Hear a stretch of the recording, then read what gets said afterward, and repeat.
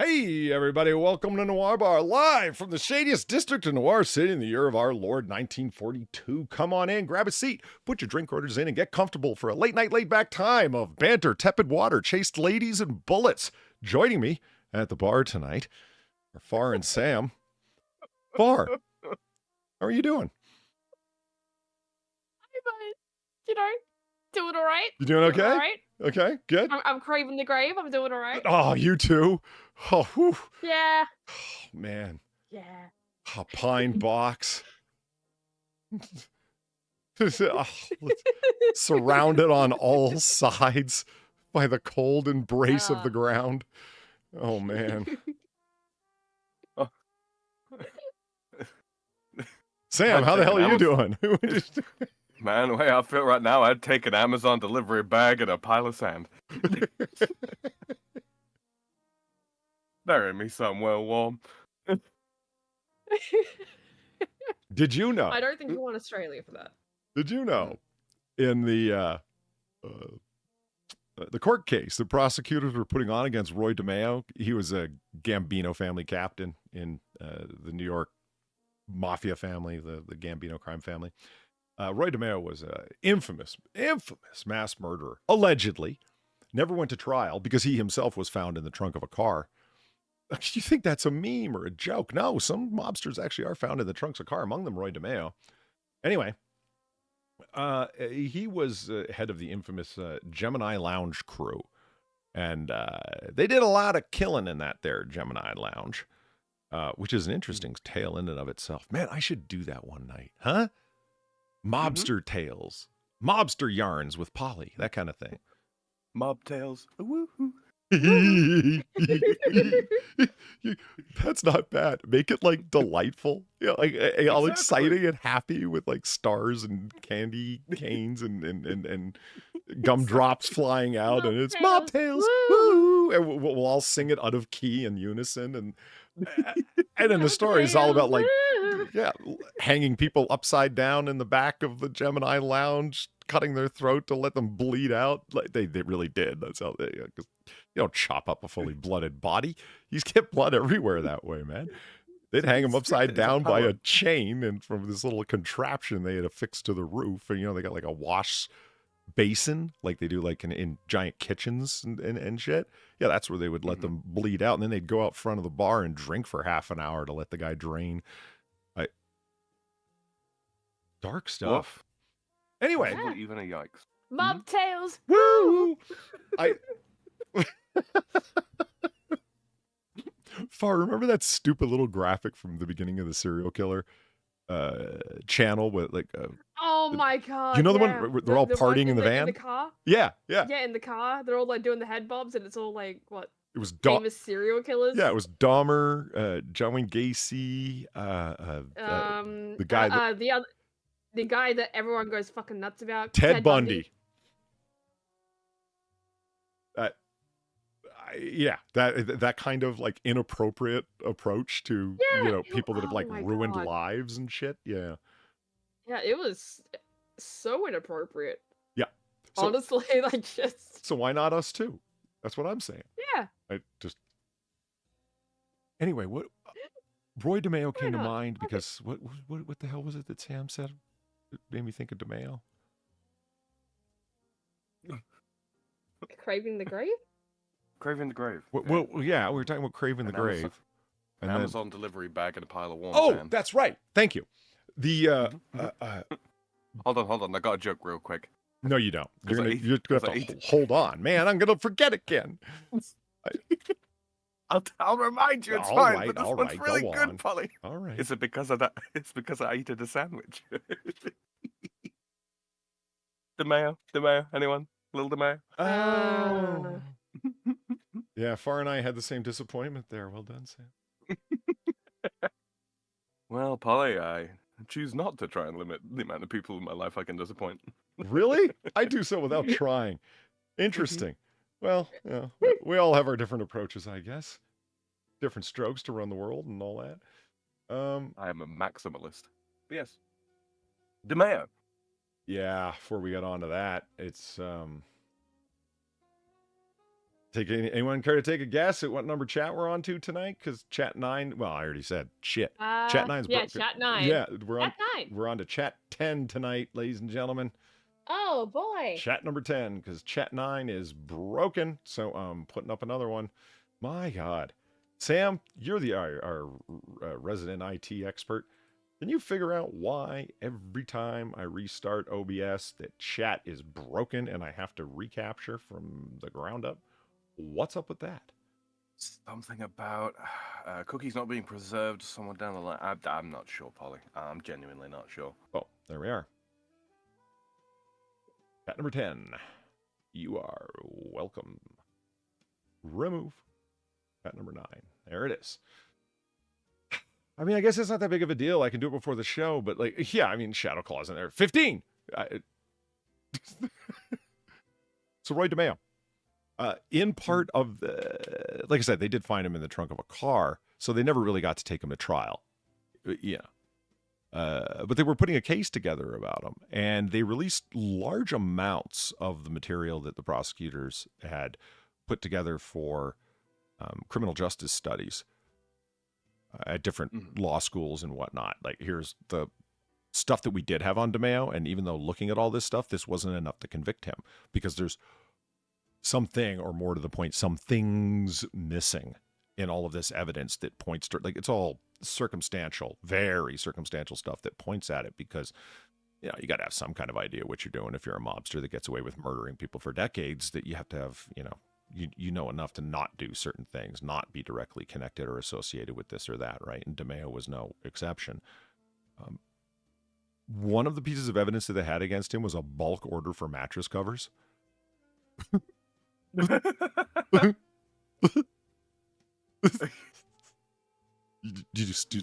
Do you see why, Far? Oh my God. Yeah, no, I see why. Okay. I think you've explained it to me before, yeah. Yeah.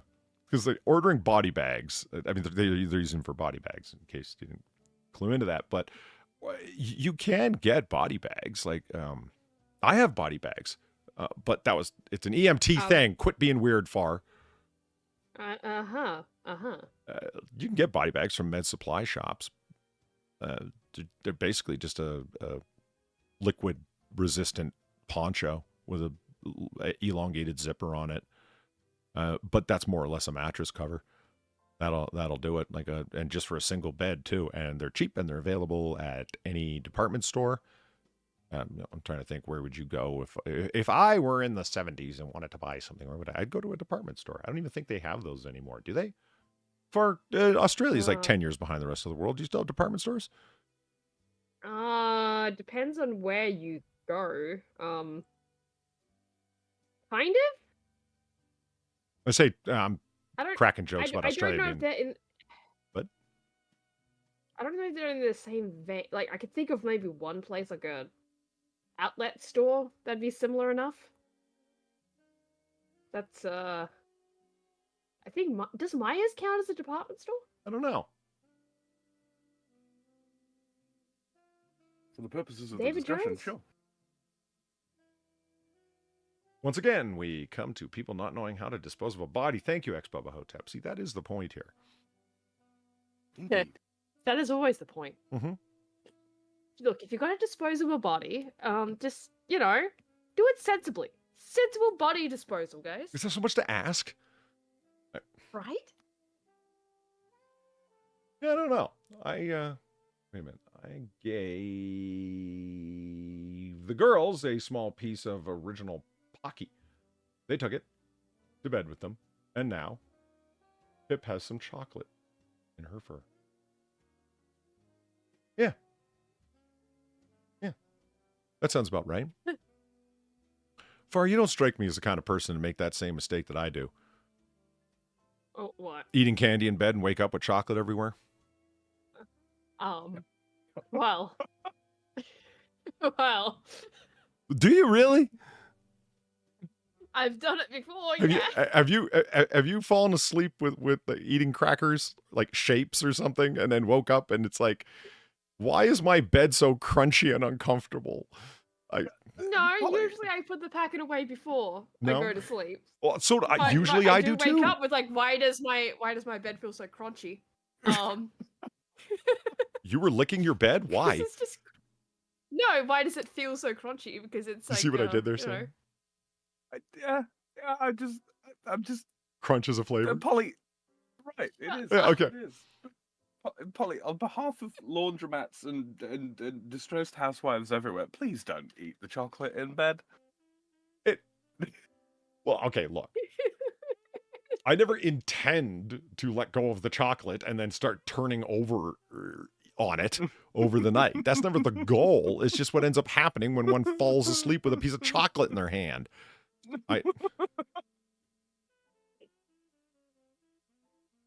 Look, eating ass. I may do that with sour snacks. I hear you. Sorry.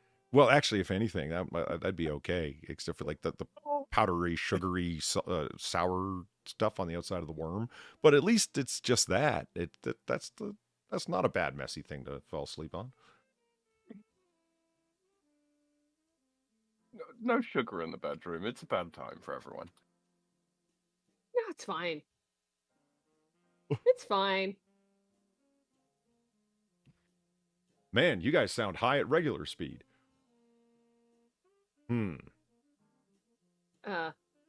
we? Do you think you meant high, like, you know, bought in a little baggie after midnight, or high like talking fast?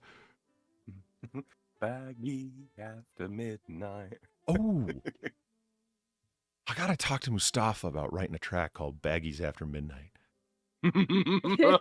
Yes, yes. Yes. He'll do it too. He would. Yeah. He fucking would. I was reminding Zelthor the other night, Far. I said, Yeah. Zelthor, do you remember about 3 years ago when I was barbecuing after dark, damn near morning? And I was being, why are you grilling at like 4 o'clock in the morning? And I'm like, why wouldn't I? Yeah, I love the idea of barbecue smells wafting in through people's windows, waking them up to the delicious smell of sizzle. And I remember Mustafa was like, that's cold, man. You're a dick. And I was like, oh, I gotta get out there. And I said, oh, so it's been like 5 minutes. I got to get out there, even though the grill was on low. And I'd say, what are you worried about? I said, damn, meat thieves are going to come along and grab my shit. Mustafa went away. 10 minutes later, came back and posted a track he had just composed called Meat Thieves. Yeah. Because that's just how he That rolls. sounds about right. Yeah. So he'll do it. I mean, he's also the man that wrote. No, he composed "Massacre at McDonald's." That's another one he's made. What was the genesis of that? I don't even actually really remember. To be quite like, he'd probably be able to tell you, but I don't actually remember. I just remember whatever it was resulted in him making a track called Massacre at McDonald's. And it was all Western themed. Really? Yeah, it was like a Western like style thing. I'm pretty Well, sure, I'm if I gonna remember have to correctly. ask him if he's still got the track, because I need to listen. Yeah, I need that in my life. I want to hear. I'm a big fan of Westerns, and the idea of like a like a high noon showdown at McDonald's and a couple of, would you call my horse? Like, hell yeah. I want to hear that. Make a little note here off to the side. There we go. Yeah, Mustafa, man, he just makes like good shit that just has really funny titles and really funny origin stories. He's great for it. Anything that why? The music gets too loud, chat. Let me know. It seems to be a little bit all over the place now. I think there's just a lot of lows in it. What the freaking fuck? Oh, whoa, that's probably way too loud. Hold on. Yep, sorry about that, chat. Damn band. Can't get anything straight. And just for the record, he meant high like we're hitting the bong. Ah. Yeah. Not the first time in my life I've ever heard someone say, I sound high. Yeah, I know. Shockingly. Yeah, everyone here is sober as a Mormon, strangely enough. Oh, sadly. Not my preferred state. Let's see. Yeah. Nice. Okay, it's working. Sweet. Sweet. Things are working. Amazing.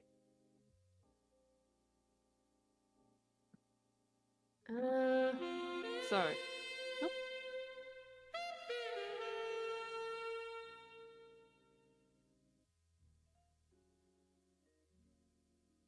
Sorry, I just couldn't get the right screen up there. There it is. More real estate. I need Weibo level like 4 monitors, man. Got Ember Dingle. Thank you for the $20. Polly! How are you, Otter? Hope all is well. 4 a.m. barbecue sounds amazing, not gonna lie. Cheers to the bar! Been doing any miniatures painting lately, Otter? Well, that's an interesting thing that you bring up, and I'll tell you why. No. What? Is that the interesting thing? That it's no? It is interesting that no. I haven't been doing any minis painting lately, but the homeowner, yeah, let's go with that I'm renting from, my friend, was having a whole bunch of fiber stuff run through the house. So there's fiber connections all over the house. I don't know why, but he just got this idea that he wanted fiber running throughout the house, and I was like, why? And he goes, think about the advantage for you. You can go in any room and just automatically connect. I'm like, but I have a router. I already do the thing. Yeah. He's like, wait, man, you're not hardwired connectioned? You didn't run. I'm like, no, don't you remember when I told you that I was going to run a bunch of Cat 6 cable through your place? And he's like, oh, yeah. He goes, didn't you do that? I'm like, yeah, I did that. Remember? I charged you for the cable?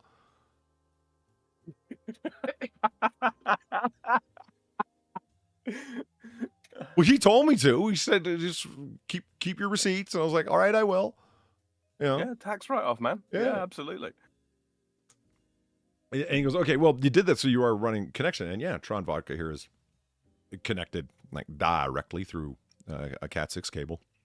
And he goes, well, wouldn't you want to be able to do that in every room? I guess.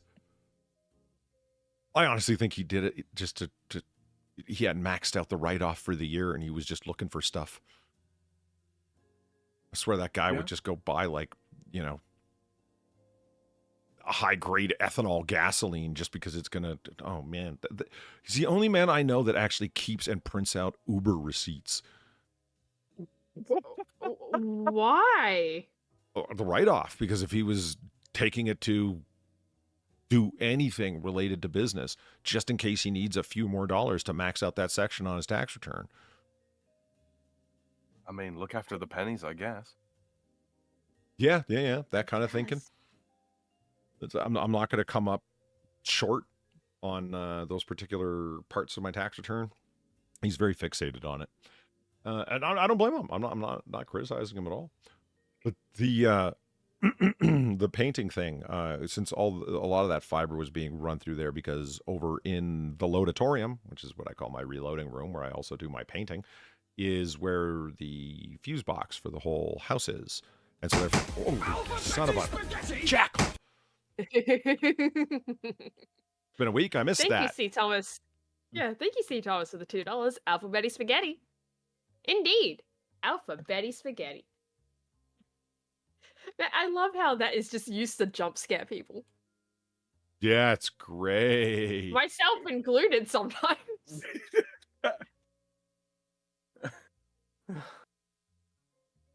I'm so glad that I am not Detective Dixon.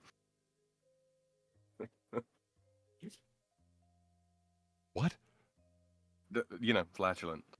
Oh. Well, we called him Detective Flatulence the whole time. I actually forgot his name was Dixon. Oh, yeah. Isn't it hard to picture that guy was involved in the 92 robbery? Right. That guy? Him. Like the hard drinking man who couldn't bother to shave or stop farting in front of people? Right. He wasn't him. Well, I guess that's what happens when you let yourself go. And FarZoosme, what the fuck are you two talking about? Well, he lets himself go in more ways than one. What the fuck are you guys on about? True Detective Season 2. Okay. That doesn't... Okay, whatever. What? Whatever. There's a character there named, well, his name is Dixon. His last name is Dixon. But being the kind of weirdos that we are, we ended up like sort of like sub-naming people, alternate naming, aliasing people. So, let's see. They were Detective Flatulence, Detective Blue Pill, Detective Butt Stuff, and Detective Brass Knuckles. Mm-hmm. All right then. They all actually have names, but, you know. It, Well, I assumed they actually had names. well, when... I mean, Far, what's easier? Detective Butt Stuff or Antigone Bezarides? You know what? Fair.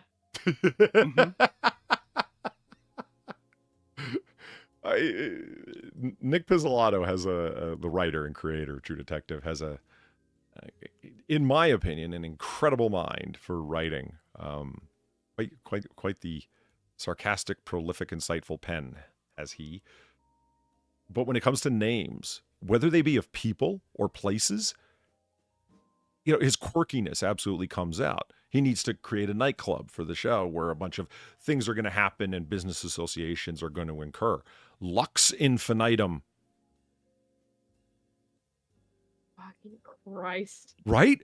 Like it's just so actually Christ, Lux infinitum, right? Yeah, that's just nice, man. Look, and it just means like forever light or eternal light or whatever. So why did he call it that? I'm certain in his mind he had some reason. It's like, Sam, you mentioned like Mulholland, right? It's that Velcoro in the final scenes, no spoilers for anybody, like when he's driving and instead of going the straight path that he was headed on, he turns off on Mulholland. That was deliberate on Pizzolatto's part that he would turn off on Mulholland because of who Mulholland the man was and the corruption and so on that he represented and so forth. Can you believe he writes to that level of detail? I can as it goes, but only because I've enjoyed his writing. It's just, it's quirky on a strange level. I love the idea of somebody writing, what do you want to call it? Personal Easter eggs into a story that no one's going to get but them. Hey, wait. Wait, we do that? Yeah. I mean, like this discussion, but I mean, also like the, I mean, Far, no one's going to recognize Helpful Hobbs in the back of Location 1 unless it gets pointed out. No. Yeah. Right. Yeah. But the little fella's there for me. It's I put him there because I wanted him there. You know, so it's yeah. Let's see, chat's up to. I see nothing wrong as long as it's legal. I say take it. That's right. What the fuck's she talking about? Grilling? 4 a.m. grilling? I guess. Molly, are you a meat thief? I'm pretty sure it's illegal and you should know. So if there's meat sizzling on someone's barbecue and you hop over a fence and take it, you should kind of know it's not yours.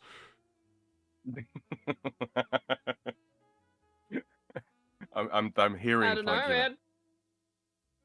What do you mean you don't know?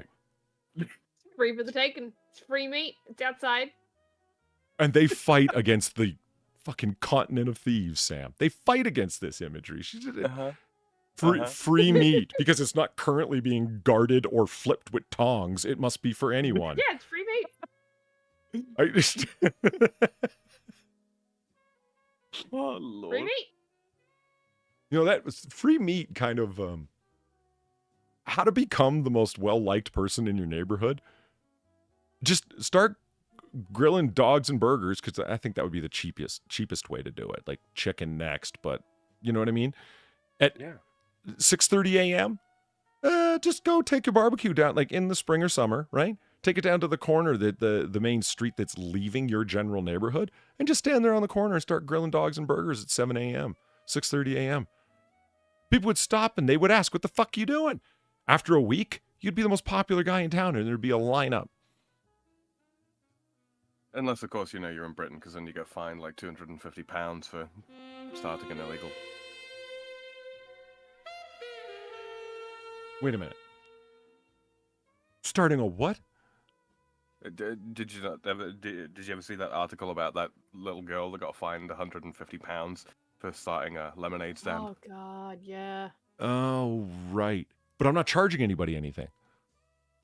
They're just giving away the meat. Yeah. Well, that was the far as like free meat. I'm like, you want to be the most popular guy in your neighborhood? You want to make friends fast? Start barbecuing Free in the morning. Yeah. And people are like, are you really Unless just you're- giving away hot? Because that's why I said the cheapest thing. Like, you want to really be everyone's friend. Start grilling steaks, but Jesus Christ. I mean, I can't afford friends like that. in this economy? Like, no. That reminds me of a line. I can't afford you. I'm not a prostitute. Okay, well then I really can't afford you. Wow.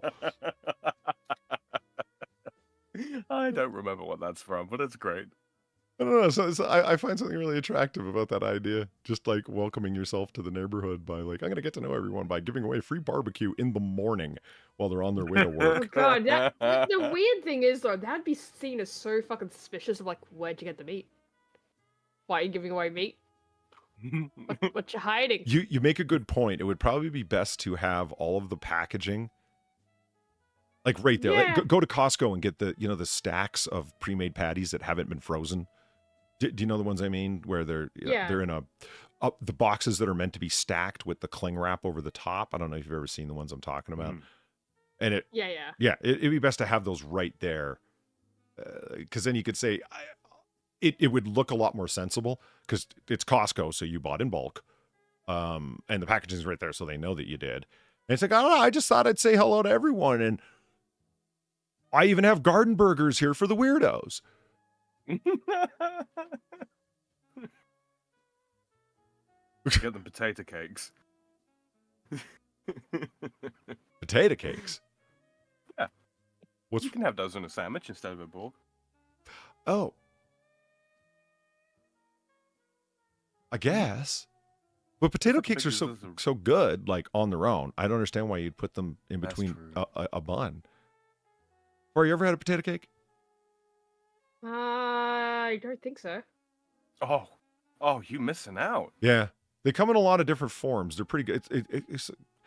It's a pancake with potato flour, basically, or just really ground up raw potatoes that have been pureed in one way or another. Sort of. No, it does not sound familiar. A hash brown patty, if that makes sense, of sorts. It's delightful. Yeah. Especially fried in bacon grease. Oh, good call. Fuck yeah. Do you like hash browns, Far? Yeah, I do like hash browns. Yeah. Oh, I got the sandwich for you. Do you have hash browns at Macca's there? Yes, we do. Are they like they are here? Ovals of awesome? Yeah. Why did they make them oval? I don't know. I wouldn't exactly call them oval necessarily, but yeah. Would you call them awesome? Yeah. Okay, good. Well, they're hash browns. Well, I'm just surprised. I'm just delighted to hear that you like something. Do I usually say I don't like things? No.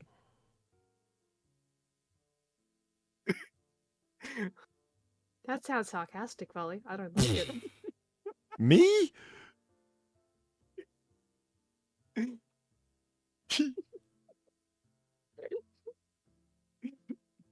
Yes. I can't believe you're bullying Far over something she actually likes. My world has been flipped upside down.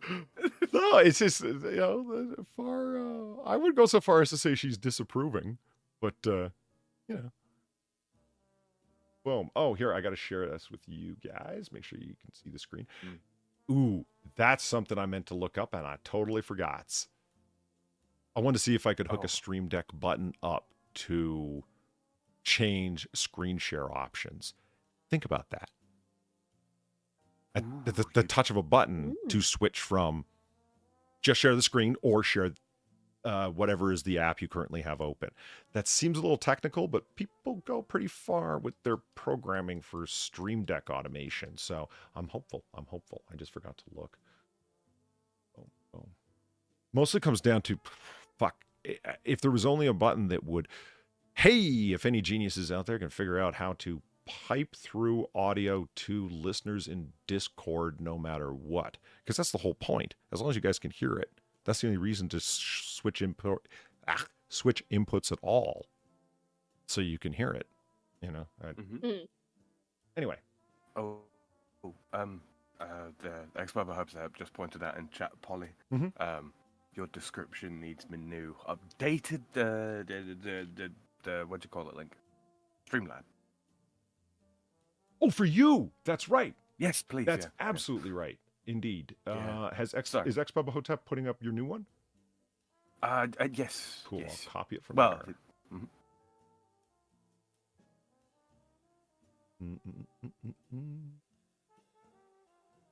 Wait. Eve says, "Don't worry so much about the mysteriously missing neighbors, Far. Eat the free barbecue." Yeah. Yeah, you know, that's kind of what I was aiming towards with that one. Just mentioning that, it's like, yeah, a bit mysterious that you got this meat. Where'd you get the meat? News at 10. Cincinnati Sweeney Todd has been arrested on 6 counts of felony murder. Excuse me. Excuse me. Bless you. Well, thank you. And well, you are the update. Damn it. Okay. Sorry about that. Server 21. Server 21. Thank you for the $3 in the Weibo legs. Okay. Now that Sanud is gone, can we talk Star Trek again? Talk about the noirish necessary evil? I never really thought of it as being noirish.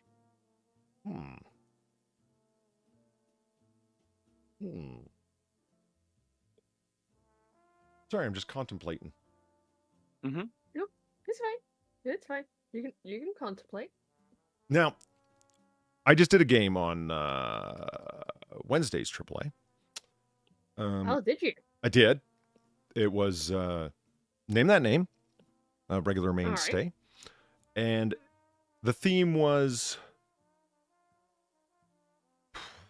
I just write it down as I think to say it at the time, and that's part of the yucks. Like, it just because who the hell writes a theme that elongated and overwrought? It was movies that are called neo-noir, but Polly doesn't really think so edition. Is if noir is in terms of film, is a nebulous category that isn't easy to define. Neo-noir is that, but more so. Right. I see people include movies and books and comics as, oh, it's very neo-noir. No, it's not. What? Okay, more to the point, how? I'm not even trying to be super exclusionary to the category and say, no, it has to have these 4 things or it isn't. I'm not even doing that. It's just how. And what it comes down to more than anything is like, there's crime. Okay, but that's a drama or crime comedy or crime thriller or crime X. Amen. It's like crime cinema is absolutely a thing. The crime genre in books. There's a detective. That's called the detective genre or police procedural Right. or whatever. There's lots of names for that stuff. That doesn't necessarily like go on. What more than that? Yeah, there is a lot of crime in noir. Sometimes a single crime that precipitated the whole story. That's what got the story rolling. Or a crime that happened before the story began, and it's all about them trying to cover it up. Like True Detective Season 2. Not so much cover it up, but like the murder that happened before it even started. See, now there's the challenge, right? There's the challenge. If you're going to write something neo-noir, or hell, straight noir, do it without crime. Let's see what you can do. There are absolutely a bunch. Like, not even neo, just classic noir. Like Laura is a fantastic, by the book, classic noir film. No crime in it. So it's because a lot of the themes of noir get quite dark, and some of the darkest things that people do or hide or contemplate can be criminal. But a lot of them aren't, because it's like cheating on your husband or cheating on your wife. Not a crime, but certainly immoral. So yeah, absolutely. Well, I mean, adultery used to be a crime, and I say we bring that back. Make it punishable. Where in... Okay. I probably have to think about it for a minute to come up with an answer. So you tell me, where was it a crime? Pretty much across Christendom for at least a few hundred years. How so? Well, adultery, right? It's an offense in a number of ways, and you might be subject to a tort, but brought before the court for it? Where? Like, if so, I'm not aware of it. That's all I'm saying. Yeah. I don't know offhand. I think it was on the charter of several states, as in United States.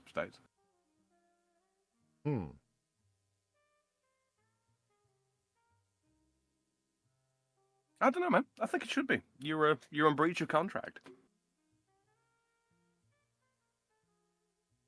If married, you know. Yeah. I'm saying people should be held to account. Men and women. I'm not saying that they shouldn't. It just we don't have enough prisons, Polly. That's the problem with it, really. Yeah, are you really suggesting that in a civilized world it's a civil matter? Yeah. Yeah. Okay.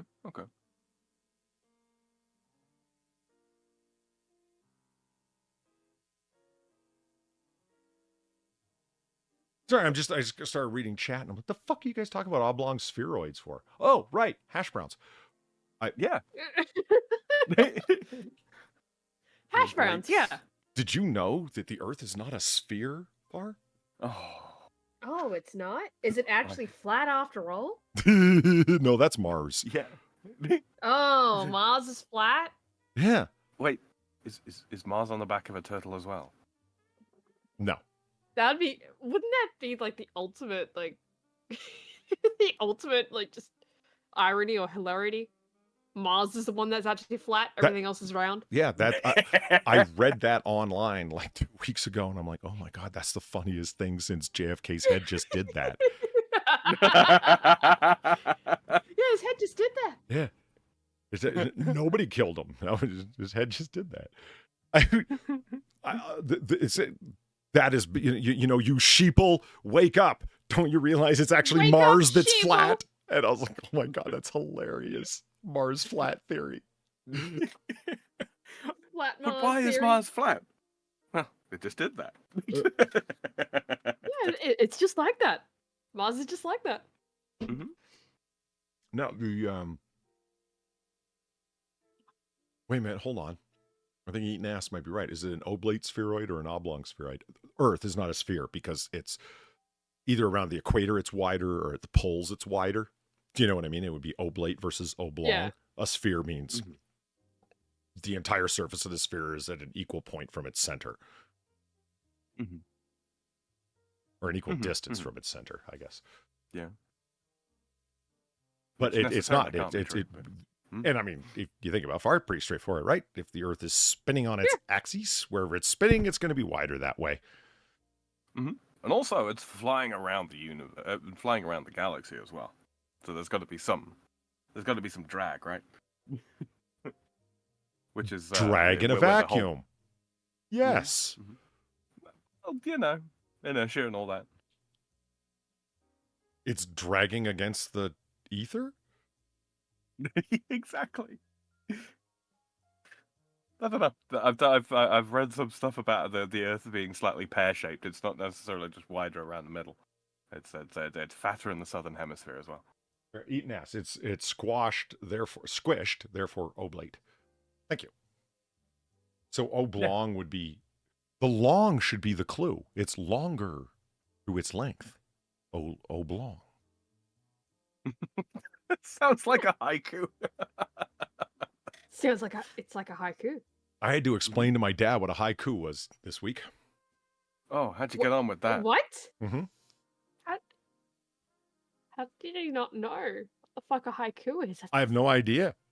He's like, is that some weird thing that's only like whatever? Like, was that like a rarefied thing that not many people know about? And I didn't know how to say, no, Dad, it's pretty like out there, man. I'm kind of confused as to how you didn't just culturally osmosis it. I've never written a haiku in my life, but I know what they are. Engineers, man, who can figure them? The Enterprise computer, thank you for the $3. The universe is a spheroid region, 700 meters in diameter. I just watched that episode not too long ago. 700 meters? 705 meters. And when the computer was measuring it, that was true.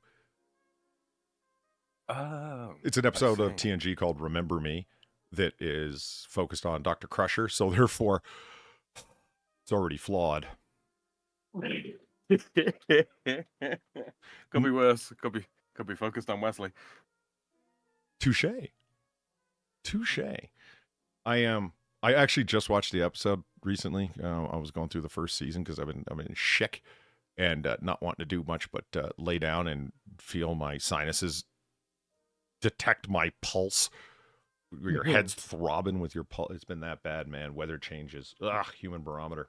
Anyway, decided to watch season 1 of TNG over again.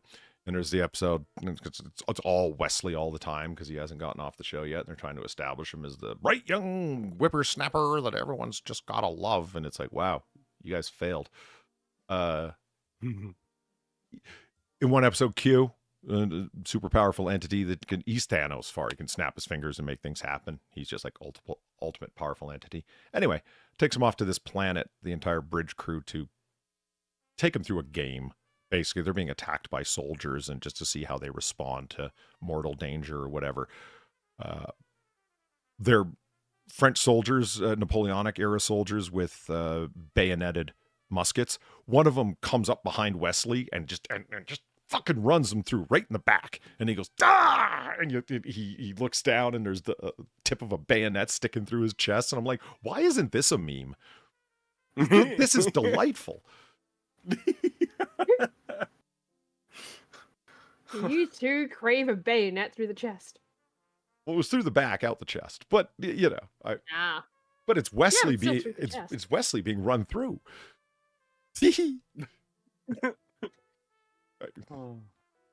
Like we used to run through the Wesley episodes. Yeah. He was a Gary Sue. He really was. That's hilarious. Yeah, he could do it all. And they trusted him with remarkable amounts of stuff, never waiting to see if he could actually do it. That's what blew my mind. Okay, I get it. He's supposed to be super genius, and that's an old idea. Nothing new, therefore nothing really to criticize about that, where you got a young character who's extremely adept because they're sharp as hell at picking stuff up. It's like, but wouldn't you wait to see if they were actually capable before you just assign? You think so? Yeah, before you just assigned them shit. I mean, they took their time with Data in a lot of regards, right? So yeah, I don't, and Data, as when he meets Lore in the first season episode, Data Lore, he's Data's brother, far like he's almost an exact copy of Data, both made by the same cyberneticist. He's Data's evil twin because he has emotion, and his emotion got all twisted and turned into evil. Data, on the other hand, doesn't have emotions because his creator decided to make another edition that didn't have emotions, so that wouldn't happen. So there you go. And that's when they came across his brother, Lore is his name. When he... that actually happens in that episode. Lore says, well, I soon have a uniform like that. He says to Data, he goes, well, if you got one the way that I got it, Lore, it would mean 4 years at the academy, 3 years as an ensign, 7 years in the lieutenant grades, and Lore rolls his eyes and says, a system designed to make up for human limitations, or words to that effect. It's like, okay, but Sam, your point stands. It's Data went through the things that everybody goes through that's going into serve on a Starfleet vessel. Wesley fucking didn't. That's what I mean. Let's say everyone else he had to do 4 years at the academy. Data could have just downloaded the courses. I don't. Right. Or. Right. Yeah, I don't. the experience wouldn't have been there. So yeah, wouldn't all of Data's time really have been spent in social interaction? So he would, well, because that's what he was missing. He didn't understand how to, the notions of command and receiving orders and how to act and what to do. Like, that's different than receiving and reciting data or information. The stuff that everybody knows is what he doesn't. But anyway, no, he absolutely is a Gary Sue, instantaneously knowing how to do everything, everyone just running along with it. And it's like it's not even a singular aspect either, is it? It's like, you know, you see him with LaForge, you see him near Picard, you know, he's involved. He just seems to be able to understand absolutely every role on the ship at all times. Blah blah blah blah blah blah blah blah. Engineering, piloting. Yeah, that's the problem. He doesn't ever have to think about anything. Like, you'll see people that are seasoned veterans dealing with a piece of equipment, and they'll be like, I guess what we could do is, like, you know, the way that people think things through, talking it out loud. Yeah. Wesley, on the other hand, does what Data does. Instant answer. It's like, that's what's making this kid a petulant child. And Will Wheaton is annoying for his own reasons, but it's the writing. It's not like Will Wheaton had a lot to work with, if you know what I mean. Yeah. Or if you watch Stand By Me, a movie that he's in, yeah, he's not the most enjoyable kid, but you're not fantasizing about him being bayoneted. At least I wasn't. Well, I mean, I don't think it did quite affect Data in the same way anyway. Oh, wow. I get to be an ensign. Yeah.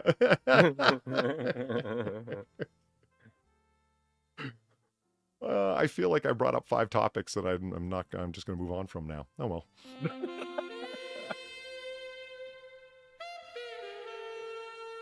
$7.21, thanks for the $3 on the Weibo legs. Why does Picard let Wesley do whatever he wants?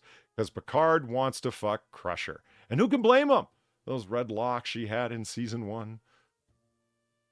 Well, I'm going to channel Weibo Jones here since you brought up the Weibo legs. That hair came out of a bottle.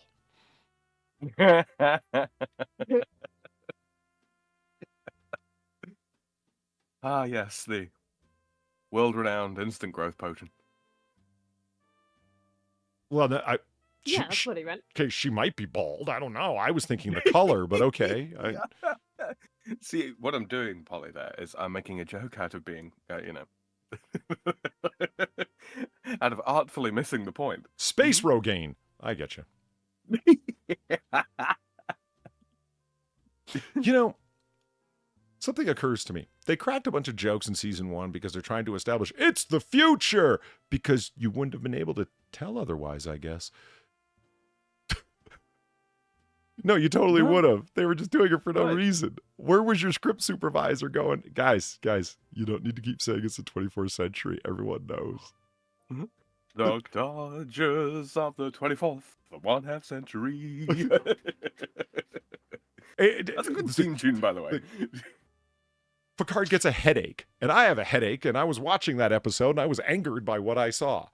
Because it's like, I've got a headache, and Crusher goes, oh, what? And she goes, he goes, a headache? Surely you know what a headache is. And she says, well, yeah, I do. I just don't often come across them.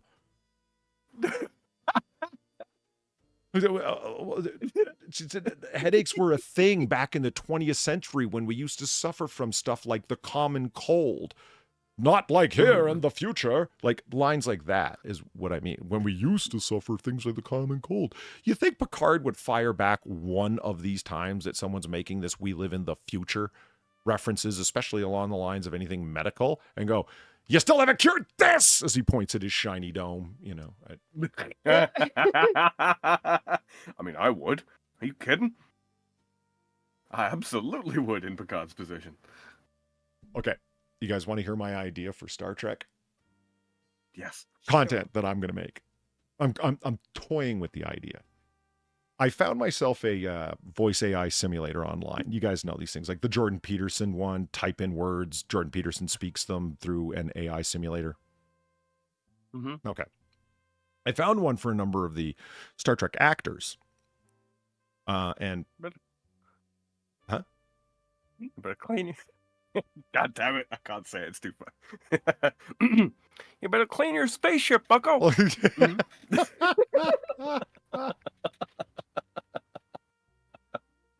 I can do better than that, I'm just giggling too much.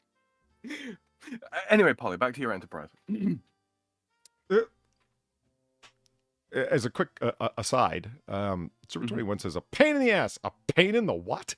Yeah, because everybody is, one of the things that is so, in my opinion, enjoyable about Star Trek Enterprise, it's all scenery material, like the little things that make the world look lived in or establish the quality or character of the place that they're at. The scenery is really, really good in Enterprise, in my opinion. When you're in engineering, you see, and Kato, you'll probably appreciate this, there's wrenches there. Because fasteners, yeah, you have to fasten things to other things in engineering, even though it's in space. So he has a hex key set, Tucker has a hex key set sitting on his workbench. I have that fucking hex key set, that exact one. Like, it's a really common one, but it's a T-handle hex key set. I'm like, holy shit, I've got that. Why wouldn't they have hex key fasteners in the 2100s, the 2130s? There's nothing odd about that. There was not at all. There were T-handle fasteners, fastener screwers, fastener tighteners 150 years ago, 200 years ago. Why wouldn't there be one 150, 200 years from now?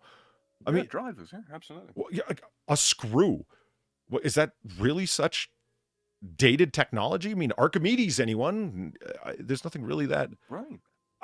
And it's delightful to see them there, in my opinion. It just creates part of the. It ain't all that far from right now, but since Star Trek's past this series, didn't ever use stuff like that because they wanted everything to look futuristic. And I get that vibe of it, but since they're going for this is much closer to now, let's make it look much closer now. And they did it by hitting a bunch of nice things. I like that Captain Archer cusses a lot. He cusses like a sailor. See what I did there? A space sailor. Yeah, see, Valine would be rolling in the aisles at that one. Anyway, he is constantly talking about knocking someone on their ass or call someone a dumbass at one point. Every other person is a son of a bitch. I don't see a problem with this. No, it adds a certain swashbuckle. Yeah. And he's using TV swears, yeah, but it's Scott Bakula, and he can make it sound harsh. The first thing he ever said to T'Pol was, you have no idea how hard I'm restraining myself from knocking you on your ass. Love it. Which is a good thing he didn't try, because like a Vulcan has like twice the strength of a human. So he tries knocking this tiny woman on her ass and he'd get like cracked in half. So yeah. Right. Yes, physical strength is quantum leaps ahead of ours. Yeah. You see what that was so far? That was. I spy a young cowboy. Yes. Wrapped up in white linen.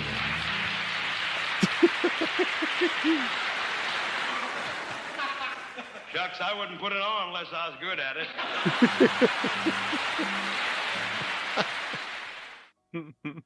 It's okay, Far. I know you don't like that clip, but I think it's entertaining. It's not that I don't like it. It's just okay. It's a thing. It's delightful. See what I mean? And I will not have disapproving the good name of Sammy Davis Jr. besmirched by. You're about his size, Far. You try spitting a full-size Colt 45. I have no interest in it. So I won't do it. Platty, get your wife to spit a full-size Colt 45. You got guns. I mean, yeah, Platty, you got guns. You must have tried spinning one. It ain't easy, is it? I have well, not a Colt. It's a replica Ruger of a single-action army, and I tried spinning it, and believe me, it ain't easy. Gabriel, thank you for the 950 and that delightful clip. So, Wheaton was the FNG on TNG.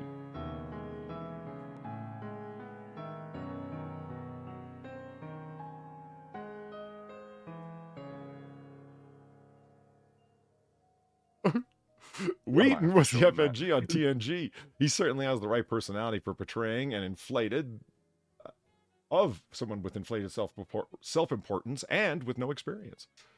What is an FNG? Inflated self-importance and no experience. I would imagine from the context that would mean somebody who came straight out of officer school, was not in the enlisted ranks. And Oh, FN. Sorry, I just put two and two together. Yeah, fucking new guy. Oh, fucking new guy. Really? Yeah. That sounds like some armed services talk right there. Yeah, it is. Yeah, like wow. newly commissioned officers that they ain't shit with the non-commissioned and all that. Yeah, and they come in and they try and lord it over everybody as FNG syndrome. Fucking new guy. Yep.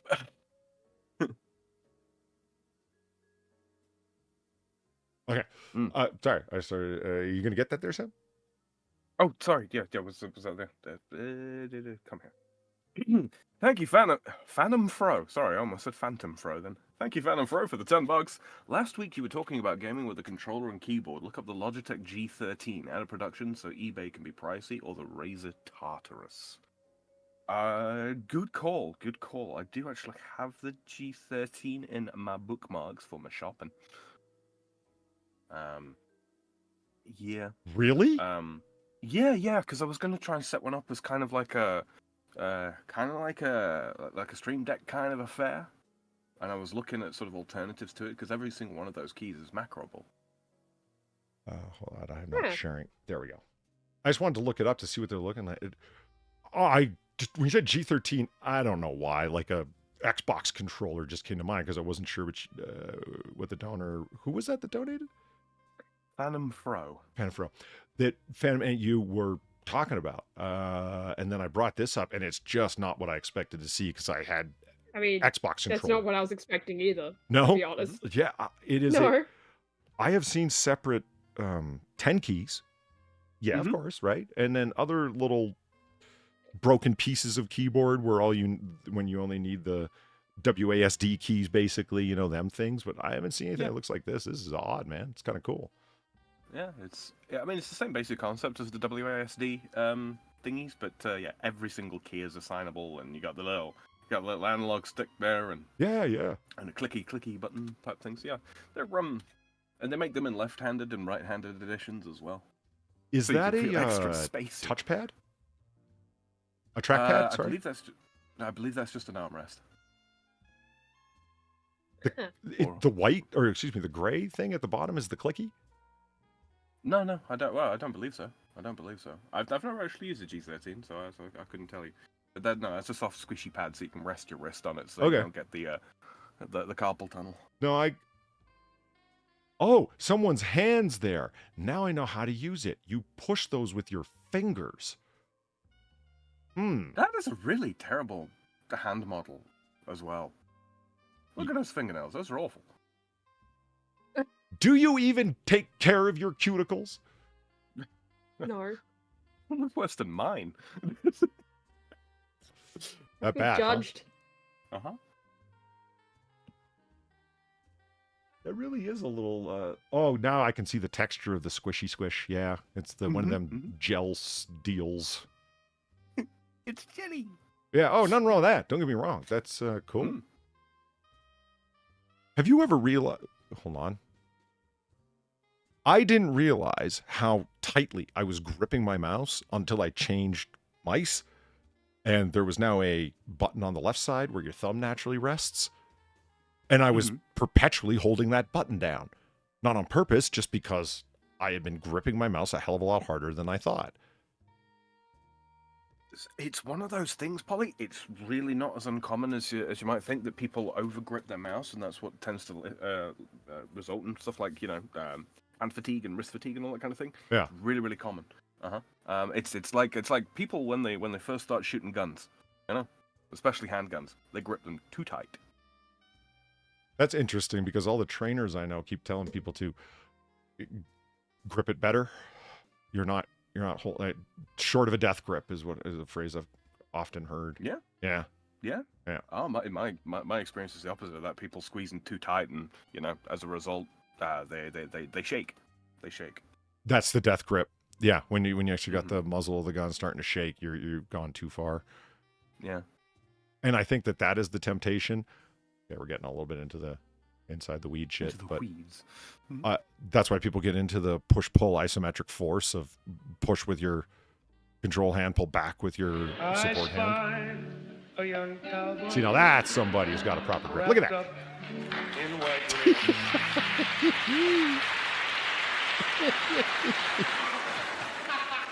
Shucks, I wouldn't put it on unless I was good at it. Let me ask you a question. You come up against somebody, and you're like, you pull out or somebody pulls out a knife. Let's say you're off to the side watching this happen. Guy pulls out a knife, says, "Motherfucker, give me all your money." And dude starts spinning a gun around. Well, he's asking him, now why would you ever want to stick somebody up in and out of the holster, spinning up around his back, under his leg, whatever. What is the guy going to drop the knife? Is he going to walk away? Or is he going to just like, fuck it, if I get in there fast, I'm still capable? Depends on the distance and how used he is to fighting with knives, right? If it's under 10 feet, I think the last thing that you stick said was probably the most important.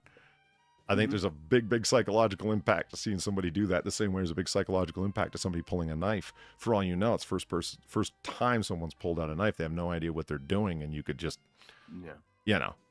get into a regular struggle with them and hold their wrist, and they'd be fucked. But you don't know that, and that's the whole point in pulling out a knife, right? Is the threat. I saw a guy spinning a gun like that. I figure he knows how to use it, and I just really put myself in a bad spot. He could shoot the wings off a fly at 40 yards without knocking off the horse's pace. Like it.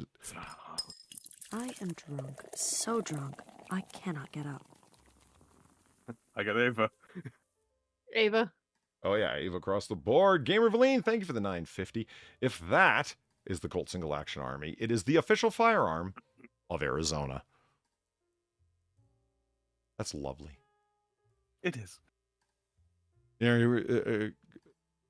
Some conversation veered off topic. Shockingly. What? On this show? No. Last No night way. in chat, I wasn't even in voice chat. I wasn't even really a part of it. But I was doing a bunch of things at the same time.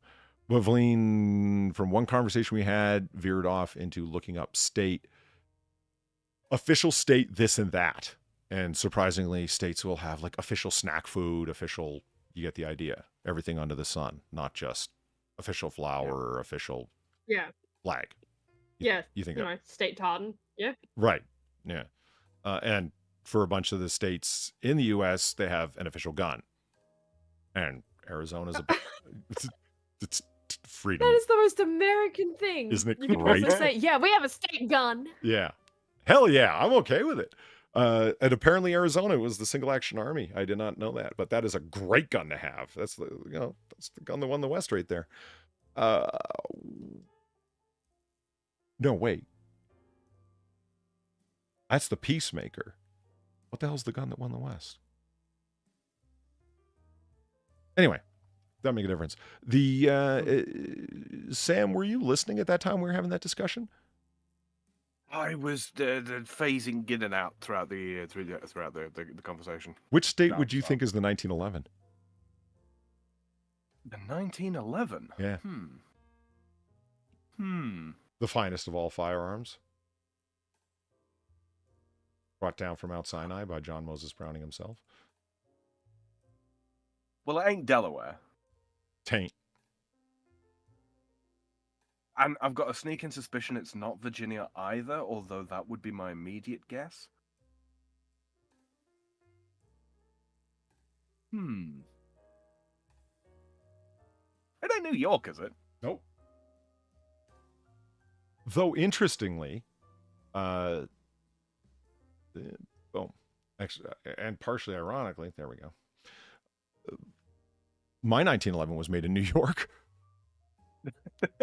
But that's I remember us talking about it actually, talking about your 1911, and that's sort of why it went in the back of my mind. Yeah, Kimbers are made in Yonkers, New York. But that's a holdover from when New York used to be cool, man. One of those things, like you would not. it just wouldn't be economically smart to try and start a firearms production facility in New York State. Now, they would tax you right. Start any business, really. It's not firearms manufacturing. Don't try and start a latke stand. My last guess would be somewhere. This is probably a little bit out of left field, but Michigan? No, Utah. Utah? Oh, well, there you go. There you go. Maybe that's where I got the idea from. I was like, that's a little mind-blowing. Huh. I mean, there's less kinda likely makes sense. states than that. It was just kind of like, I guess they got to it first, or were the only ones to care. Because, I mean, most states don't have an official gun. Just a few. Oh, right. Somebody asked earlier on if why Stooley wasn't on fire. There we go. Oh, well, you should fix that. Yeah, touch of a button, baby. Yeah. Forgot about that. There you go, Stooley. Don't sit on that one. You'll end up like Johnny Cash. Stool of fire. Ring of Fire. I'm going to avoid Chipotle references now. All right. Hash Oh browns. my god, I love Chipotle. You want a stool of fire, boy?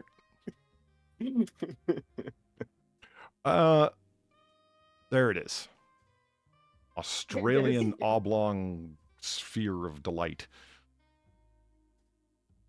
It's a hash brown. We're back to hash browns. Well, we never really went away. I just didn't get around to it. Oh my god. What's wrong? Oh, it's the lighting, isn't it? Well, I mean, It's the lighting.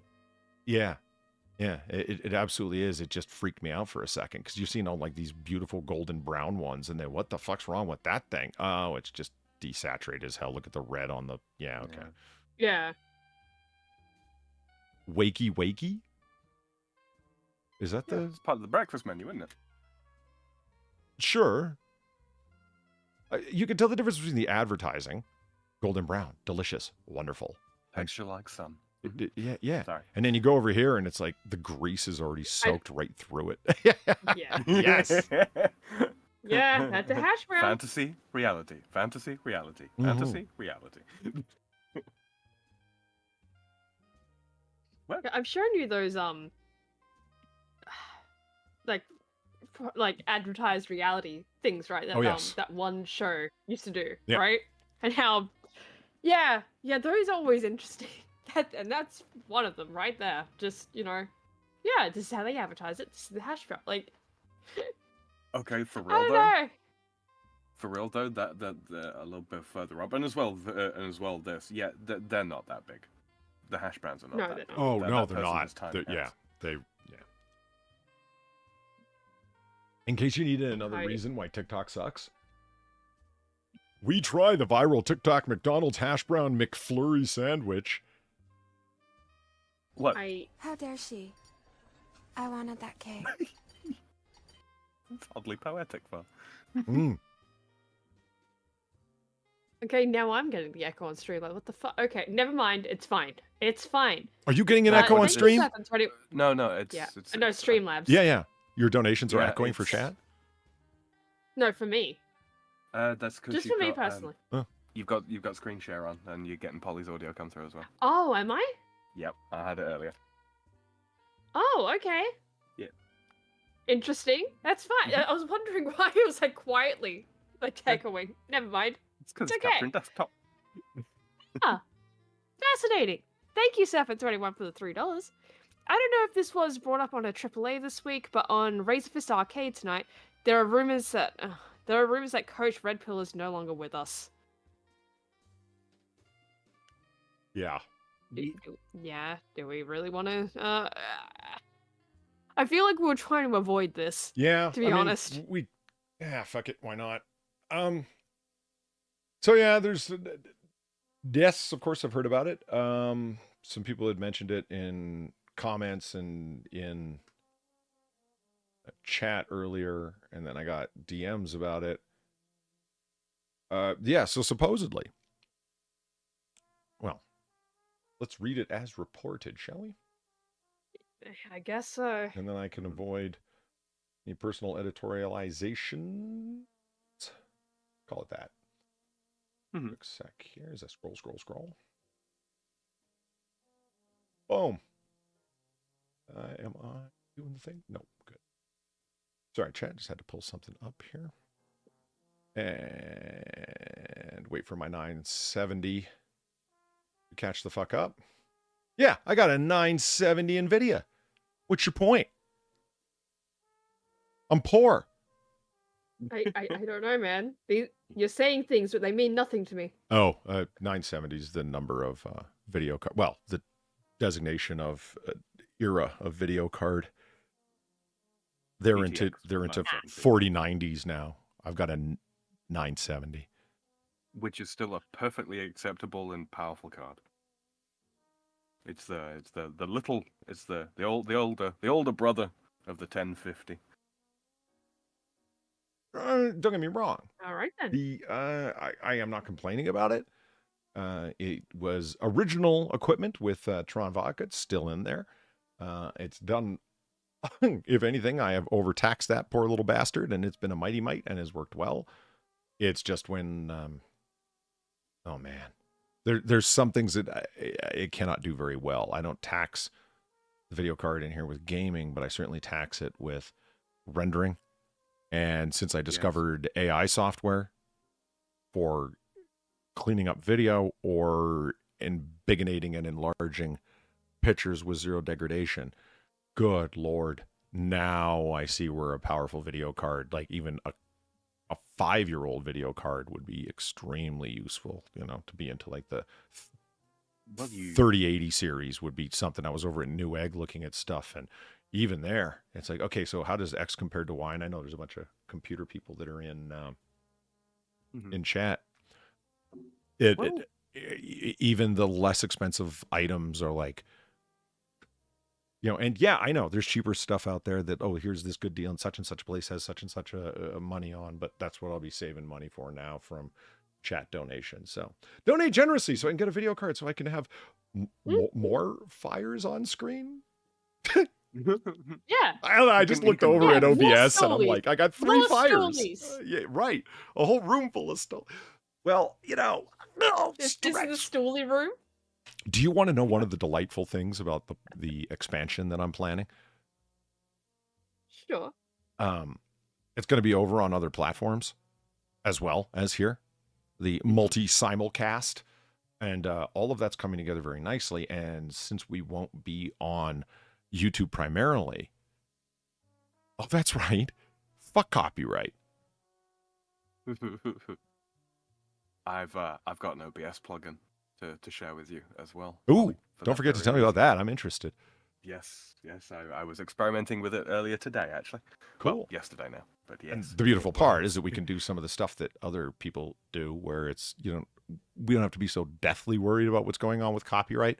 So do we want to watch this 5-minute video and comment on it? Yes, we do. Okay, let's do it. Excuse me. So that's cool. That's going to be something. But to share video like that, that's going to be taxing my NVIDIA, man. It's meant to run things and run them well, but one thing and one at a time. Now, a little low on video RAM, isn't it? Yeah, it is the video RAM that's the thing. I mean, my computer has a bunch of RAM on its own, 48 gigs, because it is. Hammer, thank you once again for Tron Vodka. It's his former server computer, so it's got a fuck ton of RAM in it, but the video card... What does a server computer need with a strong video card? Nothing. And I'm not complaining because it's a well put together computer, and Hammer is very generous to gift it to me. So I'm very happy and have used it to great effect, and he's awesome. But some of the stuff that I'm working on now, we need more. Yeah, and it needs more RAM. You know what? Platty of all people could probably understand this. Gokado as well. It's not really so much the equipment, in my opinion, from the outside. It's webmasters and game designers packing in more and more and more and more. Thus, you need hardware that can actually run the fucking shit that they're fucking deving. Exactly. Yeah. Like a website from 5 years ago even was not packing half the scripts that they are now. I said, well, why does it take so long? Why does it take a modern computer with all of its processing to be able to just run a website as quickly as it did 5 years ago? Because that's how many more scripts and especially why is your banner a 1080p video? What the fuck? The thing's the size of 3 postage stamps. So it looks good on TVs, Polly. Right. Them fancy smart TVs, like what Valine's got, which may or may not be watching us on right now. It is a very nice I'm on TV. Hey, TV. It was actually cool for Aha, I finally fucking made it. I'm on fucking TV. Take that. Take fucking that. Naysayers. Or remember when I was telling you that I remade the weight screen over in 1080p? Yeah. And up the class of everything and up the resolution of everything, including the Smokin Noir part of the problem, yeah. Yeah. The new snow and everything across the board. It's like, it looks pretty much the same, but a little bit freshened up and sharper. And Valine sends me an image of it on her 55-inch screen. And I'm like, oh my God, look how sharp and awesome it is. I feel vindicated and justified that I only kind of totally wasted my time. All right, so here we are. Let's talk about the thing. All right. This will be it right here. All Breaking. It is with great sadness that I announce that Gonzalo Lira passed away in a hospital, according to his father, who has been fighting to get his son much-needed medical attention for the past weeks. Here's a handwritten note from Gonzalo, which I received on January 4.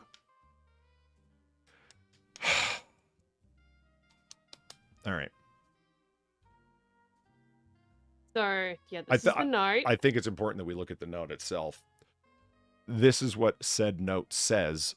I have had double pneumonia, both lungs, as well as pneumothorax, and a very severe case of edema, swelling of the body. All this started in mid-October, but was ignored by the prison. They only admitted I had pneumonia at a December 22nd hearing. I am about to have a procedure to reduce the edema pressure in my lungs, which is causing me extreme shortness of breath, to the point of passing out after minimal activity or even just talking for 2 minutes. Gonzalo. And then that's him signing. Yeah, and then Gonzalo. Yeah. And it is addressed, the salutation is, tell my sister, : Yeah. Like, it's a note, like, to do. Note to self. It's a little weird. Yeah. All right. Gonzalo's father is reported to have said, quote, I cannot accept the way my son has died. He was tortured, extorted, incommunicado for 8 months and 11 days, and the U.S. Embassy did nothing to help my son. The responsibility of this tragedy is the dictator Zelensky and the concurrence. Ooh, okay. Of Zelensky with the concurrence of a senile American president, Joe Biden, Gonzalo's father wrote.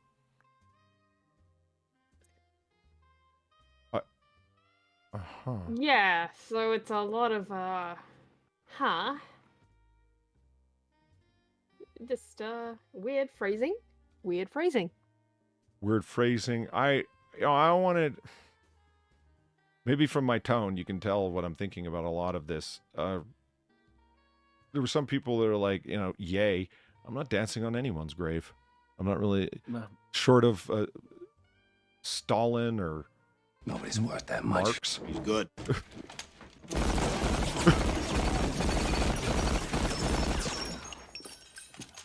Better than that.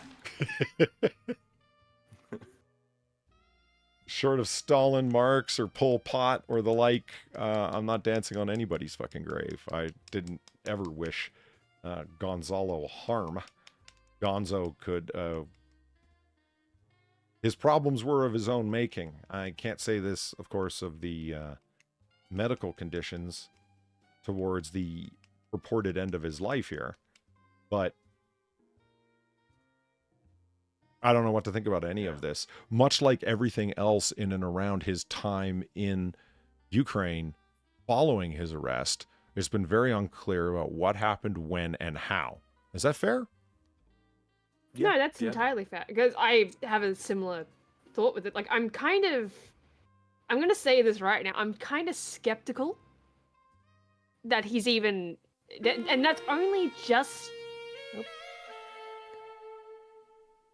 Yeah, I too am taking a slug after reading that. I hear you, Jessica Alba. Mm-hmm.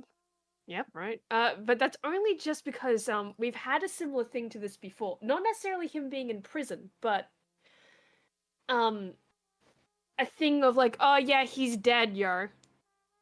Remember like the last time this happened, right? It's like if I don't make contact with whoever the fuck within 5 days or whatever it was. Yes. Yeah, that means that means they got me. Mm-hmm. That means, the Ukrainians got me. Yeah. That's more one of the reasons why I'm a bit skeptical on it. Other reasons is just the note looks a little odd. And that's just in my opinion. These are totally just opinions. This could be it. He could very well be dead. Yeah. And I'm like Polly on this one. Like, I don't want to dance on his grave. Unless they're really horrific human beings. Like, Pol Pot, Stalin, that kind of thing, right? But that's not Gonzo. Gonzo isn't on that level. He was just a dick. Mm-hmm. And a real weird individual. And relentlessly... I'm not going to even say a notoriety-seeking man. He was an infamy-seeking man. Yeah, and I'm saying was. I don't even know that he still isn't. And is currently in the course of doing so. Yeah, exactly. Like, we don't actually know, like... Until I see something that, I don't know, really just definitively shows that our man Gonzo is no longer with us. Until I see, like, actual things, like he never responds on anything ever again, for example, right? Mm-hmm. Okay, maybe he's actually gone, because he cannot stand not posting something online for a long period of time. But, yeah, until I actually see something, like, I don't know. Maybe he is, maybe he isn't. It's Schrodinger's Gonzo, if you will. You know what makes it even more difficult? In my opinion, I was thinking about this for a second. I am a big proponent of the idea of U.S. citizens being held and the U.S. government no longer seeming like it's a top priority for them. I wouldn't go so far as to say they don't care. Because that is a lot of people in the federal government that one would be applying that statement to. The entirety of the State Department, for example. They don't care. No, I just don't buy that. But that it's not a top priority like the hostages that were taken by Hamas, for example. Yeah. Why was that not number one priority as opposed to make sure you come out on the right side of this issue in a politically tenable way that won't piss off your voting base? It's like, is that the fucking priority when there's U.S. citizens being held by terrorist fucking demons? And yeah, I think when you're doing some of the things they're doing, demon works. Or at the very least, someone in the middle of tryouts to be one. Mm-hmm. There are American citizens being held in Ukraine. Absolutely. And Gonzalo Lira was one of them. Yeah, absolutely. He's an American citizen, and those rights and privileges afforded and the protection of the State Department, including, yeah, absolutely. Had he actually committed crimes there? Yes. Could he have left earlier? Yes. Did he not? Yes. Did he decide to stay there? Uh-huh. Does that mean that he should be ignored by the government? No, not at all. But he's not the only one that's there currently. I find it odd, and this is where it starts, that, okay, wait. Ukraine isn't announcing the death of an American citizen in their holding on their terms. Gonzalo Lira passed away from uncontrollable pneumonia. Yeah, unexpectedly rapid advance of pneumonia brought on by COVID or whatever the fuck they would have to, like, say whatever, but say something to get out ahead of the story. The story comes out because it's his father? Wait a minute. You're saying this guy was being held incommunicado, but yet he's... how would his father know? Yeah, but yet he's dead. And Joshua Montgomery says, well, he didn't write that, he just signed it. I hear you. I had heard that aspect of it as well. That's why the penmanship of the writing is different from the penmanship of the signature, is the claim. I am not there's a word for that. People who do handwriting analysis. I'm not a handwriting analyst, so I can't tell you the big difference, though I don't see a big difference between the writing of the signature and the writing of the body of the letter. But it's... Yeah, because signatures can vary wildly from someone's handwriting. They don't have to be a 1-for-1. Yeah. Like, just, it's a signature. It's a scribble. It's one thing to hold on. Like Zed Hero says, it seems they're more interested in their intrigues than American people. Yeah, I would tend to agree with that. Like, including citizens that are here in the continental United States, they seem much more interested in their political intrigue and appeasing their voting base than the lives of people right here. But what comes to mind for me is when somebody's being held by the Ukrainians, and an American citizen dies in one of your prisons, and arguably the worst thing that they did was exercise freedom of speech, supposedly. That, if I was in the Ukrainian government, I'd want to get out ahead of that and just say, yeah, this guy died, but it was totally not our, and even if you're just lying through your teeth, we totally try to get him medical care. You'd still expect a statement. Like, you'd expect it to be more than just his father saying, oh, he died, here's a note from that was apparently for his sister. Yeah. Well, Zed, maybe Zed, you know dead. why. I mean, you know exactly why they bent over. Because we were just talking about it. It's like they're more interested in their viability as a candidate in the upcoming election, or their image in general, than they are in protecting American lives. Yeah, that's why they take particular interest in particular people that are being held abroad. I mean, I had some weed on me, and it's like, well, you knew not to do that, right? It's like, yeah, but we're willing to trade a whole bunch of much higher value prisoners for this because, again, image, and knew the press would report on it in this fantastic way, etc. Optics. Yeah, the optics of it. Where there isn't, who are the people that were being held by Hamas? Who are the people that are being held in Ukrainian prisons? Who are the people that are currently being held in Yemen? Because, yes, there are a bunch. There's American citizens being held all over the world. And sometimes they're of great interest, and sometimes they're not very high on their priority list. Whatever status Lira had with the U.S. government or whatever, he's still a citizen and not somebody who is a great enemy of the state. Well, to the American state anyway.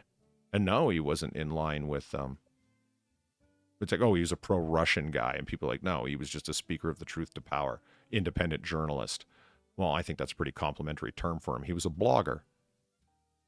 Mm-hmm. And you know what I think of journalists. It's not like I hold them in very high esteem either. So it's not I refuse to lay the compliment of calling him a journalist to him.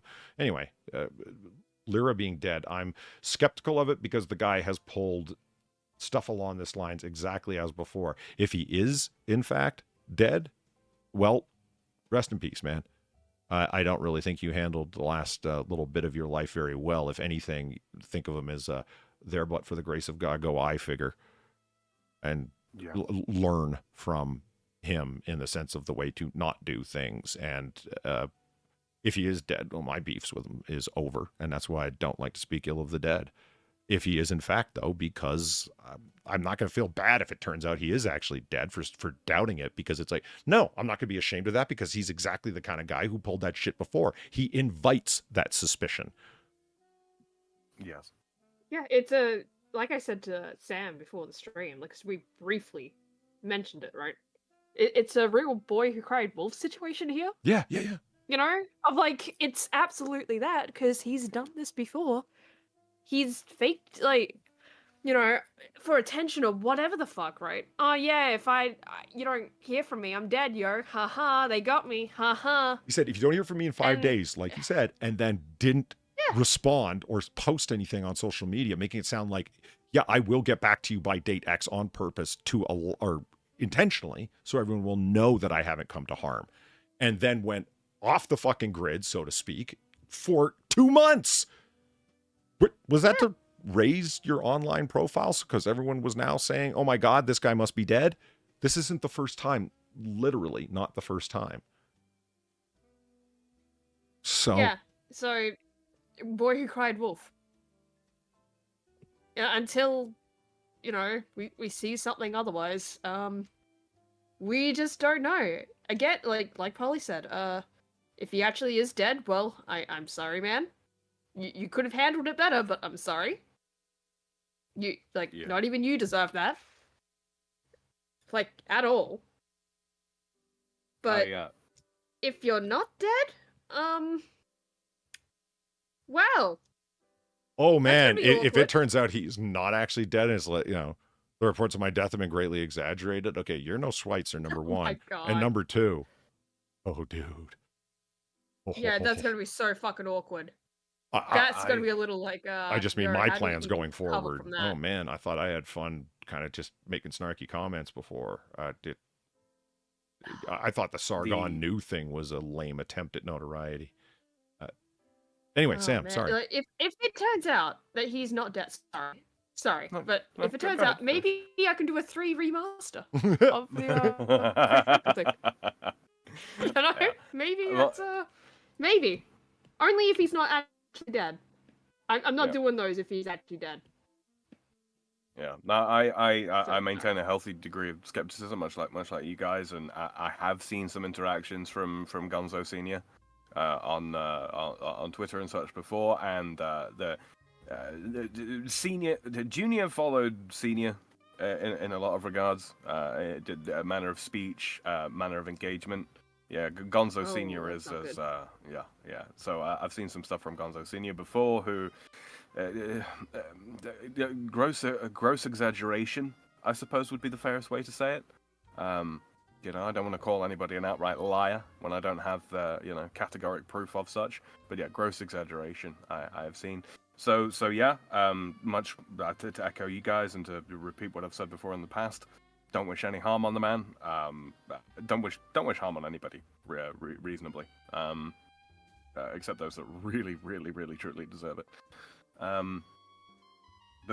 Yeah, for now, I'm reserving judgment. I'm reserving judgment. My opinion on the matter. So yeah. If we get something more concrete, I dare say you guys will catch it at the same time I do. You guys in chat will catch it at the same time I do, and then we'll know.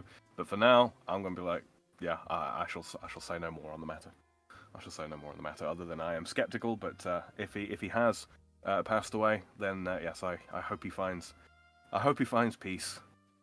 Because he whatever certainly format wasn't good at to take. seeking it out in life.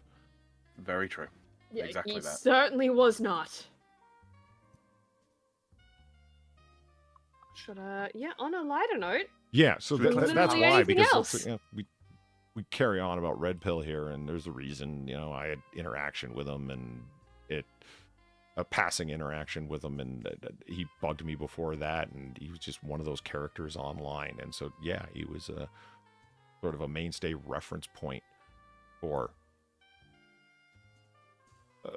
the point of it. And if you're somebody who, you know, is opposed to how does that saying go? Hitch your wagon to a better horse. If you're opposed to American involvement in Ukraine, okay, reasonable position to hold. Especially if you're opposed to American involvement to the tune of just the money. Okay, reasonable position to hold. Why would you want to hitch your wagon to Gonzo, though? Because he was opposed to it? He wasn't opposed to American involvement. He was opposed to Putin personally. Not that I'm a fan of the guy, but don't muddle the two. If you want citizen journalists and independent journalists, there's a bunch of other ones, and none of them have that guy's baggage. Yeah. So Yeah, because that's the thing I don't understand about people that I've seen just replying on anything Gonzo related. It's like how they're willing to look over or just don't even know about any of that fucking baggage, and it's like, guys, there's probably better people to for lack of a better term, simp for. still funny. Honestly though, am I not wrong? No. No. Yeah. I mean, should Like, his there's case be better reported people. upon? Should his case be Absolutely. reported upon? Absolutely. Yeah, but should people be simping so much for this man that they have no idea cold or aware of it but choose to ignore it? Called women bitches and how to treat women like bitches on his YouTube channel years ago? I'd say not. To knowledge. I wouldn't. I know. I just saw right. It just autoplayed. Yeah. To knowledge. Sorry, Chad. A little clip started playing in the background when I was moving through tabs. A little clip. It was. Yeah. Oh, please. Yeah, so there is that. What were we... Oh, right. We're talking about this monstrosity. Yeah. I mean, look. Okay, we've all done the thing, right? I'm sure by now everybody has dipped a fry in their it's ice good. cream shake. Yeah, It is. I've done that It since is. I was a child. It's delicious. it is. Right. This is the next logical step. It kind of is. Like, I would not go as far as making an ice cream sandwich out of my hash browns, but would I, if I had a McFlurry next to me and a hash brown, now that I've seen this, would I try it? Like, just to, dip a little bit of the hash brown in? Probably. But that's dipping. Yeah, I That's dipping, though. would dip, because what you're going to end up with here is a disgustingly cold hash brown or melty flurry. So how fast are you going to eat that? No wonder people on TikTok were doing it. The essence of let's do this the super fast so it doesn't. Yeah. And I am not a kind of guy who notices this, except when it's hard not to notice. Holy Christ, lady, get some new press-on nails. I was trying not to say anything. I'm trying to be nice, but like I said, I'm not yeah. normally the kind of guy who would even notice, but it's hard not to. Holy shit, lady. Oh, but before we get too far and away, Polly, there is something else that's sort of dark and sad that needs addressing in chat, and it's there's a stool that's on fire that people are concerned about. That is my our God. dear friend. Is there? And Oh, there is. yeah, and yes, our quaternary co-host, Stoolie. Yeah. May he burn bright forever. Mm-hmm. Mm-hmm. Yeah, for those who don't know, That's a so this tonal is shift. we're currently in location 2. We have location 1, location 2 in the room behind the grandfather clock, and we're currently in location 2. Stoolie originally got lit on fire by being placed too close to the fireplace in location 1. And I'm not certain, but I think, because I was thinking it over, when was the first time somebody referenced that? And I'm pretty sure it was Ham and Beans. It was the first one to say, holy shit, that stool's on fire. Yeah. So anyway, he noticed that the stool was on fire, and just for the fun of it, we kept it burning. And people asked when location 2 was opened up, why didn't you guys bring Stoolie over? Which is what we affectionately refer to him as. And so eventually I went over there and got Stoolie and brought him over here. So now Stoolie has a home here as well. So that's why that stool is on fire. It's deliberate. It accidentally caught fire, but it's fine. It's the way. It's fine. He gained sentience. Mm-hmm. So it's fine. That right there is the spark of deity that has set him ablaze and given rise to Stoolie's consciousness. You did notice her nails, but did not notice the stool on fire. Summarizes the way my attention span works. Yes, Molly. Yes. Yeah. Boom. Back to the set here. What is that? It's a McFlurry put between 2 hash browns, which I guess is a viral TikTok mess. Listen, McDonald's secret menu items are cool. I've tried a number of them myself. Some of them are actually pretty good. Others are just messy to eat. This just seems like a mess, period. I would also dip my hash brown into some ice cream, dipping fries into your, hey, if you're ever at Wendy's and you can dip your french fries into a Frosty, that is fantastic. Oh, yeah. This Any ice cream with chips is just delicious. this I have a hard time picturing that as even, it looks like a tuna salad sandwich or whatever in the middle. It doesn't look like a McFlurry. Yeah, it doesn't look... Polly, now there's an idea. Tuna mayo salad between hash browns. Let's fucking Yeah, go. that's not. Why have you put pepper on it? That's the other weird thing. That's Oreo. Oh, is that Oreo dust? I'm pretty sure that's Oreo. Oh no, I hate it. But, okay, the reason why I didn't think so, because it looks like it's been dusted with pepper. Like, the Oreo doesn't seem to be in it. It seems to be dusted on top of it. It's probably like the dusting on top of the McFlurry that's just done that. Mm-hmm. Maybe they put more on. Yeah, I don't know. Yeah, I'm not a fan. But it absolutely seems like a TikTok idea. Something for 5 seconds that no one's going to remember. Right. Randomly walking into people's houses and then claiming it was just a prank. No, that's called a home invasion under American law. Yeah, that Just a shit's prank, gotta bro. stop, yo. That shit's gotta stop. If you get smacked out because you invaded somebody's home, you deserved it. Yeah, you do. Yeah, you do. Bastards. Ba, ba, ba, ba, ba, ba. But don't worry. It's just a prank, bro. That'll save you from all all consequences. Just say those words. Yeah. And it'll be fine. That's when I double tapped him in the back of the head with a suppressed handgun, Your Honor. But it was just a prank. Really? You're sure it wasn't a paid hit? Yeah, I was just a prank. I was paid for the prank, yes. Look, it was supposed to be fine. It was going to go on my YouTube channel, but it just, obviously that didn't work out. You know why I'm okay with some of the hijinks over on TikTok? Like, not okay with them generally, but why I'm, like, less concerned about them as in other ways.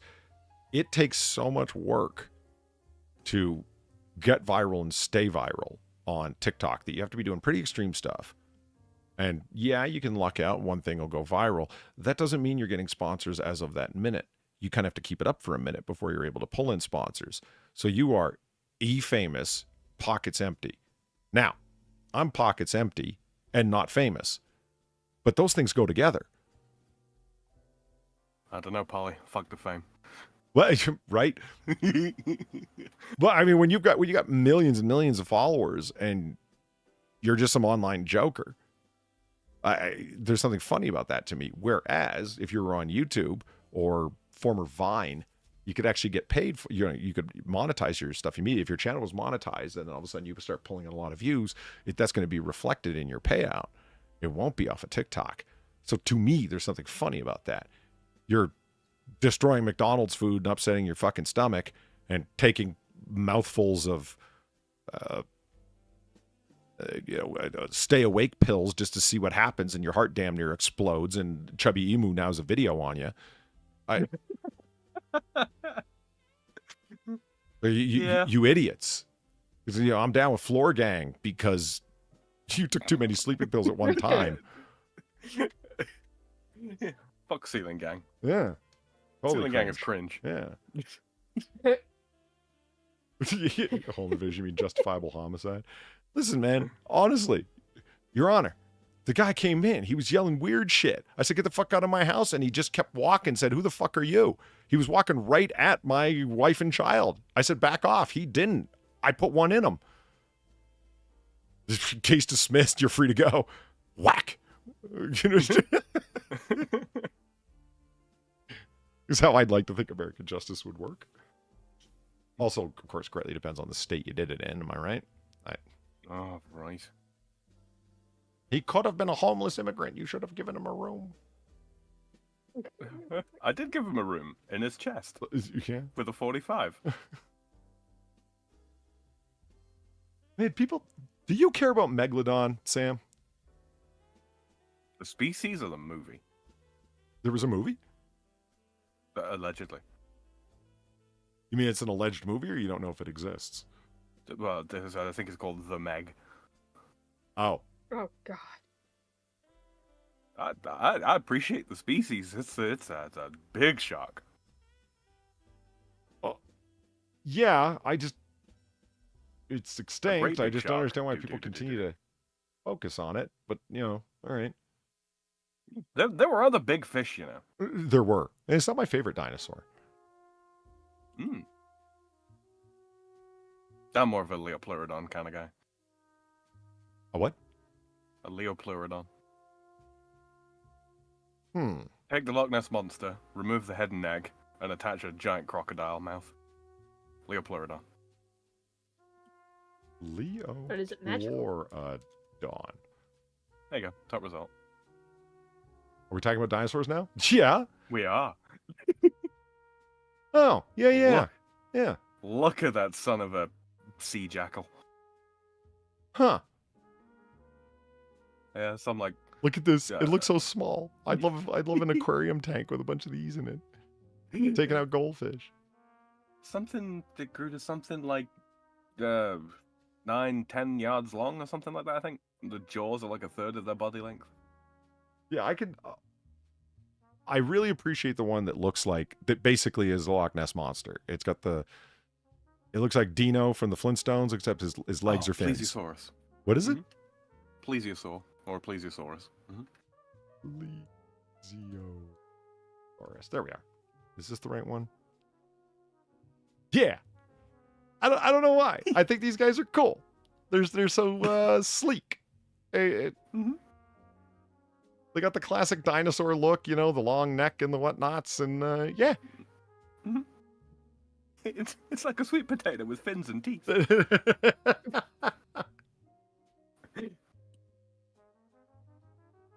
Damn, for the internet, that's ancient. I just... did it actually have interlocking teeth? Possibly.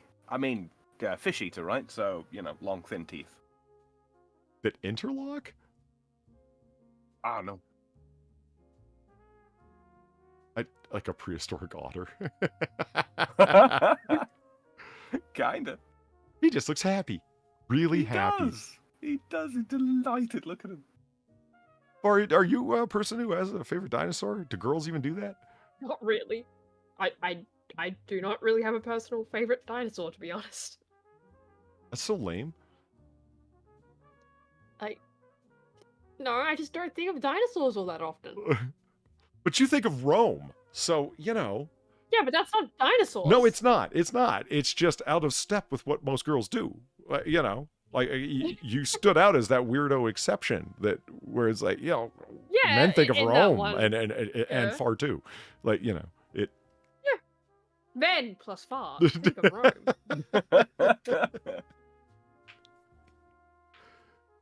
Anki is my fave. Oh, the Anki. Ankylosaur, yeah. I don't even know what an ankylosaur is. And there's Valine in chat saying, yes, we do. What the fuck, far? Like, I'm sorry, I just don't. Ankylosaurus, that thing? That's the one.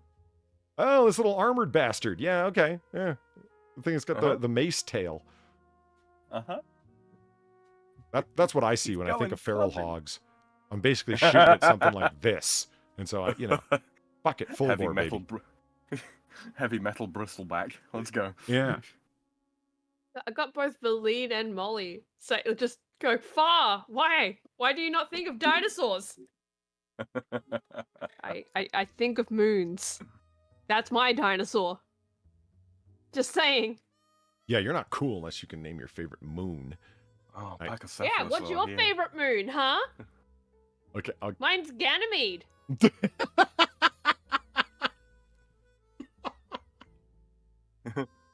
Yeah, oh my god! What you just said? Yo, everybody! Tis the season to shake a bitch. You said it like that energy right there. Mine's Ganymede. I just, you know,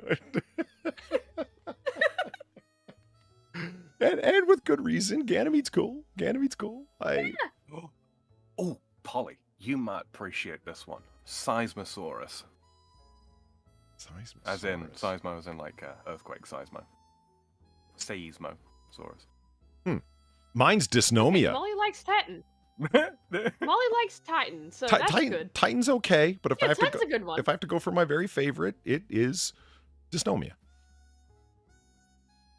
Yeah, good for you. Because you like Aris. That's right. Of course you have to like Dysnomia. That's right. Yeah. Let's see. We've got Divine Petulance liking Luna. Then you have Shadowclaw saying, mine is the one that looks like a Death Star. So, the Titty Moon. The Titty aka Moon. Yeah. Mimus. Yeah, Mimus. Mimus. I think as a default, I believe it goes without saying that, yeah, everyone's favorite moon is or should be Luna. I mean, yeah, my favorite moon is our moon. It's Luna. It's fantastic. And it's hard to explain. It's pretty. It's yeah, nice it and is. it's nice They're and all pretty in their own ways. yeah, but you know you gotta. They are though. But it's ours. You know, it's. Yeah, but like besides Luna, what is your favorite moon? Yeah, that's besides there's Luna. There's the way to ask it, I think. Yeah. Seismosaurus. There it is. Oh look, San likes Sharon. Sharon is cool. Sharon, I have been told it's supposed to be said, Yeah. but I don't know. Oh, Yeah. yeah, Karen. Well, but everyone says Sharon anyway, so it's fine. It's fine. I love this thing. This is great. People, right? One of the longest dinosaurs, I believe. Yeah, it's very cool. Yeah. Long boy. Yeah, right? This is the original long boy. Which end is the head? Oh, wait, there it is. I love this. When its tail's got to be that long just so it doesn't tip over when it goes to lean forward to eat something? Mm-hmm. I think, no, I'm having to think back to when I was very young when I read my dinosaur books. I think it weighed up to like something like 50 tons. Hence the name. Herbivore, I take it? Yes, yes. Mhm, How the mhm. fuck did it take in enough material just to maintain that body size? Well, oxygen rich, oxygen and carbon dioxide rich atmosphere and all that kind of thing. And trees used to grow bigly, Polly. Mm. They used to grow bigly. It must have, much like a rabbit, it was either sleeping or eating nonstop. That was its existence, sleeping and eating. Mm-hmm. I mean, and, yeah, that's totally possible, but the Stegosaurus, I got to name my own favorite, just cuz. Oh, yeah. I love me a Stegosaurus. Oh, they're so cool with their broadcasting plates. They were the original TV, don't you know, Polly? 8-year-old Polly was just like, "Oh man, look at that thing! It's so cool!" Like, that was, yeah, absolutely. It's got like the spiked tail and it's got the good classic dinosaur shape. You know what I mean? Like it. Yeah. Yeah. Yeah. But now I'm just imagining a Stegosaurus with like a Teletubby TV screen on it somewhere, right? It's just just a naturally walking TV. See, that's what the fossils don't preserve. They don't preserve it having a little TV screen on it at all times. Mm-hmm. What's it receiving? Who knows? 'Tis a mystery. One of the really cool thing as well, Polly, is like they were basically the cow of the prehistoric world as well. They were the what? So they had best friends in their herds? Oh, cow. Because they were just yeah, the herd animals. I see what you're saying. Yeah. Mm-hmm. And, tasty meat. And they're about the same sort of size as a cow as well. And, yeah, that's actually one of the half the reason they went extinct. They stopped breeding. They could only engage in platonic relationships. Oh, my God.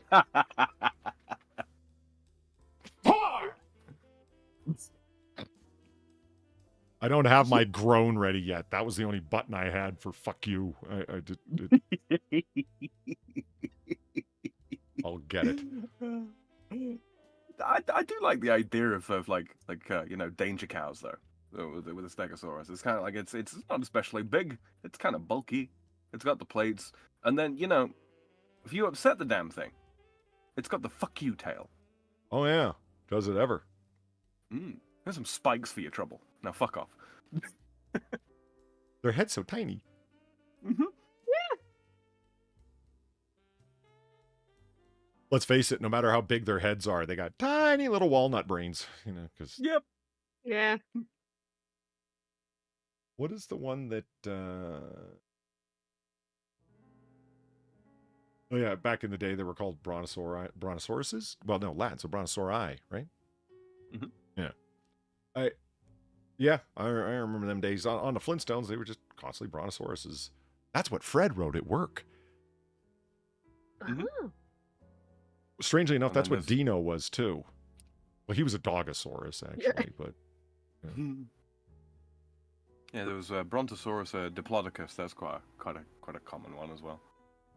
Triceratops is a classic choice. I mean, It is. Yeah. it's just classic. The look, you can't go wrong. It's a rhinoceros, but done dino. You know. Mm-hmm. Cows that will impale you. Yeah, and they don't make themselves easy to slaughter either. I wonder what they tasted. That had to have tasted pretty fucking good. I go The with cow, alligator. The dinosaurs. Well, see, I would say alligator too, but when you figure a Stegosaurus is largely a grazing creature, I believe, Mhm. or a browsing creature. Yeah. Would they taste Chicken, gamey, maybe? perhaps? Well, I Yeah, did, could- because you get the whole bird thing in terms of association Yeah. with dinosaurs, right? And then, of course, the lizard thing etc. Right? And I think of alligator meat because it's white meat that is kind of vaguely chickeny or poultry-like. Yeah, so, but yet is still very much a lizard. That's why I go with, I think they tasted like very gamey alligators. That's my call. Yeah, probably a good shout. Probably a good shout. I don't know. If we bring them back, I want to taste one. You know how pissed off I was when I found out that it was a rumor that you could get woolly mammoth steaks? Oh, man, right? I would have eaten one of them so fast. And they're like, you'd eat 10,000-year-old meat? Yes. Well, yeah. Right after my Okay. friend. Coward. Come on, let's go get some woolly mammoth steaks. I'm buying. You're buying. They're pretty expensive. Yeah, I know, but I'm generous. And he said, aren't you going to eat any of your steak there, Polly? Uh-huh. Just waiting to see something.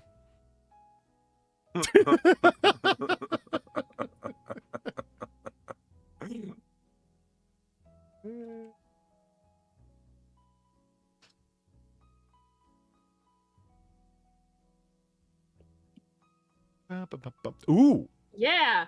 Look at Yeah. Far's all excited. I just want to look at because Ganymede has, I think I know why Far digs it. There's a lot going on. Like a lot. A hell of a lot to talk about. It's the largest moon choice system from space.com that isn't totally filled to the rim with useless advertising as they've pimped out their own site and ruined its quality. Ganymede, le petit géant.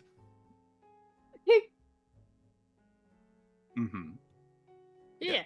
Ganymede is one of those. That's more Earth-like looking, but yeah. Yeah, I was just about to say, Ganymede is absolutely one of those planets that it depends. We've watched some of a hell of a lot of videos on moons in the solar system far, when they're like, here's a natural light picture, visual spectrum picture of something, and it's like, thank you, as opposed to artist impression colorized version thereof. Because I really don't like the artist impression colorized ones because they, as someone that I'm just trying to find an actual picture so I know what colors to use for my own personified bullshit, right?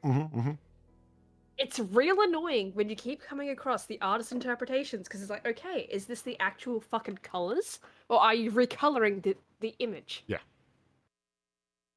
And I was a real bad one for that. I am okay with hey, look, we're trying to show you the different surfaces where this material is very much different than this material, so we're going to colorize all the frozen methane lakes as red or whatever the fuck, just to make them stand out from everything else. Yeah, I get that, but a lot of times they're doing it just to make it look purty. Like this fucker, for example. Ooh, Earth 2! Planetary Boogaloo. Yeah. Sam? You heard know, my rule. I know. You're- I'm just needling you. Feel free to watch the movie and you can then make the references often as you want. Up until then, stab it.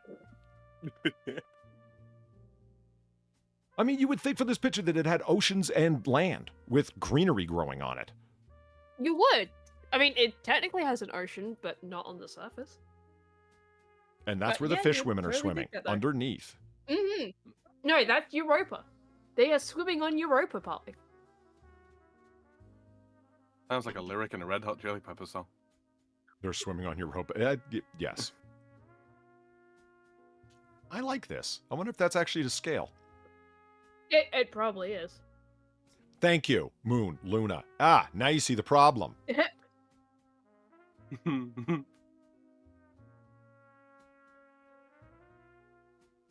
The moon is called Luna. Look at the other planet. They have names for their moons. So why not ours? It's Luna. What? Thank you, Grisilla. I mean, it is. Grisilla, bro, you're yelling at the choir here. I am very much in favor of stopping calling it the moon. It's Luna, for God's sake. It has a name. I'm okay with calling it the moon, as long as you recognize it probably has an actual name. It's the same way of calling Earth the Earth, right? Like, okay, we have Earth. If you go onto Mars, what do you call the ground you're standing on? Soil. The Mars? The Mars. So you're standing on Martian soil, you're standing on Terran soil, because somehow it becomes Terra, as in terra firma, or in science fiction, including Star Trek, you're not an Earthling, you're a Terran. Sam, do you happen to know, or Far, do you know off the top of your head what the Terra origin is? Why Terra? I know why Earth, where that name comes from. I know why Gaia. I know where like the various names for Earth and stuff, but I don't know where. I thought Terra was just another word for Gaia. Is that right? I thought. It's a feminine name, so okay, but.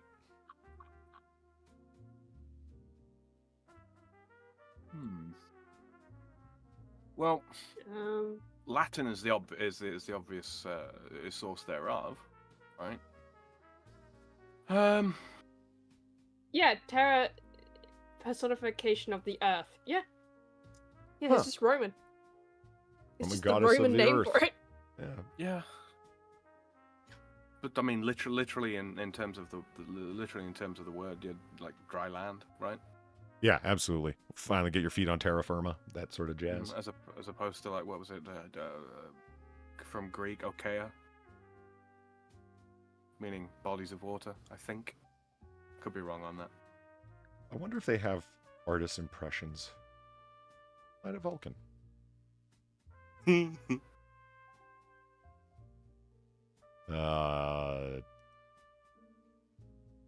Theory.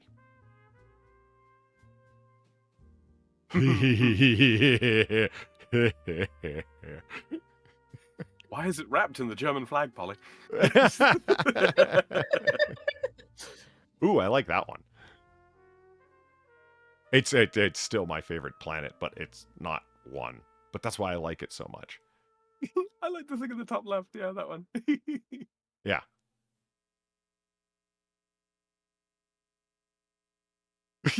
It's got the little Pikachu face there.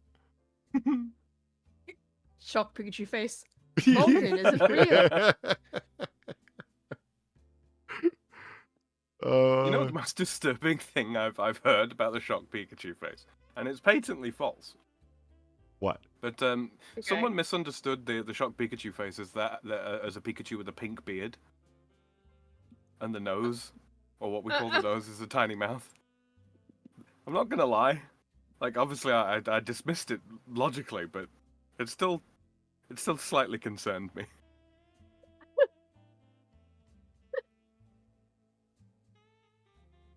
I will.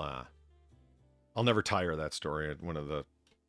These guys have heard me talk about it before, but the reason I like Vulcan so much is theoretical planet that was named and postulated to be there in the same way that whatchamacallit was Neptune. There's Yeah.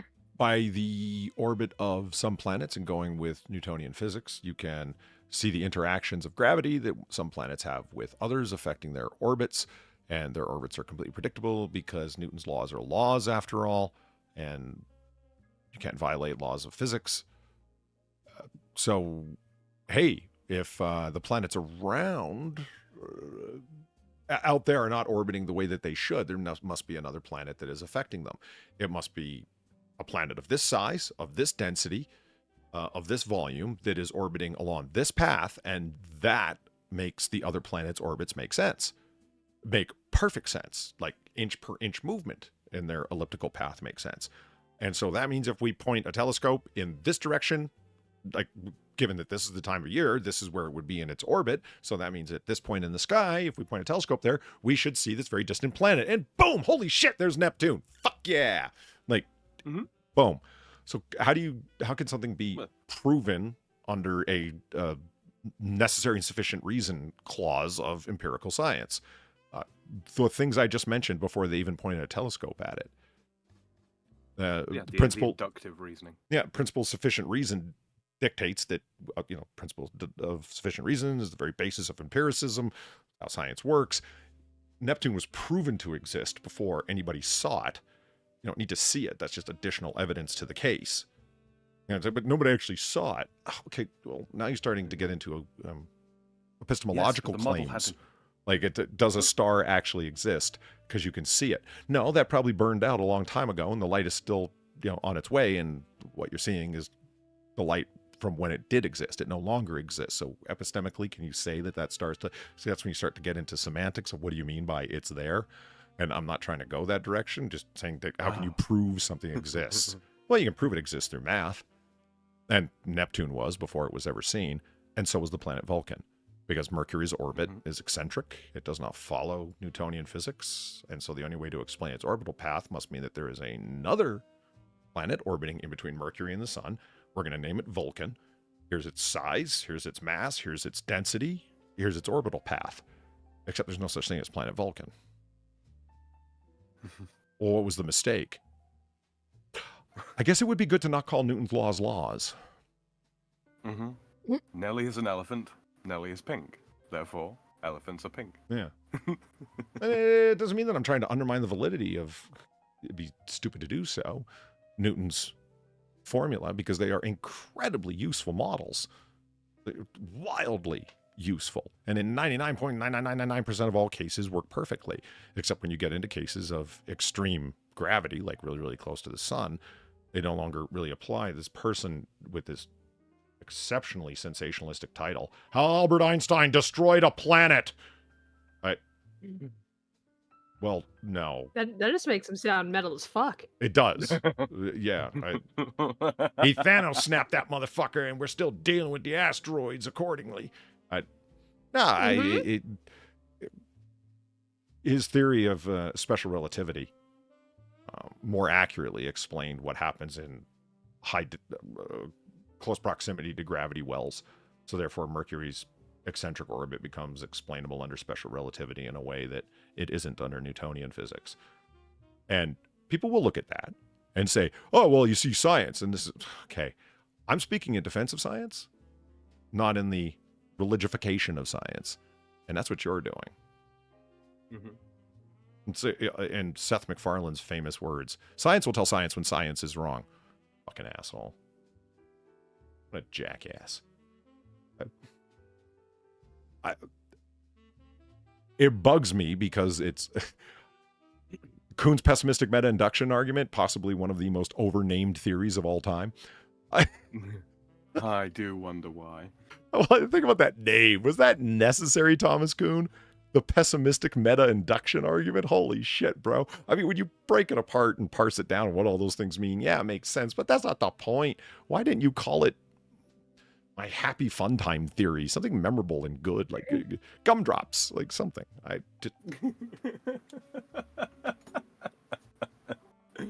Richard Feynman was working on a theory and he called it bongo because he played the bongos.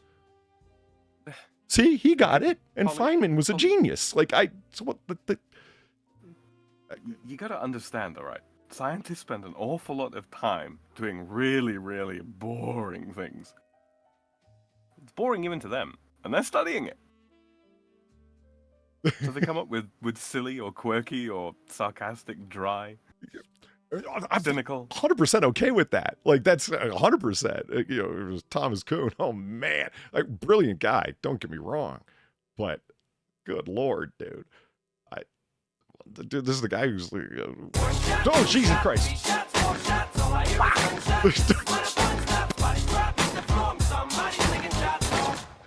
Oh, that scared the shit out of me. Thanks, Blaine.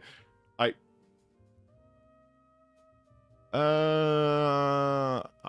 feel insulted. Kimberly, thank you for the $18. Men are from Mars, women are from Venus, and autists are from Vulcan. It's only logical. So they're not real? Yeah. Oh, damn it. I dropped the ball on this one. I am sorry, Phantom Furrow. Play it again. Because who doesn't want to see that again? Play it again, Polly. Oh, right, I got caught up in those things. Look up on Craigslist and Facebook Marketplace for college kids selling parts.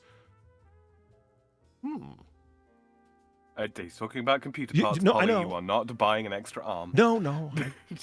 I know college is expensive, but you don't need a third kidney. What do I need with body parts? I'm trying to get rid of them. I don't need more. Yeah, I specialize in disposing of body, but I've said too much. I have been advised not to complete this sentence. Okay, I would rather admit ignorance and stumble forward stupidly in ignorance. I would assume that some parts are more disposable, consumable parts than others. Do video cards? Yeah, you can burn a video card out by running it too hot. That I understand, hence the need for proper cooling. Is it an unwise idea to buy a video card used because you don't know what happened with it, or no, they're more robust than that? What does everyone think? I don't even know. These days, Polly, buying a used video card, it's a bit of a minefield in so much as people used to mine with them, right? And you've got no way of really proving that they didn't. I mean, there are people that have attested that this card has not been used to mine with, etc., etc., etc. That's no guarantee. People do that with guns all the time when they're advertising on Gun Broker and stuff. Been fired 50 times. Okay, right. Until I see the bore, man. I don't know. Drunk, so drunk, I cannot get up. Gamerly, thank you for the $2. Yeah, why do you think I did it at 18? You're welcome. Also, the bar looks good in 1080. And flying fucks the back to Rome. Oh, wait. And flying fucks tie back to Rome. Well, that didn't help at all. Flying fucks tie back to Rome. No, I got nothing. The hell's Sam, did you ever say what your favorite moon was? My favorite moon? Yeah. Okay, well, there's two things. I like Karen for the obvious reasons. Tiny moon. Of course. Tiny moon theory. And then there's the obvious joke of, any one of the ones that goes around Uranus. Well, that's a lot of them. Right. Someone needs to clean up Uranus. It's there's too much shit around there. Anyway, yeah, I don't know. I like Io because it's a 2-letter word, it's a 2-letter name. Yeah, fuck it, I'm gonna stick with Io. You're gonna stick with Io? Io's a good one. I like Farnos. I like Io as well. It's weird. It's being bent in all sort of gravitational directions. It's fun. Mm-hmm.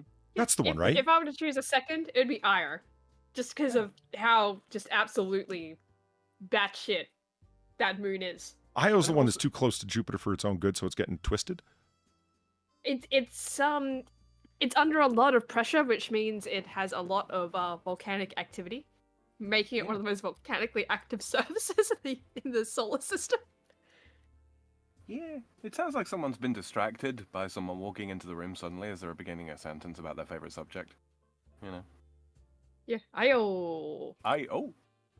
You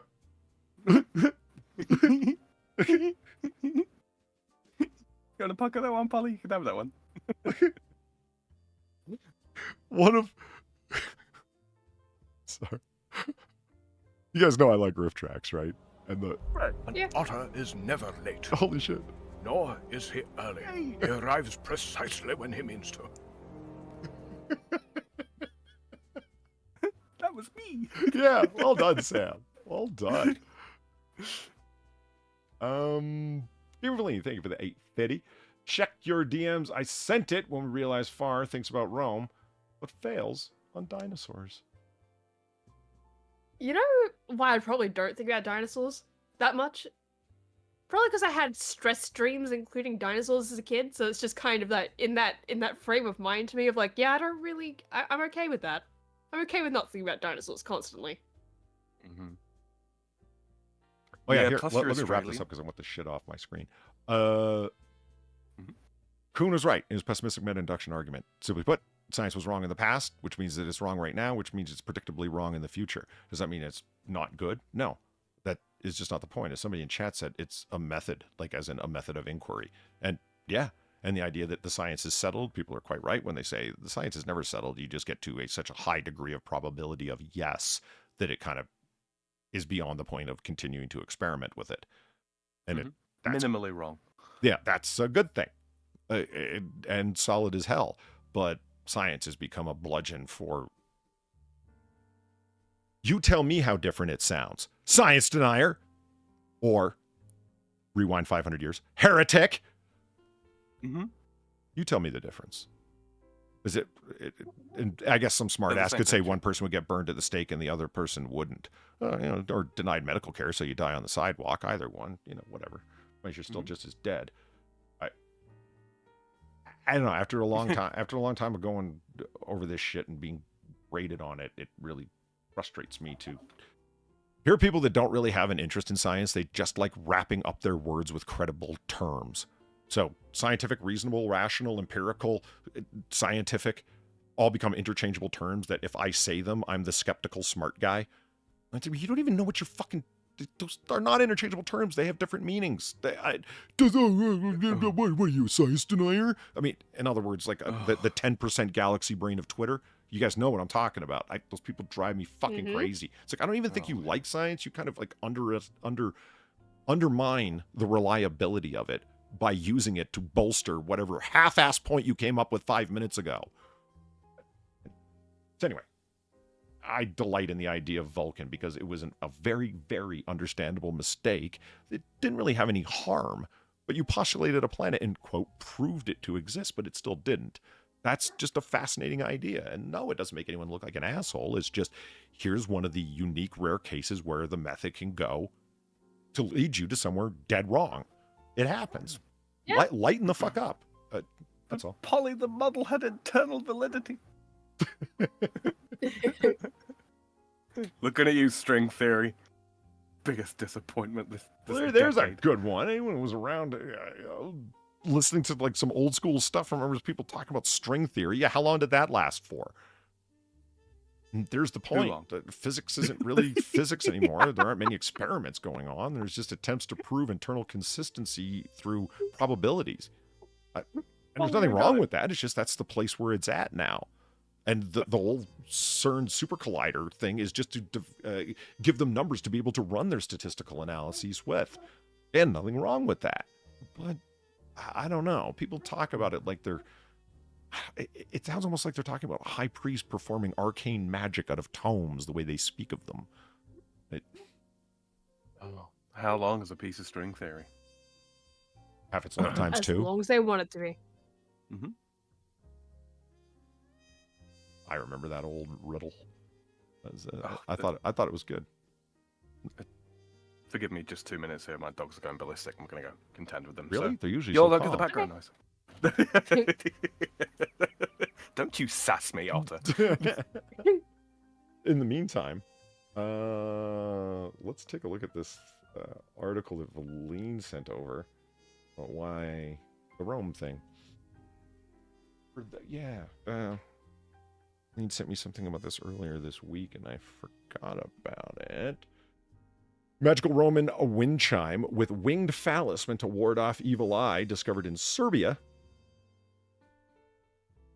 Do you want a giant dick hanging outside your house, Far? Not really. No? Not really. No. No, I think I'm good. I would rather not have a giant penis hanging outside my house. A bronze wind chime, phallus, once hung at the entrance of a large home in the ancient Roman city of... Okay, hold on. Viminacium. I'm assuming. Archaeologists excavating the ancient Roman city of that in present-day Serbia recently came across an incredible object, a wind chime called Tintinabulum. Tintinabulum.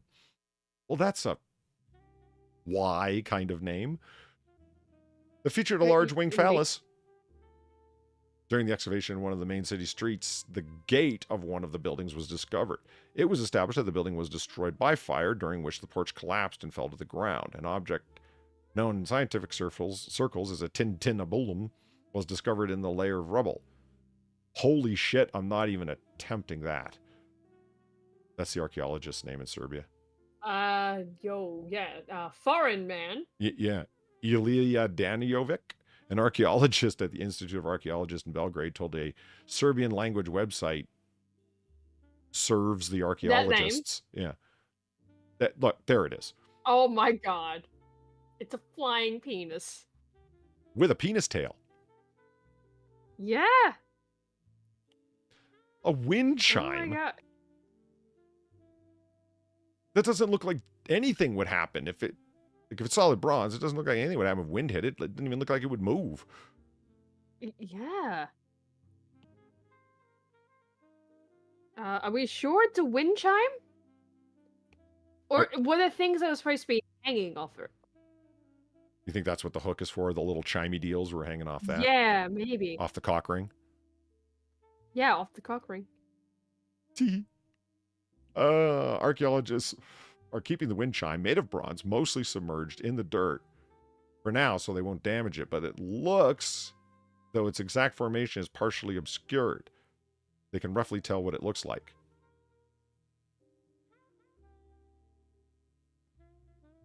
The central part of the composition is the so-called Basakabudala, a magical being with a body in the form of a winged phallus on legs, with its own phallus and a tail in the form of a phallus. Uh-huh. Oh, we're talking about It does have its own phallus. Holy shit. It does. Oh my god. It's a dick monster with a dick and a dick tail. Dick tails. Woohoo. Woo. 4 bells were hung on it. There you go.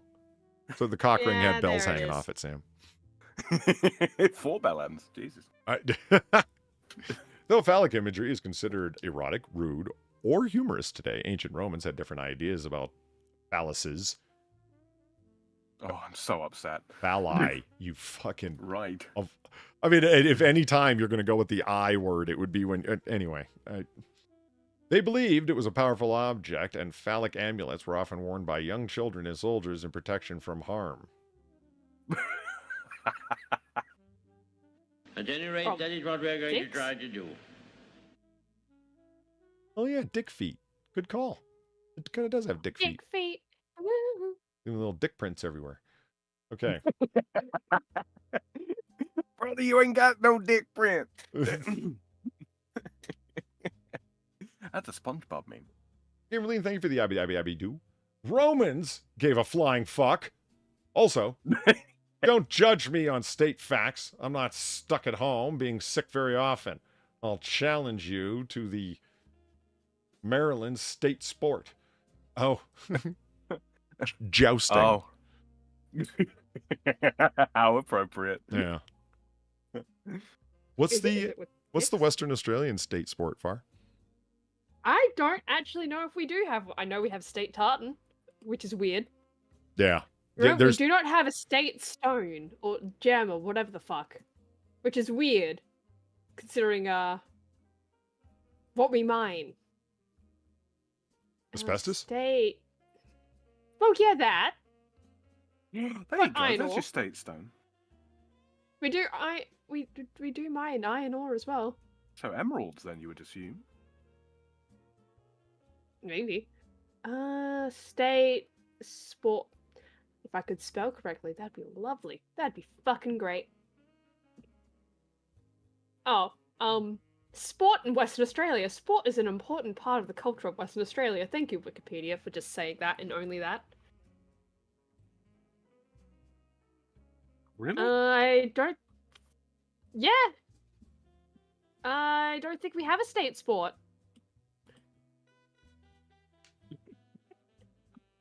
That's sad. I was hoping it was, I don't know, some violent form of frisbee. That's something along those lines is what I was thinking. But we have this if you type in Western Australia state sport. Quokka tossing. Like, that is just, I just sent you the picture, probably just a screenshot. you Like, sent it to that's me. literally Okay. what they say. That's what they say. Thanks, Wikipedia. Sport in Western Australia. Sport is an important part of the culture of Western Australia. End of story. Yeah, that's it. That's all they say. Do you enjoy sport, Far? No. do you know? The This- contempt I with have a which story, that actually. statement was laden. No. So in high school, right? Year 11 and 12, you get to choose your subjects, right? Mhm. We're in a meeting, with the teacher about this, of like, what is she going to do in year 11 and 12? Like, this is the end of year 10. Uh-huh. And the subject comes up that, oh yeah, you don't have to do sport unless you sign up for it. And my mum is there with me, like, for this conversation, right? And we just kind of look at each other and high-five each other. Because fuck sports? That's how much, yeah, because that's how much I did not want to do sport in school. I was very happy that day. Hilarious thing is, though, there was a girl next to us, who was actually signing up for all the sports courses. Like, right fucking next to us. It's like, oh yeah, I don't have to do sports? Sweet. Fuck that shit. And they just looked at us real strangely when we did that. It's like, well, I just didn't want to do it. It was never fun. It was never fun. What? I'm just looking them up. always What? sucked. It's hilarious. It's an actual knob jockey. Yeah. Oh my god. Oh, my day has been made. I started looking up these Tim Balaams, and this one's being, this phallus is being ridden. Shut up. Ride a prick horse to Banbury Cry. Some of these are pretty odd.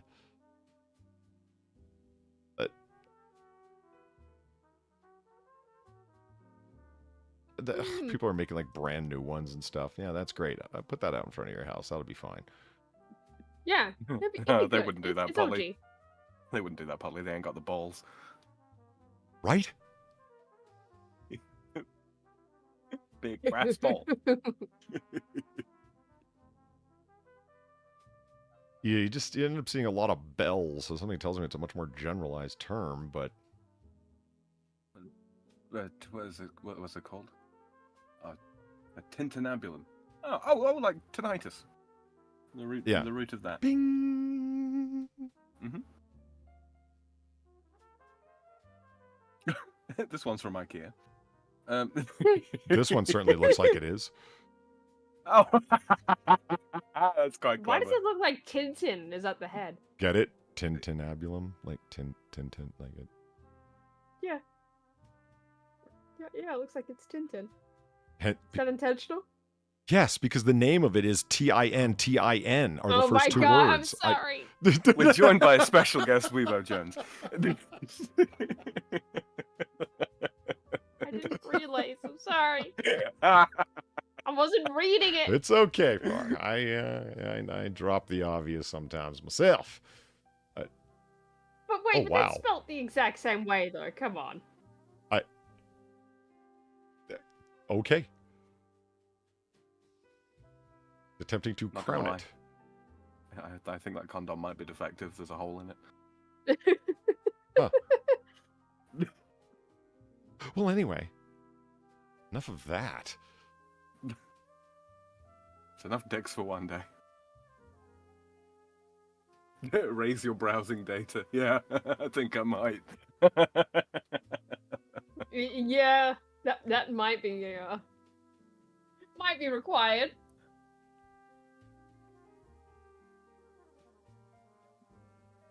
Okay. I am going to run off to use the washroom and refresh my drink. And no, Far, I haven't forgotten. I said I would show my vexillological creation in terms of the new flag for Christmas Island, and I didn't forget. I did it. Okay. And Oh, you did? I did. Yeah, of course. Yeah. Oh. And I got to tell you, vexology is harder than I thought. It's Yeah. It's a lot more staring and thinking than it is doing, because the designs are very simple. And you want to go with something that isn't Nepalese, because those guys are assholes. Mm-hmm. You want it to speak to the tradition of the place, which means they're going to tend to look like something like they did before, like even the United States with the Stars and Stripes. It's like, yeah, but it's clearly influenced by the Union Jack, the colors and the stripes and the whatnot. Like that's still there. And lots of early American flags still did have the Union Jack on them. So you get the idea. I mean, the Union Jack's all over Australia's flags. And I think the Australian state flag's pretty cool. We looked at those last week, right? And that's how the whole conversation started. And Christmas Island's flags have been kind of consistent, some of them. The color scheme definitely. So you don't want to veer. I didn't want to veer off in the color, but I didn't think the one that they had looked right. I just didn't think it said Christmas Island or cool to me. But I wanted to connect it to Australia in a really bold way. So I don't know. What I came up with is not a wild deviation, but I think it is better. And so the people from Flying Fish Cove will be able to be like, yeah, fuck that. Put that up on your Teespring store. I want that shirt, that kind of thing. Of course, all our fans in Flying Fish Cove. But right, they're good people. What in the flying fook, Polly? Kefki, you were there when I did. She's contributing, So you're Polly. going. Polly. So you're going to. Yeah, I'm going to return shortly. I'll be right back. I'll ask him when he gets back. You keep an eye on her. I've hidden the Midori. Okay. She starts looking for it. You know what's up. And I'll be back. What, they want to crave the grave at 5 p.m.? You are on a strict juice box diet, young lady.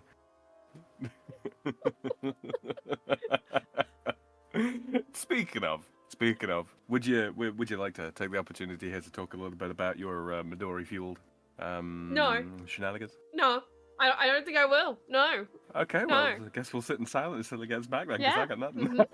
All right, bye. No.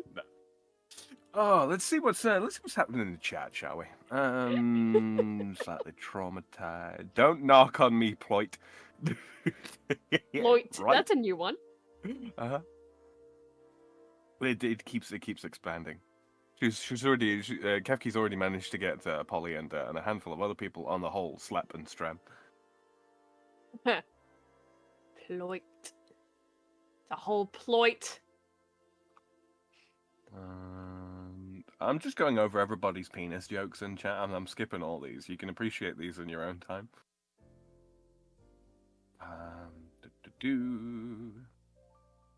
Man, you guys have been at it. Oh, here's one. Here's not a penis joke. Zed Hero, I move we rename Uranus to Erectum.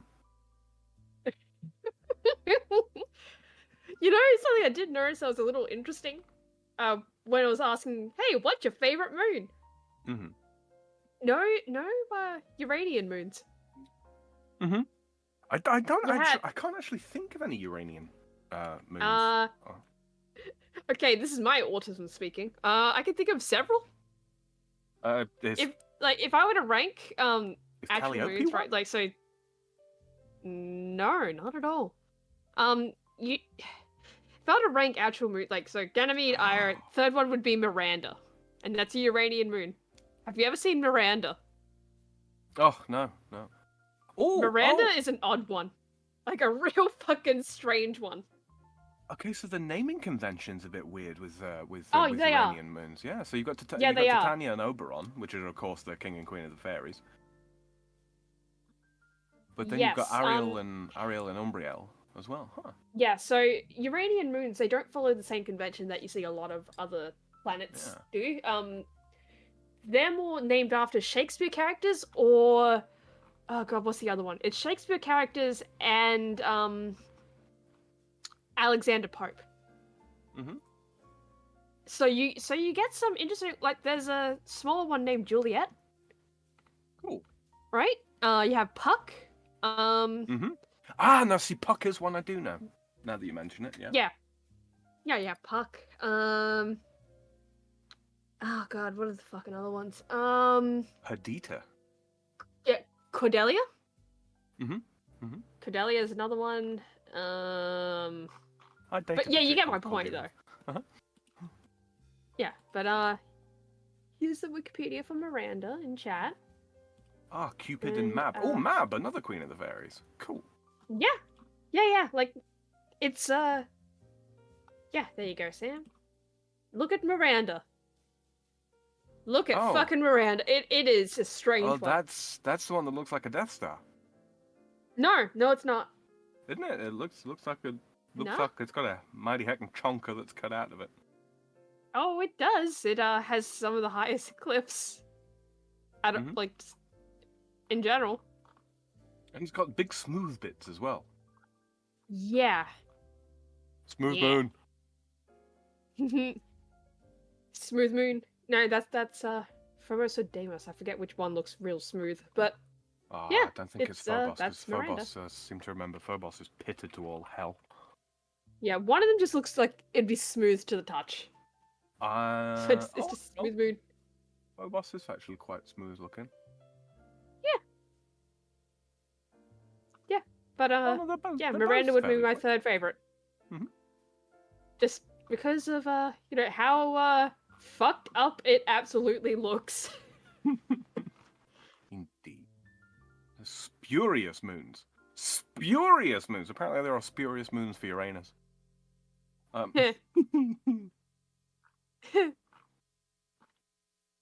It's what do amazing. those consist of? Okay, so I'll read it as it's written, shall I? Right. After Herschel discovered Titania and Oberon on July 11th, 1787, he subsequently believed that he had observed 4 other moons, 2 on January 18th and February 9th, 1790, and 2 more on February 28th and March 26th, 1794. It was thus believed for many decades thereafter that Uranus had a system of 6 satellites, although the 4 latter moons were never confirmed by any other astronomer. Lascelles' observations of 1851, in which he discovered Ariel and Umbriel, however, failed to support Herschel's observations. Ariel and Umbriel, which Herschel certainly ought to have seen if he had seen any satellites beside Titania and Oberon, did not correspond to any of Herschel's 4 additional satellites and orbital characteristics. Herschel's 4 spurious satellites were thought to have sidereal periods of 5.89 days interior to Titania, 10.96 days, which is between Titania and Oberon, 38.08 days, and 107.69 days exterior to Oberon. It was therefore concluded that Herschel's 4 satellites were spurious, probably arising from the misidentification of faint stars in the vicinity of Uranus as satellites, and the credit for the discovery of Ariel and Umbriel was given to Lascelles. So there we go. Yeah, there we go. What y'all talk about? Uranus. Moons Moons. of Uranus. Lord knows there's enough of them. Well, it ain't no Jupiter, but Oh yeah, I was just describing Miranda. I was going to say, Uranus is quite an interesting planet in terms of its naming conventions and such, because Oh, yeah. almost, I mean, with the exception of like Venus, I suppose, all of the other planets that are named after gods within the solar system, we give them the Roman names, right? And then there's Uranus, which is, I mean, it is, I suppose, a Latinization, but yeah, it's fairly direct. Uranus being the Greek name for it, whereas all of the others sound quite different. Yeah, Uranus is just kind of all over the place with names. Right. yeah, like Engineer MK says there. How many of them are named after Shakespearean characters, Far? Not all of it, because some of them are after another guy. I just said his name before. Okay, I missed that. Okay, all right. Yeah, but yeah, and like if some of them are like from other, like it's names of literature though, just to basically put it right. Usually Shakespeare, but not always. All the moons are literature names, So- though? Yeah. Most That's cool. of them. That's a cool theme. I like that. Why not? That's good. Bianca, Cressida, Desdemona, Juliet, Cordelia, Ophelia, Portia, Rosalind, Perdita, Belinda, Cupid, Puck, Mab, Miranda, and then you've got Oberon, Titania, and what was this one of the other ones? I'm missing one here. Oh, Ariel, Alexander Umbriel. Pope. That was the other. Yeah, that there was we the other go. Oh, okay. Yeah. Right. I was supposed to say, Ariel and Umbriel. I Sorry. seem to remember Far you saying that it was like, yeah, they're all from Midsummer Night's Dream, but then most, I guess. No, not all. Yeah. Yeah, not all from Midsummer Night's Dream specifically, but that is kind of where it started. I mean, there certainly are a hell of a lot of them in there, but then one of the first ones that Sam named there was Desdemona, and I'm like, oh, okay, wait, no, that can't. I must have misunderstood what Far was saying. Is there there isn't a Desdemona in Midsummer Night's Dream 2, Yes, is there? there is. No, there isn't. I don't actually know a lot of Shakespeare literature, to be quite honest with you. It's Othello's wife. Mm-hmm. Yeah, well, Tragic figure. it's probably just Shakespeare in general. I'm pretty sure it's just Shakespeare in general. It's just it started with a Midsummer's Night Dream. I don't know, like I said, from literature, I think that's an inspired choice. And if people want to go, there's these Chinese name moons, like they want to do the diversity thing, fine. But at a minimum, stick to your classic literature, okay? Like, is that so much to ask?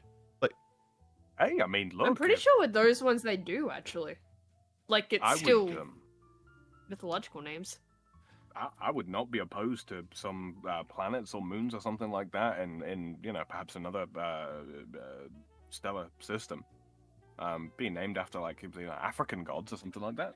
There's some cool ones. Oh out God, there. there's one I know of. There's one I know of, right, where I'm pretty sure it is an African language. But it's one of the ones where it's all clicks. oh Lord. Oh, right. Yeah. Sweet.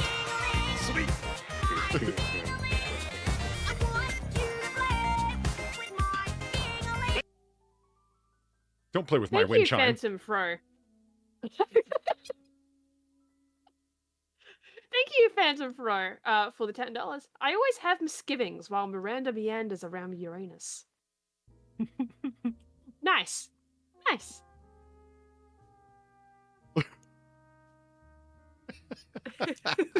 wasn't going to add anything to that. It's like, Far, have fun dealing with that. And then Far's awkward. Nice.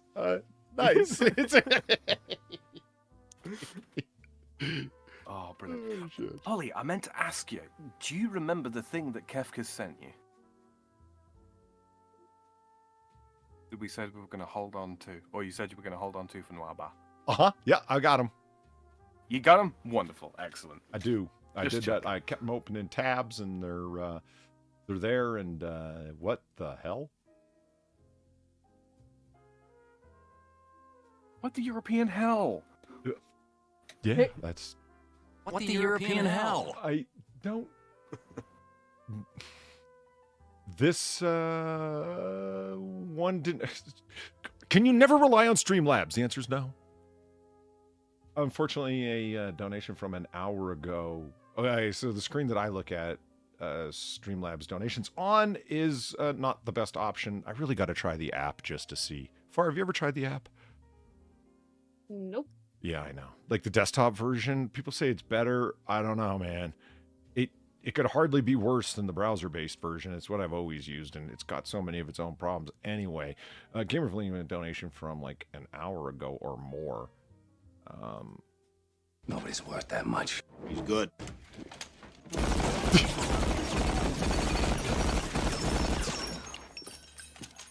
Better than that.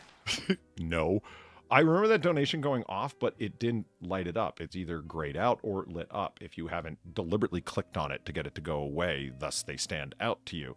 This one didn't light up as it came in. I was just looking over them for something that somebody had said in one of the donations. I'm like, wait a minute, I never read this one. So sorry about that, Gamer Fleeing. So I played the donation again. And it's all those scripts, and she was referring to the scripts that I think overload web pages that cause your hardware to not run correctly if you don't have a computer that was made at least in the last couple of years since the web page was redesigned. You know what I mean? My dad has a laptop from like 5 years ago. There's nothing wrong with it. I've looked at it, and I've looked at its specs, and it's something my dad owns, so it's in pristine condition, like he just took it out of the box because he doesn't roughhouse anything. That is not fit for purpose. It takes forever for web pages to load, just for Gmail to load, and I'm like, it's because the specs are out of date. And they shouldn't be, but, hey, welcome to computers, My dad's like, really? I'm like, yeah, it's not even running an SSD drive, Dad. Is that necessary? I'm like, the kind of read-write speeds and so on, and the processor's way underpowered for... Just get yourself a cheap gaming laptop, which... Anyway, you guys get it. She says, all those scripts are how developers justified their employment in the wild days of COVID, working from home, either Zoom meetings or just day drinking. Yeah. We have Weibo as a friend, and she does the computerizations all day. She does the science. And Weibo's talked about that. It's like, I've written some stuff that's just to, fill my day in between when I get lumped with a new heavy duty project. And it's like, we all do that, just space fillers. Instead of getting assigned something, we might as well make our own project work on. The difference, of course, is that when web designers do it, we all suffer. Why is that funny to you? Sorry. Dick? I was a web developer. Were you a dick like that? Were you adding shit on? Oh, yeah. I'm going to put this tiny little advertisement in the side of the screen that's 200 by 200 pixels, but I'm going to render the thing out in 2160p to begin with at 120 frames a second. Why? Nah, it's one of those. I got jiggy with the PHP relatively early on. And using that, you can make images resize themselves server side before they're even delivered to the browser, which more people should learn how to do. Everybody's picked up the HTML5 shit and has been fucking around with like 19 different canvases on the same page, and it's like, bro, why? Bro, why? Just use PHP. It's nicer. So yeah. Sorry, I'm just reading some of the things that people talk about chat. It just. I mean, you can deliver HTML5 with PHP. You can do both. You can do both. Just, use PHP to work out the size of the screen, first and foremost, like the rendering size, and then deliver images of an appropriate size to the page, rather than, 2K resolution bullshit. And also, animations don't need to be played at 60 frames per second. 24 is more than acceptable. I spent a lot of time fucking around with frame interpolators recently. Mm-hmm. The vast majority of the time is not so it's smooth or whatever. It's because I'm putting them into slow motion and to stop them from looking choppy. If you have something that's 25 frames a second and you double it to 50 when you do it at half speed, it's still 25 frames a second. You know what I mean? Yeah. So you need a frame interpolator or your shit's going to be all the way down at 12 frames a second. You want to see the chop then. Good Lord. Oh, remember the anime that wasn't finished that was reinterpolated at 60 frames a second? Oh, God. Twinkle Nora Rock Me, do you mean? Yeah. Can you grab that link? It wasn't finished.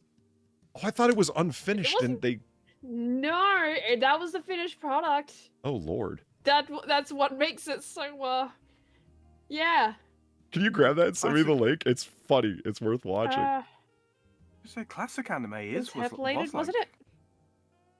Interpolated, yeah. No. This was not, This is beyond what classic anime would do, Sam. What was it, one of the video titles? What happens when you fire the animators? Yeah, pretty much. Let's say, because classic stuff's like 14 FPS or 11 frames per second. Yeah, this is not that, Sam. This is not that. This is more along the lines of they turned a PowerPoint presentation into an anime, and expected people to be okay with this being the final product. It's and shipped it out on a laser disc. For sure was this. Every son of a bitch that worked for him. They were all gonna be better off dead. Every one of those sons of bitches that adds 2160 micro frame videos to their... It's a GIF! Your GIF is running at 2160p! It's only got 10 frames! 13 megabytes big! Fuck off!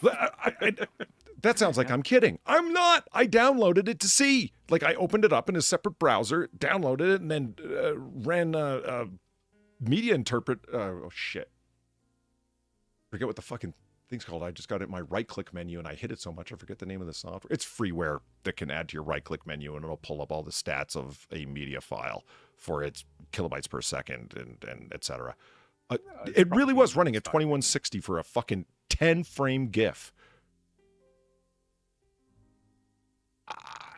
Mind blown. Yeah. Gamervaline, thank you for the $9 and an excuse for me to rage. I hate agreeing with the French, but he has a point. There is an entire generation of developers that learned coding just for their MySpace page. Those devs are our age, Polly. They are senior devs now. You know, we got a whole bunch of people talking about different OSs. Sam's in there doing his Linux trumpeting. Peter started it. I'm just concurring. I'm not trying to say you started it. You tell me. You have WebP and WebMs are like some of my nemesis lately. Yes. But you can save it. Sure, you can. Yeah. But you can't edit it as rapidly as you can any one of the other media files that one ends up messing around with. WAV files, FLAC files, MP3s in terms of audio, for just one example. And there's a whole plethora of different OGG files, all kinds of different audio files that are fine. Og Vorbis. What's that? Yes, Og Vorbis. Yeah. Some of them quite strange. Pixar's proprietary image file container is more usable than WebP, just for editing capacity. You can't drop them into Photoshop. You can't drop them into Vegas or into Premiere. It chokes on them. So my question would be this. I do think, I would assume that either current versions of Premiere or what have you are going to have an extension to allow them. It's like, for some reason, Vegas right up to the day, even under Magic's up to 18 or 19 or whatever edition it's at now, you still have to download a separate plugin to allow it to read .mov files. Really? Which is because Apple is why. Because Apple. If it's not our proprietary software, fuck you. Final Cut, man. Why aren't you using our stuff? So they make... How difficult would it be, if it's not open source software, to program or code a plugin just to allow it to accept like a WebP for Photoshop? How difficult? Mm-hmm. Is that like serious high level ones and zeros, or is it no one's just bothered yet? No, not especially. It's not especially like deep level programming. No, not really. I mean, I'd have to look into what actually, what constitutes a WebP container, like what actually goes into it, to be able to give you a solid answer. But no, the problem is when it's proprietary file formats or what have you, getting a hold of the actual, basically the destruction manual, the instruction manual of how the container works, how the file extension works, like what it actually does. That's the difficult part. You have to obtain it from perfectly legitimate sources, or perfectly legitimate sources. That tends to be what it is. And you couldn't put software like that out there on the internet. If it does contain proprietary containers, you'll get sued to all hell. Ah. Right. Yeah. I forget. Proprietary means property. No, nobody ever mucks around with somebody else's software like that. Surely not. No, I mean they don't outside of Russia or China. Occasionally Korea. Default view. Okay, there it is. You know what? Actually, just on that subject for a little second, while you're mucking about there. Yeah, I'll set up. So take your time. Yeah. One thing that I am actually quite delighted to find is the Indians, as in old world Indians. There we go. That's politically correct enough, right? Old world Indians. Their embrace. Asia Indians. Well, Asian Indians, yeah, I suppose. Subcontinental Indians. There we I was go. about to say, people love that phrase, subcontinent. Yeah, there you go. So subcontinental Indians, their embracing of taking part in the creation of perfectly legitimate sources. I was pleasantly surprised. They seem to have reserved a lot of their technological competence for such things, actually. It's quite nice to obtain things from the perfectly legitimate online software merchants that are not Russian or Chinese. Fair enough.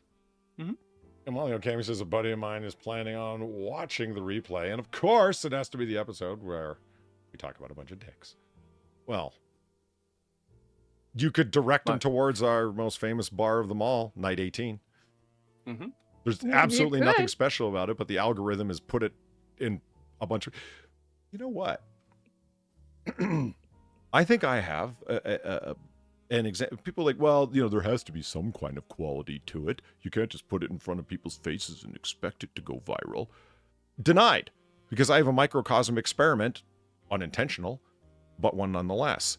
There's nothing special about Night 18. It was just a... Bar, you were there. It was just a stream. Yeah, no, I remember. Yeah. I don't even It was just remember a what we stream. did. I don't even remember what...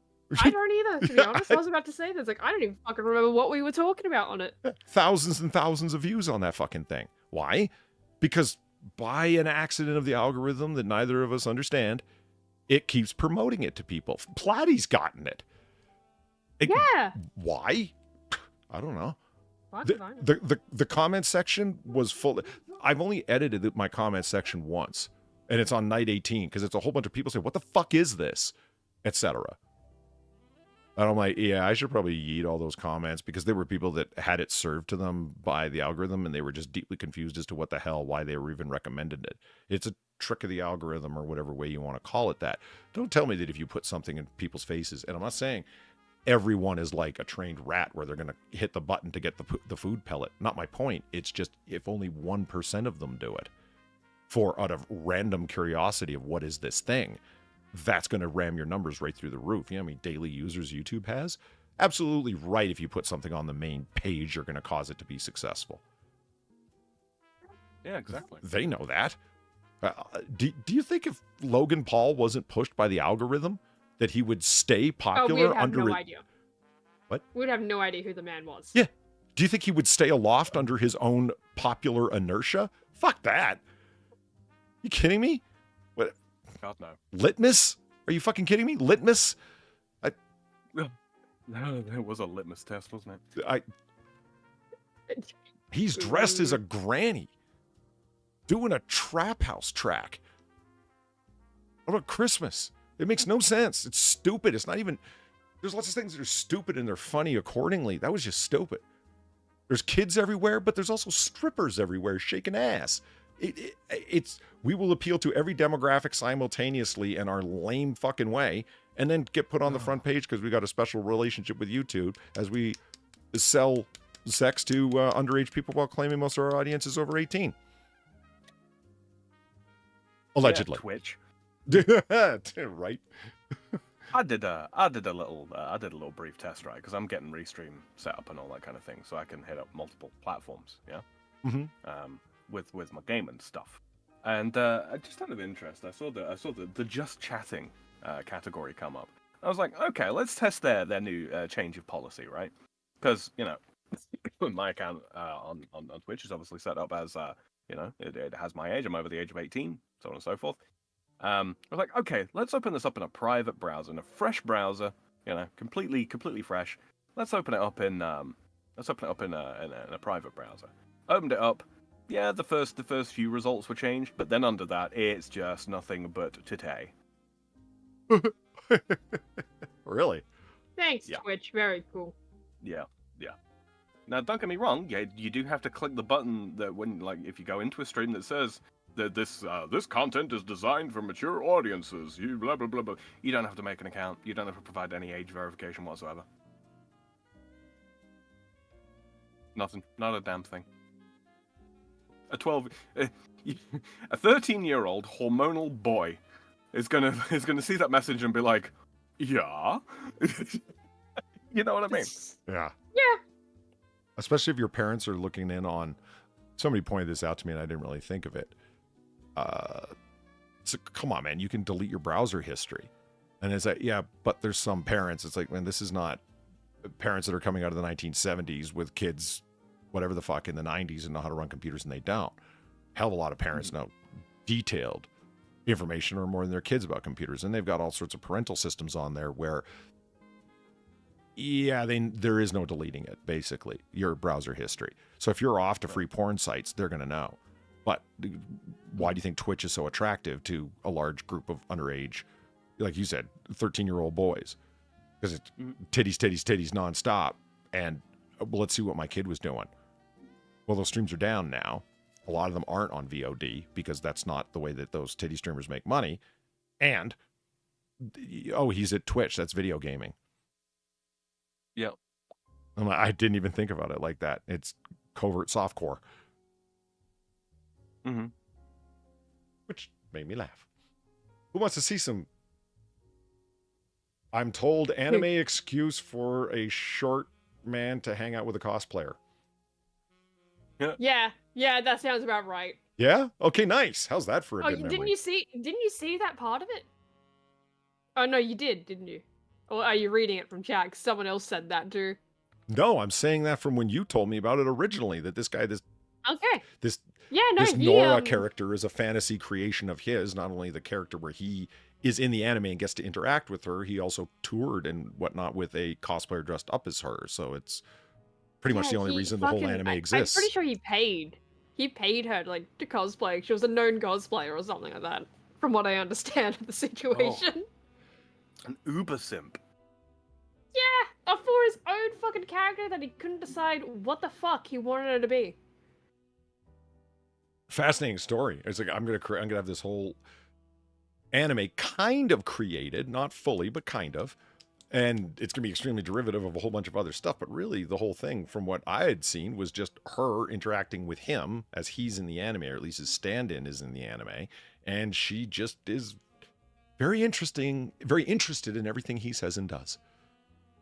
The strange part though is that there's two Nora movies basically. This is the second.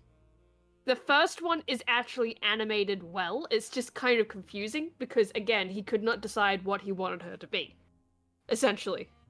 So it's just a confusing mess of shit, but it's still competently made. Then they make this one where it is, like someone else said in chat, seconds per frame.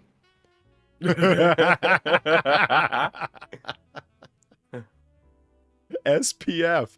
I love it. Yeah.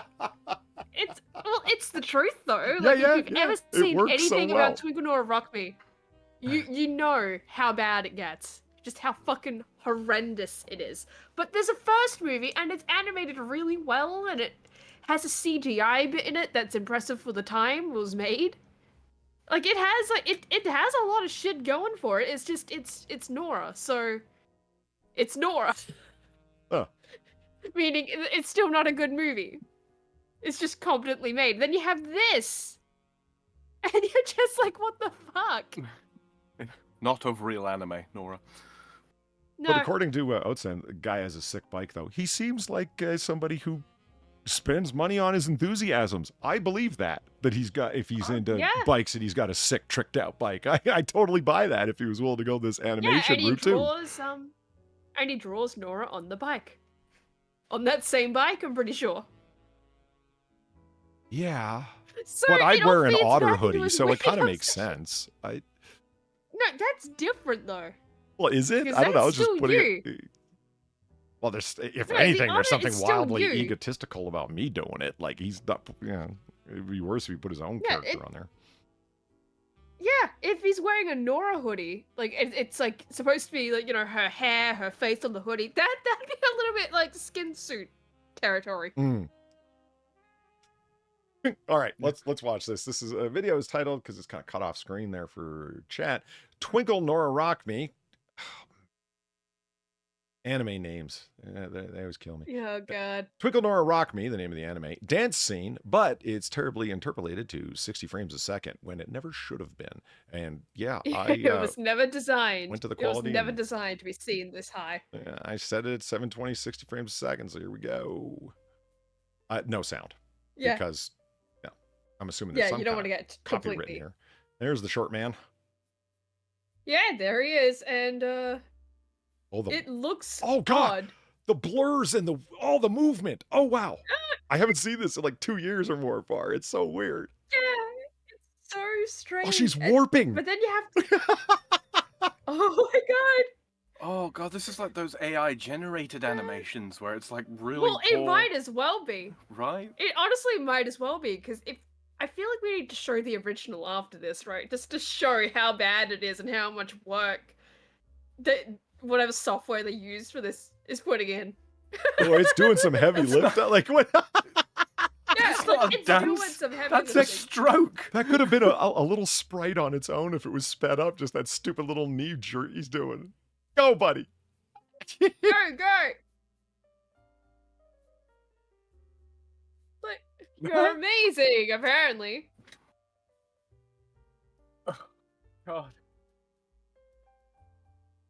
Yeah. Little dude looked like he's about to try and run away with Rainbow Bright's horse. And they start doing choreographed moves. Yeah, sure. Yeah. Yeah, sure. Oh, Lord. Yeah, Shadow Claw's right. This is nightmarish. You can dance if you want to. You can leave your friends behind. If your friends don't dance, and if they don't dance, well, no friends of mine. No friends of mine. And just friendly reminder, yes, the guy that made Nora looks a hell of a lot like that little dude that's dancing with her. The background is irrelevant. They could be floating through space right now. There's no ground. I would. We're the ultimate partners. This is Like, great. for fuck's sake. Oh, she's sparkling. Yeah, and then now she's twinkling, if you will. Uh-huh.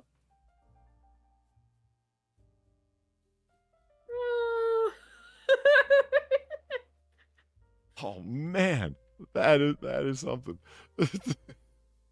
Oh man. Does she have twinkle powers? Is that a thing of hers? I have no fucking clue. I think most of the media associated with Nora is kind of lost. Not gonna lie. Shadowclaw and Chess's Ghastly would have a bird, right? Oh man, something that was just crazy town. Yeah. And I've seen If you find the original though, it's Shotmaster. Oh, it's even worse. Sorry? There are so many videos that I've run. Okay, there's a fucking excellent example of what I'm talking about in terms of video cards, like needing one that's even a little bit better for processing speed, because you're running most of interpolation processing through your video card and rendering for Vegas stuff that I do and Premiere stuff that I do and whatnot. The time spans on them are hours and hours and hours. It is easier to run it onto a thumb drive, put it over in my laptop that has a better video card than my desktop, and it'll cut the time by, it'll be a sixth of the render time. I really need a better video card if I want to keep doing stuff like that. But anyway, screwing around with interpolation to increase frame rates for the sake of slowing it down, some things just don't lend themselves to it. And it's way above my pay grade is to understand the technical reasons as to why. Some things work, some things don't. Some things just look odd and strange. I rendered out the warehouse fight scene from Batman v Superman. You know, the one where he jumps over the crate and smashes the guy's head open, then grabs the crate with a bat line and then whips it across the room and crushes a dude against the wall. Fucking awesome fight scene. That's peak Batfleck right there. And I ran it at 60 frames a second through flow frames. It looks, I don't know. It pushed it into Uncanny Valley. I can't really even explain why. It just doesn't look good. It looks crappy. Where other action scenes look smoother and cooler. Why? Shrug. Well, it's like you remember the Star Wars one I sent you with Qui-Gon and Obi-Wan fighting against Darth Maul? Yes. Yeah. Great example. That one was up on YouTube, right? At any rate, that is what we're going to try to do. Worth watching. Anybody who's into the stairwares, if only like the prequel films, to see some different stuff. Sam posted over in a voice chat, hey, look, here's this upgraded Qui-Gon and Obi-Wan versus Darth Maul from Phantom Menace. And that fight scene at the end, run upscaled, AI upscaled, is... It just looks slow, doesn't it? We need terms. We don't have them. Do you know what I mean? Like specific things where, hey, as soon as you explain to somebody the difference between a wine that's sweet versus dry, what does dry even mean? Not sweet. Quite honestly, it's a spectrum. Like it's a very, very sweet wine and a wine that's very, very not sweet. You don't say not sweet, you say dry. And it's like, oh, so semi-sweet's halfway. Exactly. And that's all there is to it. And so there's dry's an invented term to describe that. And it doesn't have anything to do with wetness because it's still a liquid. You get the idea.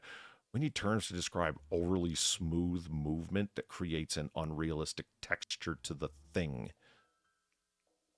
As one term amongst many. That's, you get the idea. Yeah. Gooey. Yeah. Oh, it's funny you say it because when people will turn that have AI masks on, or CGI masks, I should say, where they have an actual actor doing it, whichever actress did Rachel in Blade Runner 2049, when she turns at one moment, her face sort of kind of smears. And my friend said, goo face. I'm calling that goo face. And I'm like, I think that term's already taken in another industry, but it... Took me a second. It took me a second. But I just learned what dry means. I'm going to assume that's not from me, and what a coincidence, Platty.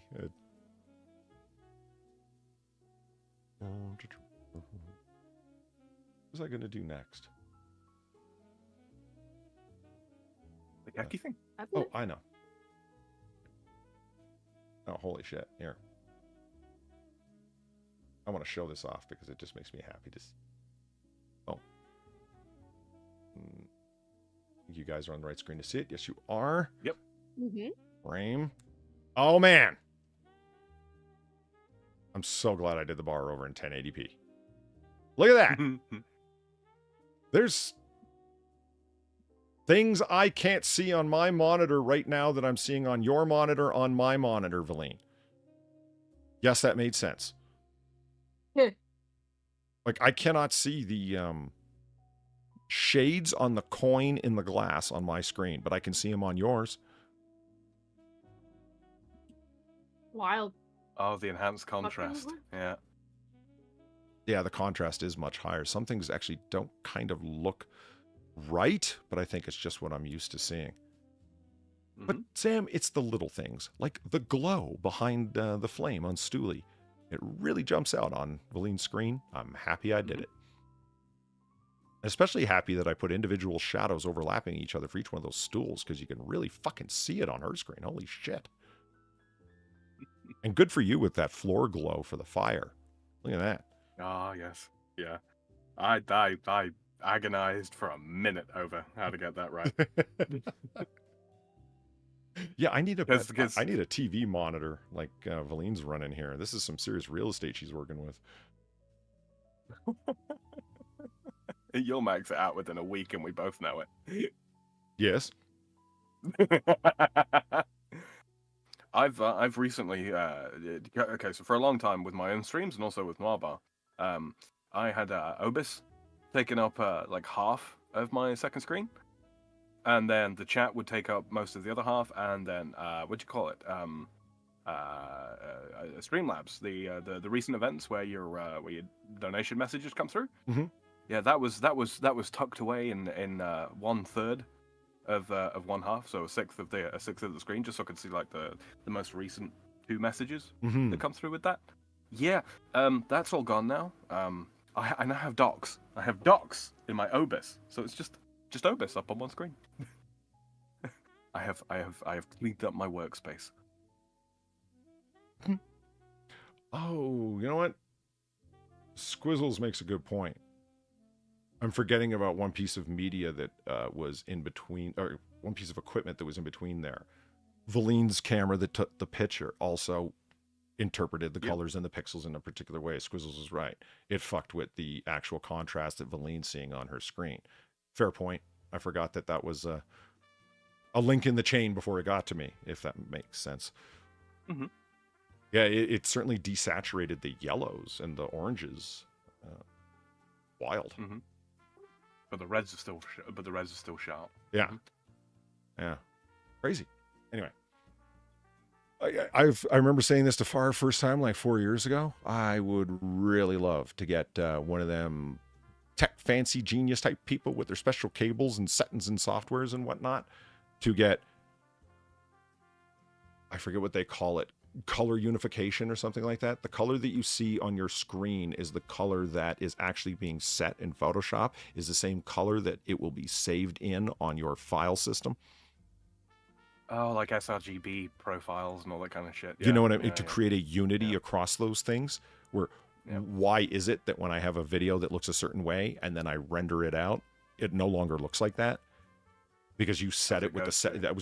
There was a disconnect, or not a disconnect, but there's a difference between the settings on your monitor as the way it's going to look and the settings as it was saved to file, and then different settings as it was set to render. And that's, whoa, man, that's some. I need somebody who went to school basically for that shit. I'm just doing the best with what we've got. You could do that, Polly, by downloading a monitor profile. Loading it. Yep, you can load your monitor's profile into Photoshop as well as Vegas and video editing software. Yeah, it was one of the first things I did with KDE and Live, which is my video editing software. Yeah, I made sure that all my profiles match, so what I'm seeing in the preview, that's what I'm going to get. Well, you know what? Oh, lest I mention again, another reason that I would like a better video card. The first thing, I know I'm pounding away at the point, but whatever, leave me alone. It's fine. Tales of a Poor Man. That's what I'm going to call it. Otter Tales. Yeah. Everybody knows what a preview screen looks like. I need that sound on my soundboard. Woo! We do it enough.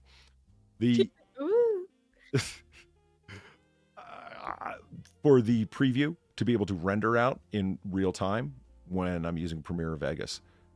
Because right now I have to have it set at its lowest settings, and as soon as I've got enough filters and layers working, it's choppy as hell, and I have to render out short 5-second clips of something I'm working on just to see what it looks like. Man, yeah. Because the video card isn't powerful enough to render it out in real time in only a preview state. Mine is just powerful enough that I with the level of stuff that I work with, right? I'm not going massively above and beyond what you do in terms of your layers and filters and such, Polly, but mine is just powerful enough to preview stuff in 1080p. In 1080? Yep. Fuck. Yep. Yeah, you're running hard, man. My shit's set to my preview's set to 480, and in terms of its quality and like bits per second is at 4 levels of it, and I'm at level 3 half. Which is pretty damn low. Gamer Verlaine, thank you for the 350 and the you do. Heavy Metal and the Walking Hammers in The Wall had better animation. What the fuck? Oh, well, those are...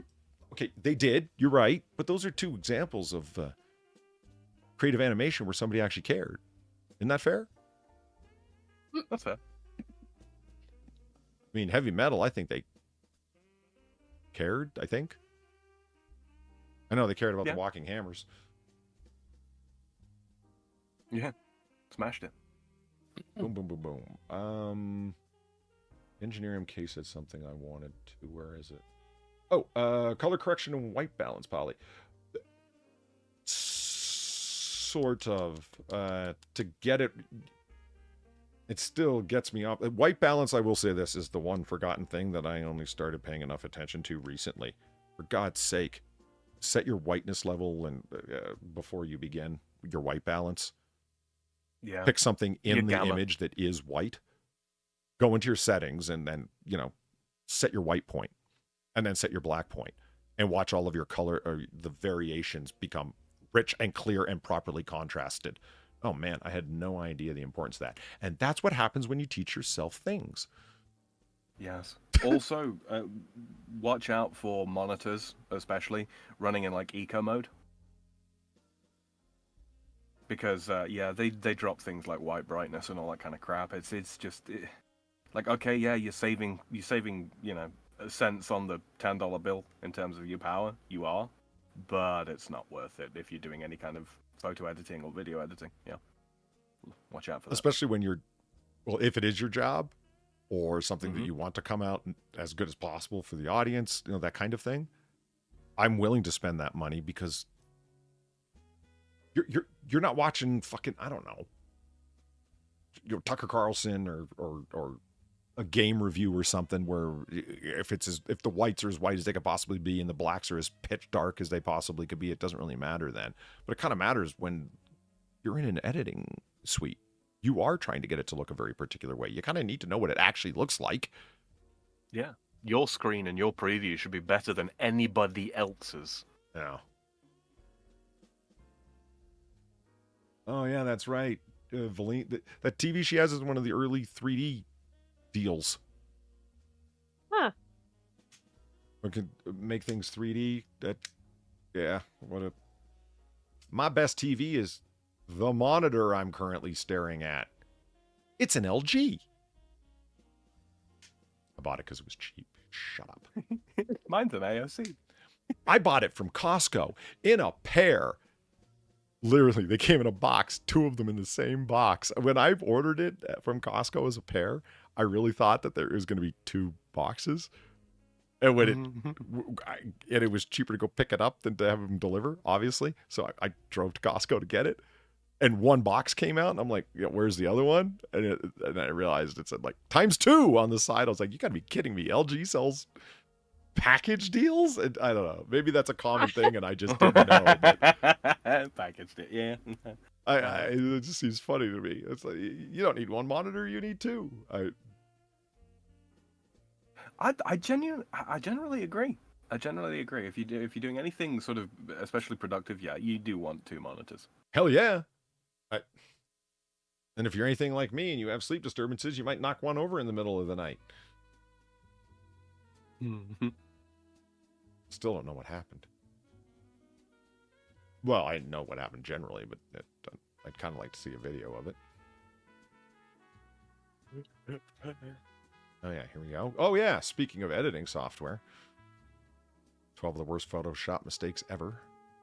This is one of the Kefki things. I'm pulling them over from a different browser. You guys don't want to see my banking information I was looking at, do you? It's depressing. Yeah. You think those claims to being poor are just a joke? Oh yeah, I had a realization the other day when I was driving around. Do you know how Wikipedia is made by boomers for a boomer audience? You want to know the single strongest piece of evidence I know it's made for normies? Go for it. No dark mode. I did my own CSS rewrite for it. I am very the interest, Sam. Uh-huh. I mean, anything that doesn't have dark mode on it right now, either the designers are lazy, for one reason or another they've been told no, or they're a bunch of fucking normie boomers. Who the hell doesn't like dark mode? And why are your retinas so resistant to 12 hours of screen gazing? Right. I'm just kidding. If you like light mode, that's fine. I just don't understand it at all. That's all I'm saying. So have you ever seen the memes of that turning on dark mode light mode on Discord? Oh God. Oh God, it's a literal flashbang. It is like a flashbang. It is.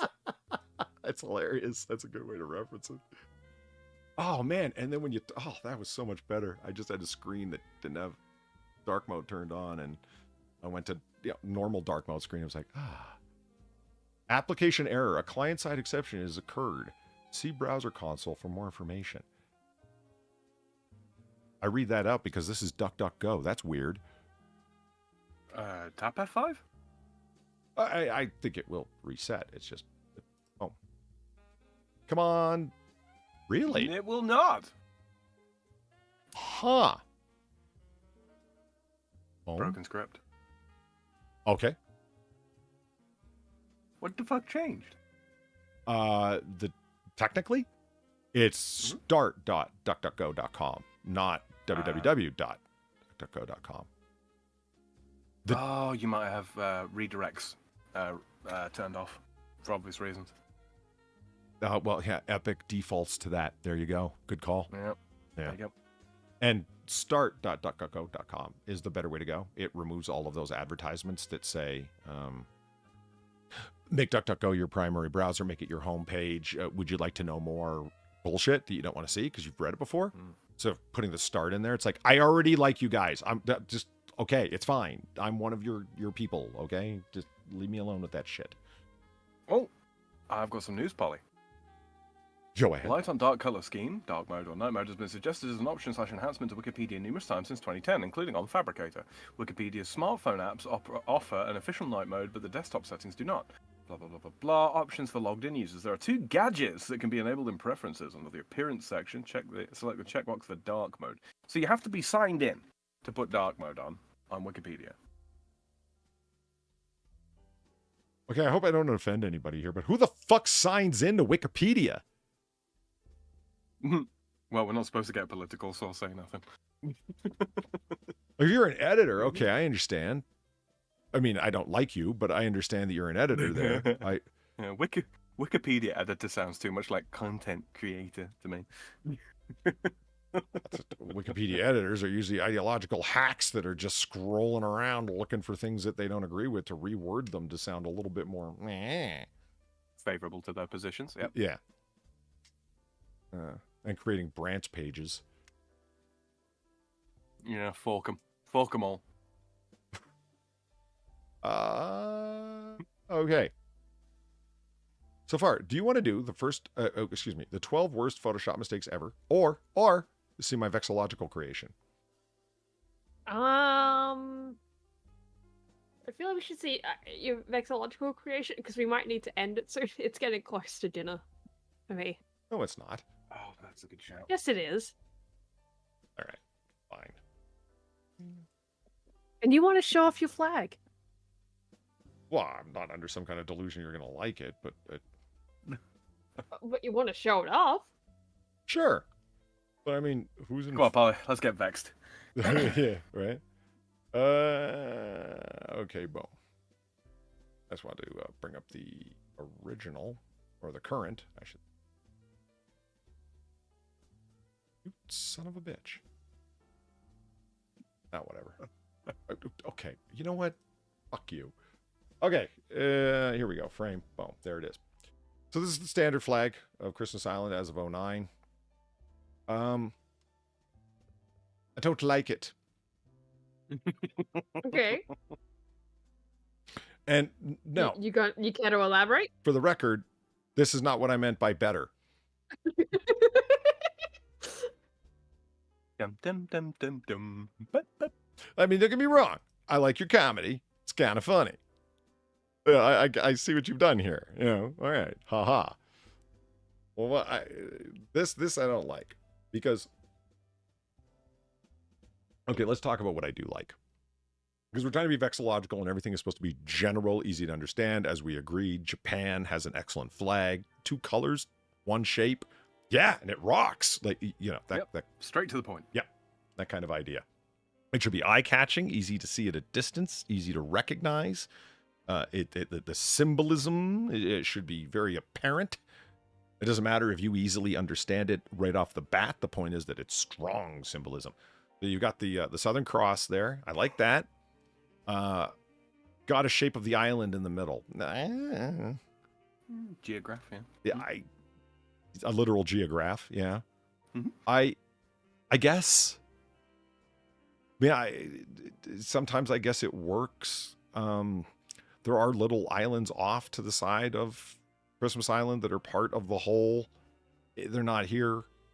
The bird, I don't even really think that's a good silhouette of it personally. It doesn't inspire me to want to go skateboarding there, is what I'm saying. Remember that story? True. The hell was that about?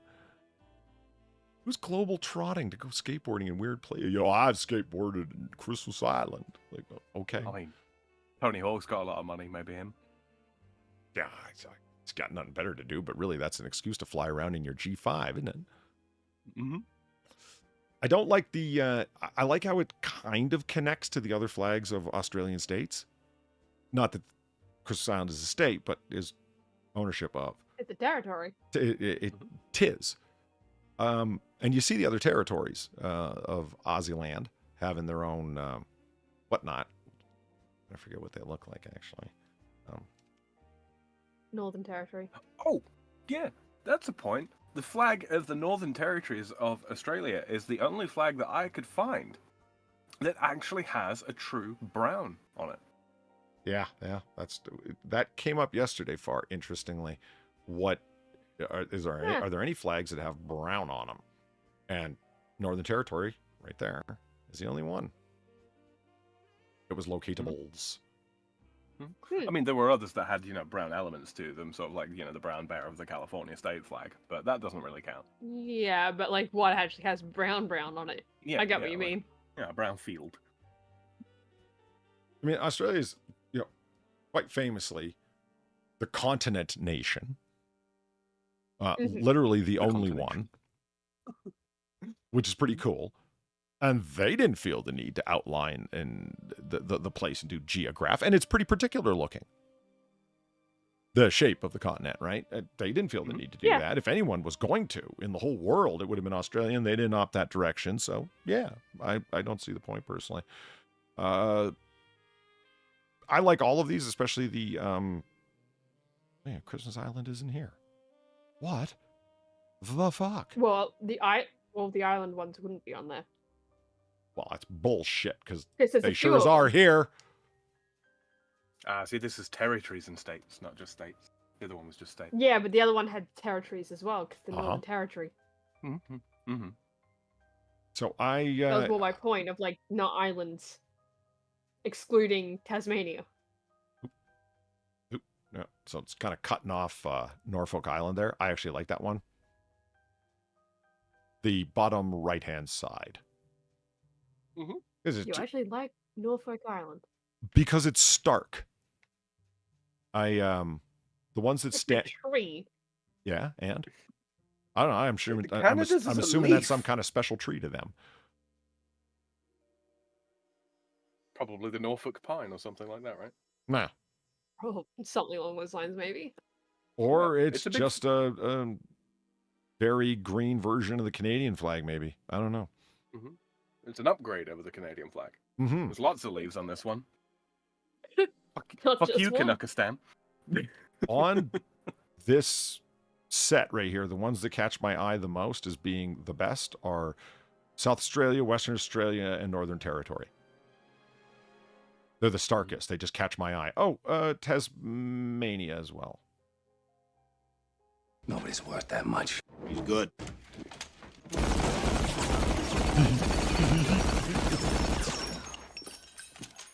Better than that. I'm sorry, I still love it. Gamerly. Hold the fuck up. Tony Hawk Pro Skater was a fixture of many rainy days and sunny days after I took flight from a skateboard when I was far too young to drive. No. Was somebody insulting Tony Hawk? Oh. Or was Gamerly just hoping to stave off the possibility in case anyone got the idea? Nah, she's just on one. Don't worry about it. Yeah. I'll tell you why I don't like Victoria far. I think I looked at these... never having even thought about creating a flag before, and now going to do it, I'm like, I'm having to think about things that I had never even considered before. Victoria, good core ideas, because it's got the Union Jack there, right? Southern Cross, it's got the crown. You can barely see the Southern Cross. It's too small. It disappears. The crown, same thing, same problem. They needed to go with one or the other, or change where they are located. Look at everybody else. They have a nice, staunch circle with a very identifiable thing in the center. New South Wales arguably makes the biggest mistake. Well, I love the St. George's Cross. White, red, classic, man. It actually has like what's that little dragon stretched out called? The little tiger dude? Can't actually see it very well. Don't know. Well, You used to refer to them as leopards, didn't they? This little guy right here. You know what? That says a lot. Because even in low res, that's a fucking swan. Oh, wait a minute. Chat can't see that. Sorry about that. There we go. The Western Australia swan. Yeah. Even in low grade, you can still see it. That's the whole fucking point. And over here, look at Christmas Island. Is that a lion getting ready to jump? No, it's an island. You know what I mean? And I am not okay with Cocos Kneeling Islands. Way too Islamic, bro. No. Far you told me before, but I actually forget. What is the 1 star off to the side of the Southern Cross on the... that is the amount of states, so 1 point for each state. Right. Oh, I'm sorry, say that again? I didn't quite follow you. 1 point for each state. Oh, I see. Okay. So this is like them as a whole. This is Australian unity because it's one flag. Okay, I get it. Nice. Makes sense. And easily recognized. Southern Cross is nice and big. I like it. So, going off of this and then seeing Christmas Island. Okay, look. I like your green. I like your blue. At any rate, that is what we're going to try to do. Because they have a nice purpose. But what about the Australian Capital Territory? What's that? Canberra and the surrounding area, is that it? I don't know. Is that a separate district? I'm asking a resident Australian. I don't. Kimberly, thank you for the tree fitty. Tasmania needs to change that lion to an elephant seal. Now! Protect Neil the seal at all costs.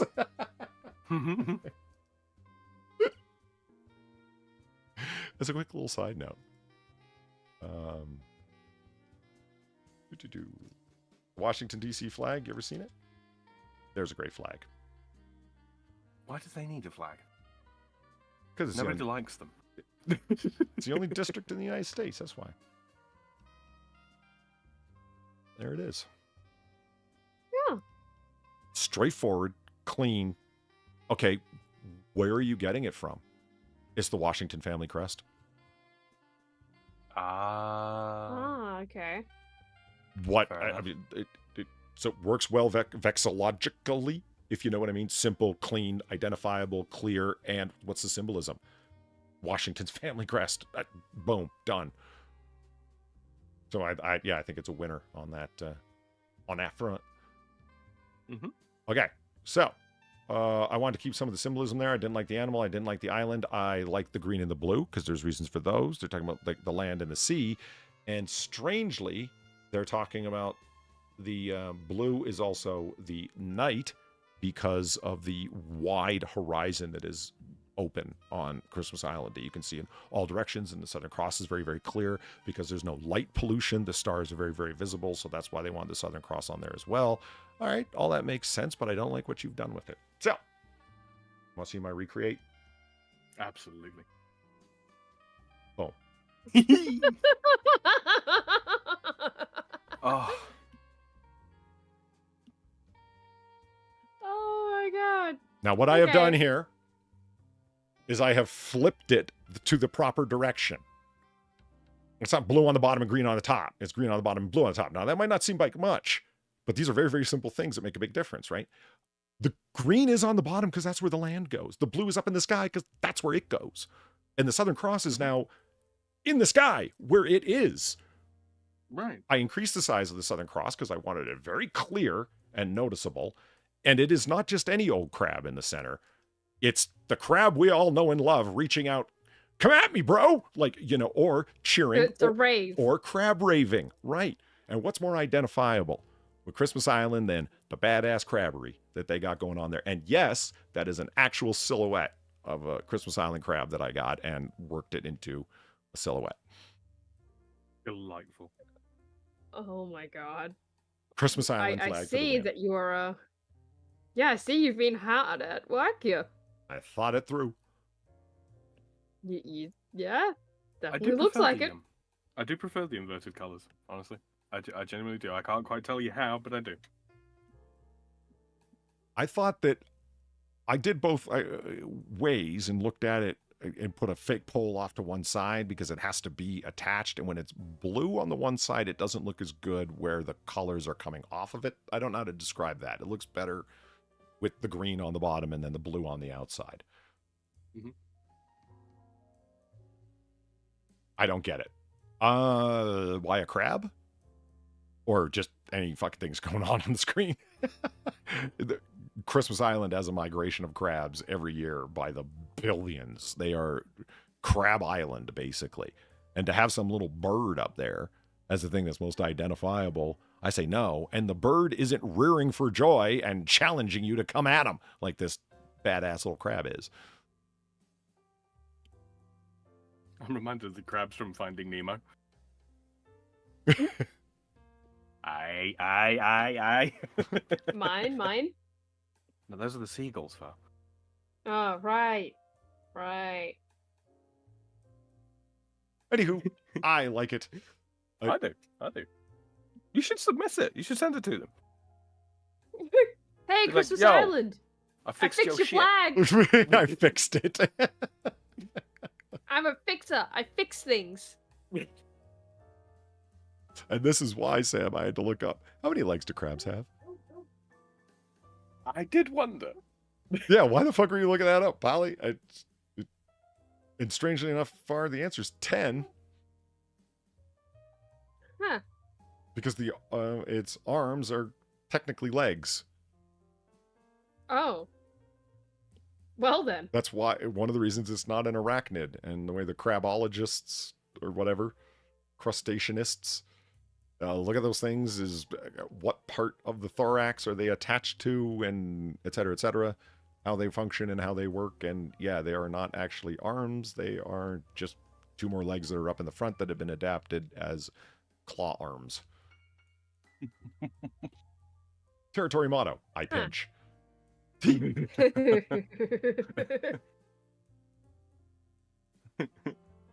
Don't step on me. I snip. Sam, I seriously considered don't tread on me. Text on the bottom. Yep. I did. I did. But I'm like, not everyone wants to be America. It's weird. I know. Hard to understand. See, but yeah. If you were going to go with don't tread on me, it would have to be a stonefish. Yeah. Oh my god. Yeah, you're right. It would. That should be the symbol of Australia's gun rights movement, is a stonefish. Nice. Yeah. Yeah. Seriously, it's vicious, you it's do not poisonous, want to it'll step fuck on with you me. if you do. Yeah, it's a good point. Look at me. I'm a little stone. Why don't you have a wee tread? And while it's a little more obvious to go for a kangaroo or an emu or a koala for a national animal or a state animal, I say go with the coconut crab, because that's the biggest fuck off thing that yeah. Oh, yeah. Armored. Yeah, and huge and nightmarish, rather xenomorph-like.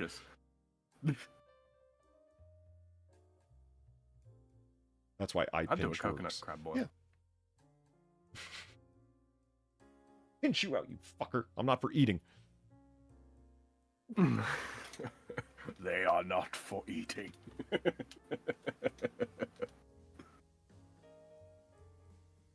So far, I will give you a choice. Yes. 20 of the truly weirdest foods ever marketed. 12 worst Photoshop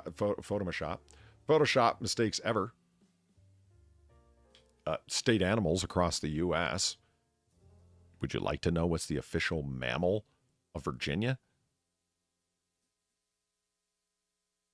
It's a bat. Oh, okay. Yeah, it's incredibly unexciting. I too. Nobody's worth that much. He's good.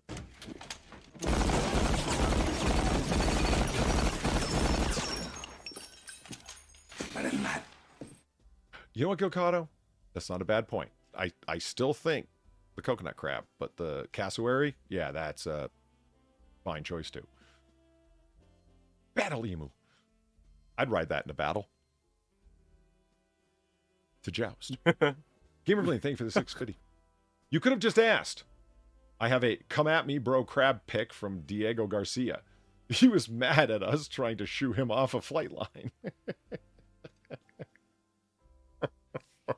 I kind of want to see that.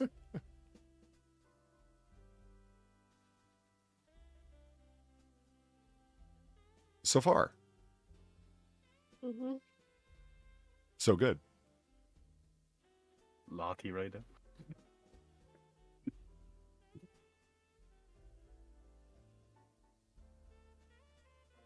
What's going on?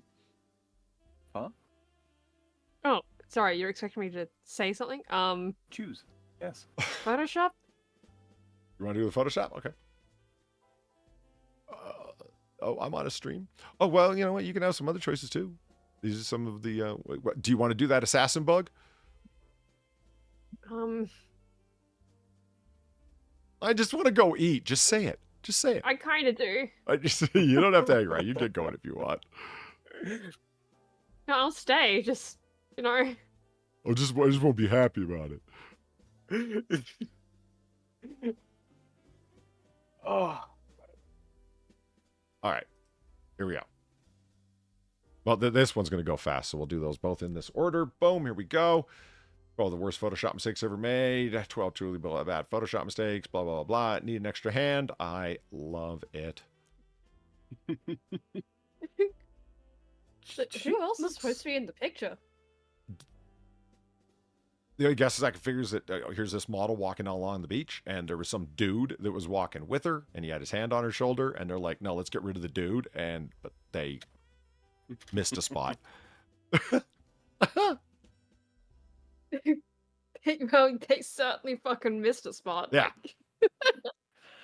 Well, you Was it don't just have a hair impossible for hand? them to remove the hand? I- No, I cannot say I do. This is actually Midna, Twilight Princess. She has a hair hand. I don't even... That's a Legend of Zelda reference, boys and don't girls. even I play get games. that. Midna was a princess that got transformed by some curse or other, I think, into this little imp thingy. Mm-hmm. I'm not super familiar with the story. Chat will probably castigate me for getting, it wrong, shortly. I would fight over that one. Molly O'Cammy, Minnesota's proposed the white-tailed deer as the state mammal. Nothing wrong with that. White-tailed deer, great and tasty. So I could see a big fight over who gets that. And crocodile. Who was raccoon again? Because good for them. Tennessee. Trash pandas are awesome. Let's see. Tummy Tuck by Barsky, before a quadruple disaster. Now a regular. Oh, what yeah. the heck is going on in the first one? Yeah, what the fuck is going on there? Are those like side rolls or whatever you want to call them?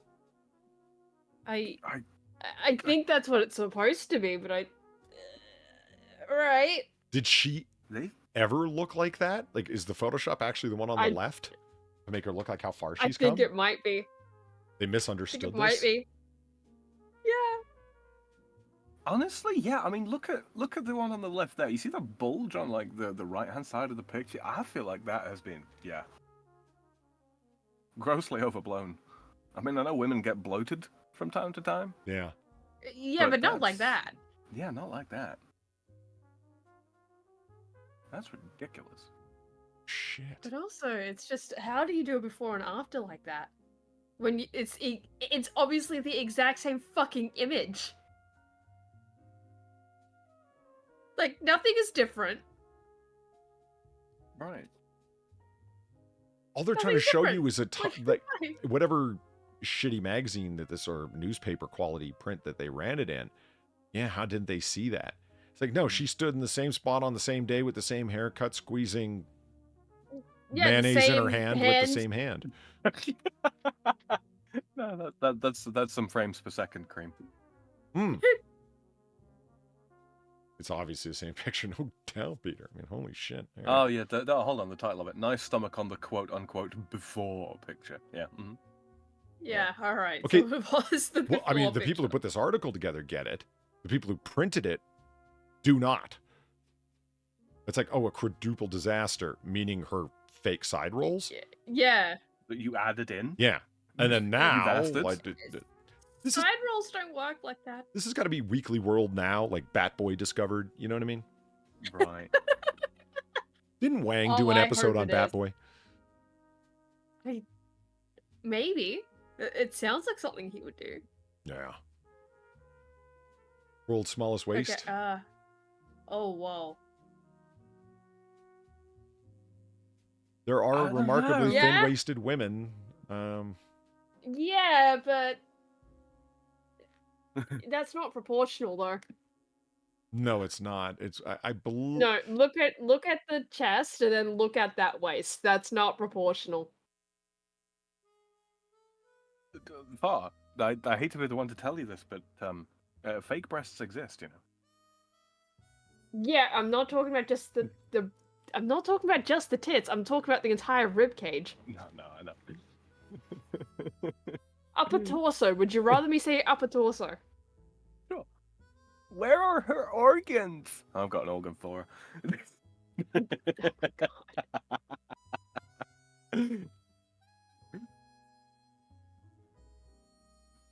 Where her organs are probably very crushed if this is actual. Right. You know?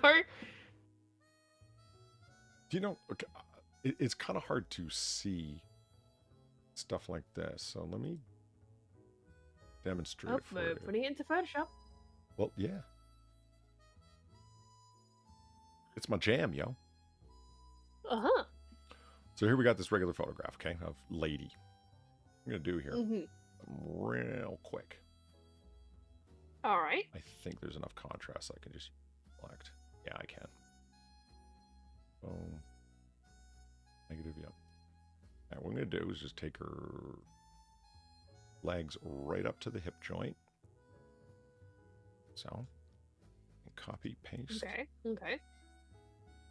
Move it off to the side for now. Oh, missed a few spots, but that doesn't matter. Like so. And then do the same thing from the knee joint down. Oop, not on the right layer. I do that a lot. Mm-hmm. I know that pain. Right? I'm not on the right layer. Damn it! Like, do your thing. Oh, magic selection tool. Is there nothing you can't do? Would you say that I have most of her foot inside of that shoe? Like down to her heel, at the least, I mean. Yeah, I guess. Yeah? Yeah. I just don't want to start grabbing shoe, is the point. I think that at least grabs her heel. Yeah?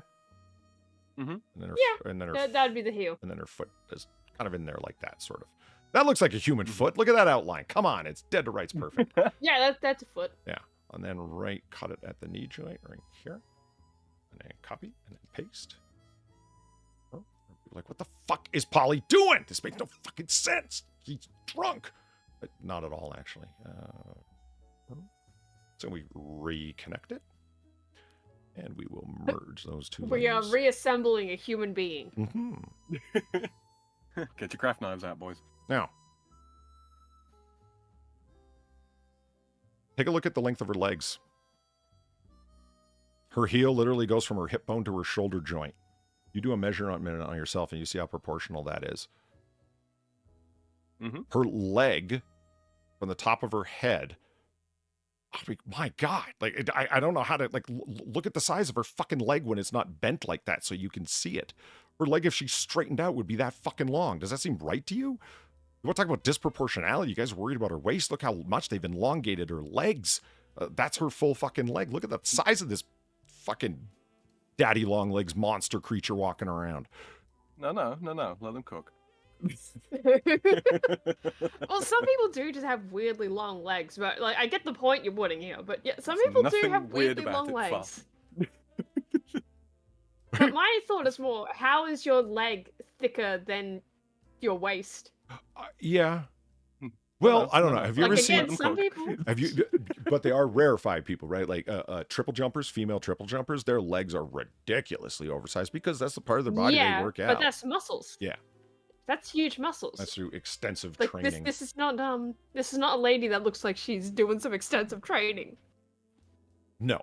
Liposuction is not training. No. My guess is they Well, wanted to make her Photoshop is ass. not training. My guess is they wanted to make her ass look, fuller, more round. Yeah. Yeah, Now, but there's ways of doing that don't involve modern day corset photoshopping. Mm-hmm. well, are you trying to say that they've used the liquefy function? I don't believe that. Yes. In Photoshop? Come on, get It's out. more likely than you think. I don't know. You pull up the liquefy tool yourself. I'm not that kind of guy. What's your problem? Well, I'm seeing it right now. I know. I'm seeing you do it. Oh my god. You can't just change the way a woman looks far. I mean, she exercised like for years to be able to get like this, and you're just jealous at the work that she has put in. That's what's going on. Oh my god, it's Nicki Minaj's dream figure. Mm-hmm. Oh my god. Oh my god, it's so much worse. Man. Holy When shit. she's skinny in the middle. Hell she's yeah! got much There we go. It's Oh. actually warping time and space around her. There we go. So fellas, yeah? Fellas, yeah.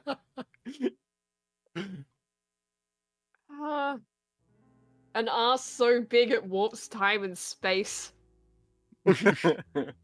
Ed said here, I was like, I think I'm calling it. Good night. Yes. Yeah, I don't blame you. I don't blame you. All right. From Maxim, Mexico. The model apparently had a stroke during her shoot, right eye. Oh, God. Oh. So yeah. One of the things for sexiness they do is redden the cheeks, redden the lips, and expand your pupils because they're all associated with attraction and whatnot. But that is truly an someone has that's a forgotten. hack Yeah, job. but that's Yeah, that's a hack job. Well said. That's just yeah. someone who was like interning from whatever graphic Harvard. design school and couldn't give a fuck. I thought I was looking like, does she have like 8 fingers? Oh no, Yeah, I was looking at the hand too. Yeah. Because like going, okay, did they fuck up with her hand somehow? Is it like the opposite way around to what it should be? Yeah, she doesn't have 8 fingers, but there are 4 hands. Boo. the only cereal that makes you Oh. white. Look. I got a friend of mine. Okay, he's mixed race. They're half black, half white, right? I am darker than he is because he spends too much time indoors. Bless him. Oh my god. Are we sure she's not just wearing a shirt underneath or something? That's what I was looking at. Is she wearing some kind of undershirt, perhaps? Well, her belly button should be just above the hemline of her top there. It should. I think it might just be a shirt. I was staring at it and I'm thinking, are those pants high enough, especially because she's jumping, that it would actually be covering her belly button? But I don't think so. No. No, I don't think they are. No, with her stretching back like that, the arched back, her belly button would be higher than the normal, so right around the hemline of the top that she's got on there. Maybe she's a test tube baby. Maybe. It's difficult to tell because what is your claim here? They have made this black woman white. I don't think so. It's more that they've made this white woman black. And so I'm kind of looking at the texture of her hair, but you can't see. It's too low res. There's no... She might just be very pale skinned normally, and they've really seriously fucked up the lighting for her face and hands. You know what? That is not impossible. Maybe she was blown out with the lighting, her skin tone, and another intern from a graphic design school only darkened her, color corrected her hands and face. Yeah, because if you look at her hands, even quite dark skinned black people, the palms of their hands tend to be quite a lot paler than their That's a their good face call. would be. Whereas the color of the palms of her hands and her face basically match. Yeah, I see your point. Like, so if she is indeed black, I think I think she was blown out when they were taking the colors, and somebody color corrected and did a really crappy job. Yeah, the ring light's too low. I mean, Molly has a point. That, like, she could have she actually is like that. There's lots of models that have extremely patchy, melanated skin, but I don't know. That looks pretty consistent, but who knows? But also, it's just, okay, so that's... Okay, so, like, they just, really poorly color corrected her skin. What happened to her belly button? Yeah, that is the problem. If that is her skin, what happened to her belly button? Phantom Fro says she's wearing Spanx. Yeah, could be actually. Hadn't considered that. She's wearing nude colored Spanx. Yeah, it seems like the obvious go-to. But she's talking, and then Valine makes a point about how those are definitely low-rise pants, so you should see her belly button. Yeah, nice legs. Trying to make her legs look thinner. Her leg joint couldn't possibly be there because of the way her hips are set. Fucking wow. They did what you did, Polly. They cut her leg off and then they've re-angled it. So they have a generalized model portfolios catalog of models that they can use and put in different backgrounds, and whatever this is an advertisement for on the left used the model standard, and on the right the Haynes people fucked around. Gotta say that'd be weird, but I don't really think models care from some of the people I know that have modeled. Or what was it an ad for? And they said just what they call them, a contact sheet, where it's like for anyone's use for anything. And it's like, so you could be flipping through a magazine and see yourself advertising for cereal. Yep, that's weird. Starquakes, buy them today. Yeah. Yeah, get your Starquake cereal today, guys.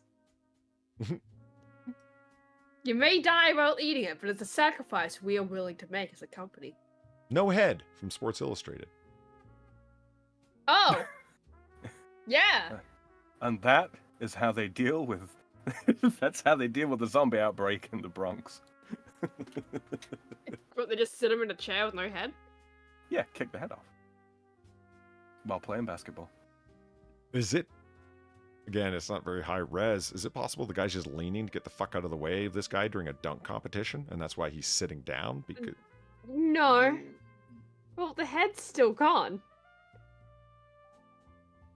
I mean... No, I mean his head, he's ducking back with... I know, I'm trying to guess. I don't know. Because why did they remove his head becomes the question to me. Maybe they photoshopped the guy there and they forgot to put the head back? Yeah, they left a layer out, yeah. Yeah, it could be. What is this, guys? These sugarless Haribo gummy bears reviews are too much. That's a gummy? What? Doesn't look like it. What have they done to that? Ponto check kind of can't see because it's off to the side. Like, what the fuck?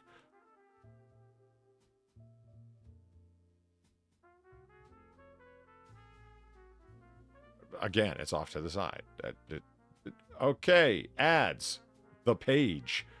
Fuck. Anyway.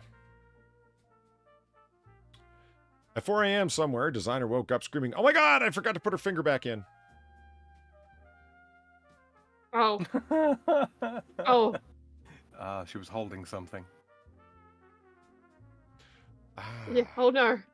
I like how they put a colour swatch to as the censoring. I appreciate that. The people over here at Audi.com don't have pixelization plugins. But they do have color swatches. Uh-huh. I don't know. I appreciate it. I'd like to see more of that. So you think she was holding something that extended up and they didn't want... It's a towel. She's holding a towel or her own bathing suit because she's supposed to be nude. Right. Like the string of the bikini bottom. Yeah, I guess. The ones that like tie up at the sides. That's quite a common shot, right? Yeah. So I've heard. Yeah, all right. Is she about to devour her friend? Oh my god. Melina wins. Melina wins. Fatality. Yeah, that is a laugh of horror. Oh my god, her face is...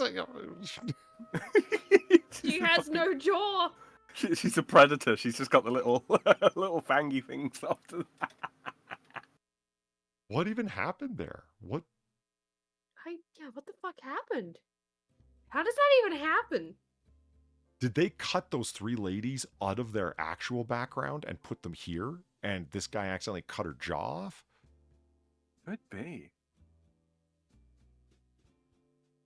It looks like there's sort of like a black square that's been colored in as sort of like a 30 maybe 40 degree angle over her shoulder. Wait, no, that's not a shoulder, is it? Is it someone behind her shoulder? Those teeth are coming out of her face. Like it's an extremely square arrangement. Yeah. Yeah, that's weird, yo. That's weird. Madonna's microsyllaphic issue.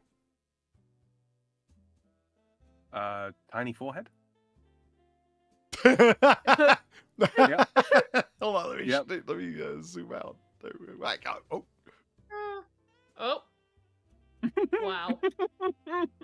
That is pretty fucking funny. Yeah. Wow. Now, having been to art school, I'm sure you've seen the thing where they're drawing a face and most people don't realize until some artist or whoever the fuck's pointing out, eyes are in the center of the face. You know, it doesn't seem like it, but it doesn't seem like it. People think, no, they're towards the top. And it's like, that's the way we think about it. But if you draw eyes. I mean, they kind of are towards the top, but it's still like, they're a little closer to the center at least. Whereas here, eyebrows are also not that far down as well. Yeah. Yeah, the eyebrows are a little too far down. She got a 3 head. The eyes are also a bit too big. Although I don't know if that's because, the top of the head is just kind of missing or not. This is all over the place proportion-wise, because I think they've expanded the size of her eyes too. They're just too damn big on her face. Because so here's how proportion on the face usually works, right? The eyebrows are usually in line with the corner of your eye, right? At least the middle. At the edge, it's more on an angle, right? Uh-huh. So the eyebrows look proportional, but they're just a bit too low. Inner corner of the eye usually lines up with the outside of the nose, so the nostrils, right? Okay, I never thought of that. That's usually where it lines up. It's kind of there, but kind of not.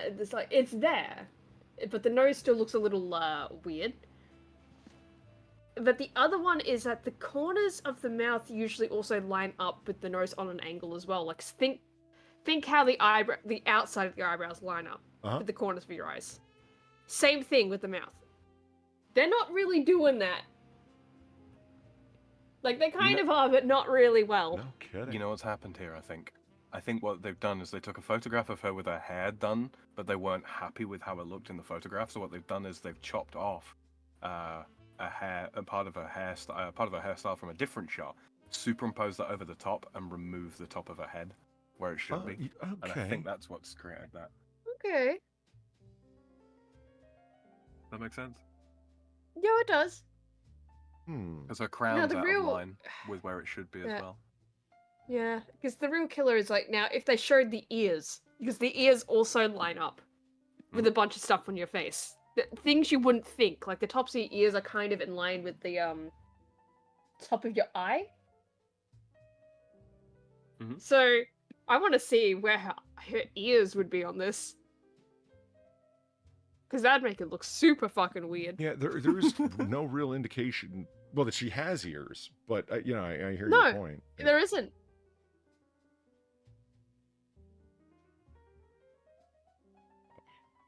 But yeah, thank you for listening to FarZoosme's Proportion Talk. Well, you're all welcome. Not like I knew those things, just saying.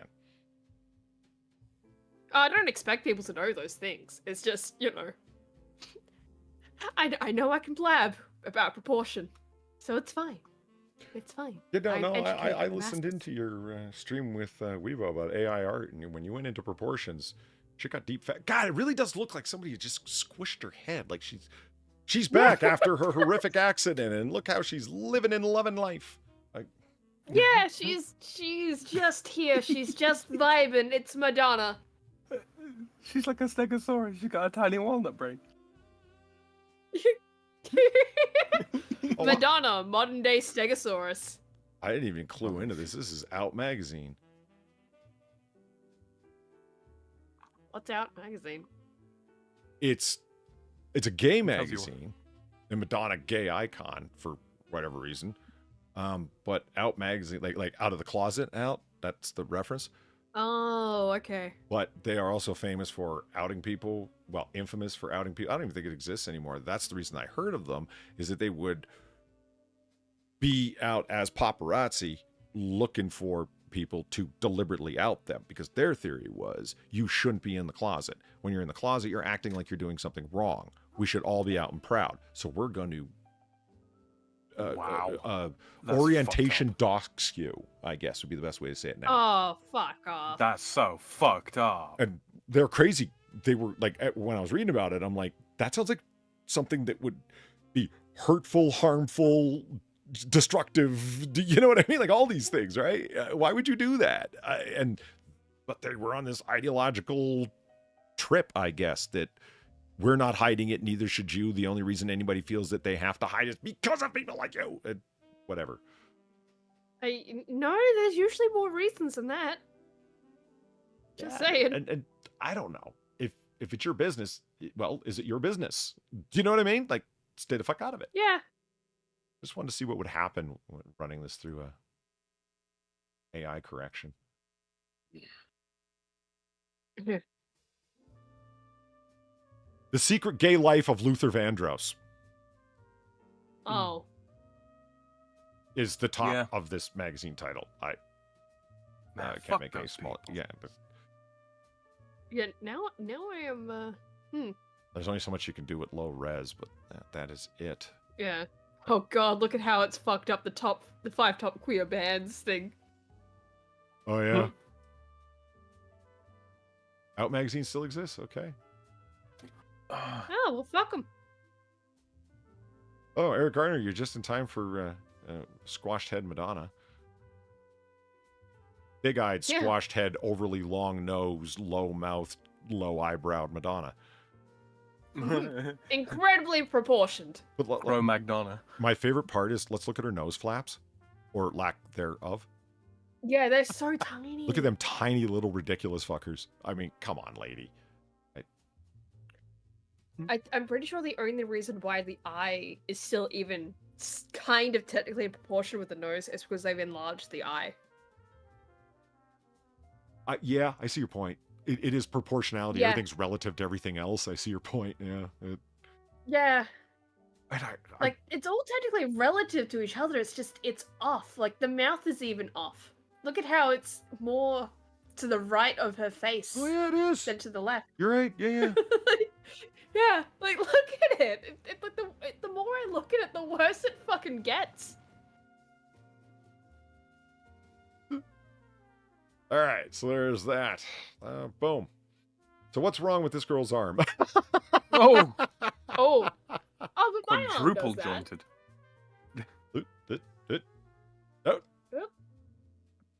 It's a double jointed arm. Yeah, my arm does that. It's fine. She's just far weird. There's nothing wrong with it. Yeah, it's a family trait. My sister does it too. It's fine. Her arm goes further than mine. It's not like she's Mars girl, arms girl. Hold on. Y'all got to see that legendary picture. You remember Mars girl from the YouTubes, right? Yes. It was MARZGURL, right? I think. See how it comes right up? Mars girl arms. Love it. It's a photograph she took that looks very, very odd. Unless the internet scrubbed it. Come on. Show me the arms girl picture. Is that it there? What? Where? From the Telegraph top. Middle line now. Third line down from the top, second in from the left. Is that not it? No. She's wearing like a red, white, and blue outfit, cosplaying for something at a event. Here. Arm. Girl arms. Sure. Would she pay someone to scrub the internet of this photograph? I would have. People do. Like, what's so weird about the picture? Oh, there's just arms. Yeah. There's just arms. The way that she is standing, her arm looks like like Mr. Fantastic. Like she could reach across the room and strangle you. Oh. Maybe DuckDuckGo is just failing me. I've had that happen before. Let's go to the hated Google. Yeah. Sometimes Google is the only option. As much as it sucks. Oh, yeah, Google Images. Where I'm still on DuckDuckGo. You can tell how much I'm used to going to Google, right? Oh yeah, that's right. It won't let me do images because I'm running a VPN. Hold on. I think I've got you. Yeah, you got it? You got it? I think so. Is this it?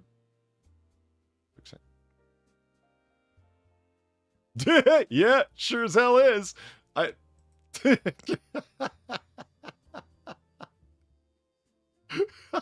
Where'd you find it? On DuckDuckGo. Mars girl between quotes, stretched space arm. Ah. Oh. Look at that arm. Oh my god. Oh my god. This is her own picture. Like, it's not... Yeah. Like, it's not something that someone fucked with to mock her. She just... That's just a picture she has. Yeah. She is just clearly Mr. Calling as an international arm wrestling champion. Holy shit. So people talk about Goku disproportionality. Glasgow arms. Hey, sometimes weird shit happens, man. There's winning the genetic lottery, and then there's stepping on a genetic rake. You know it.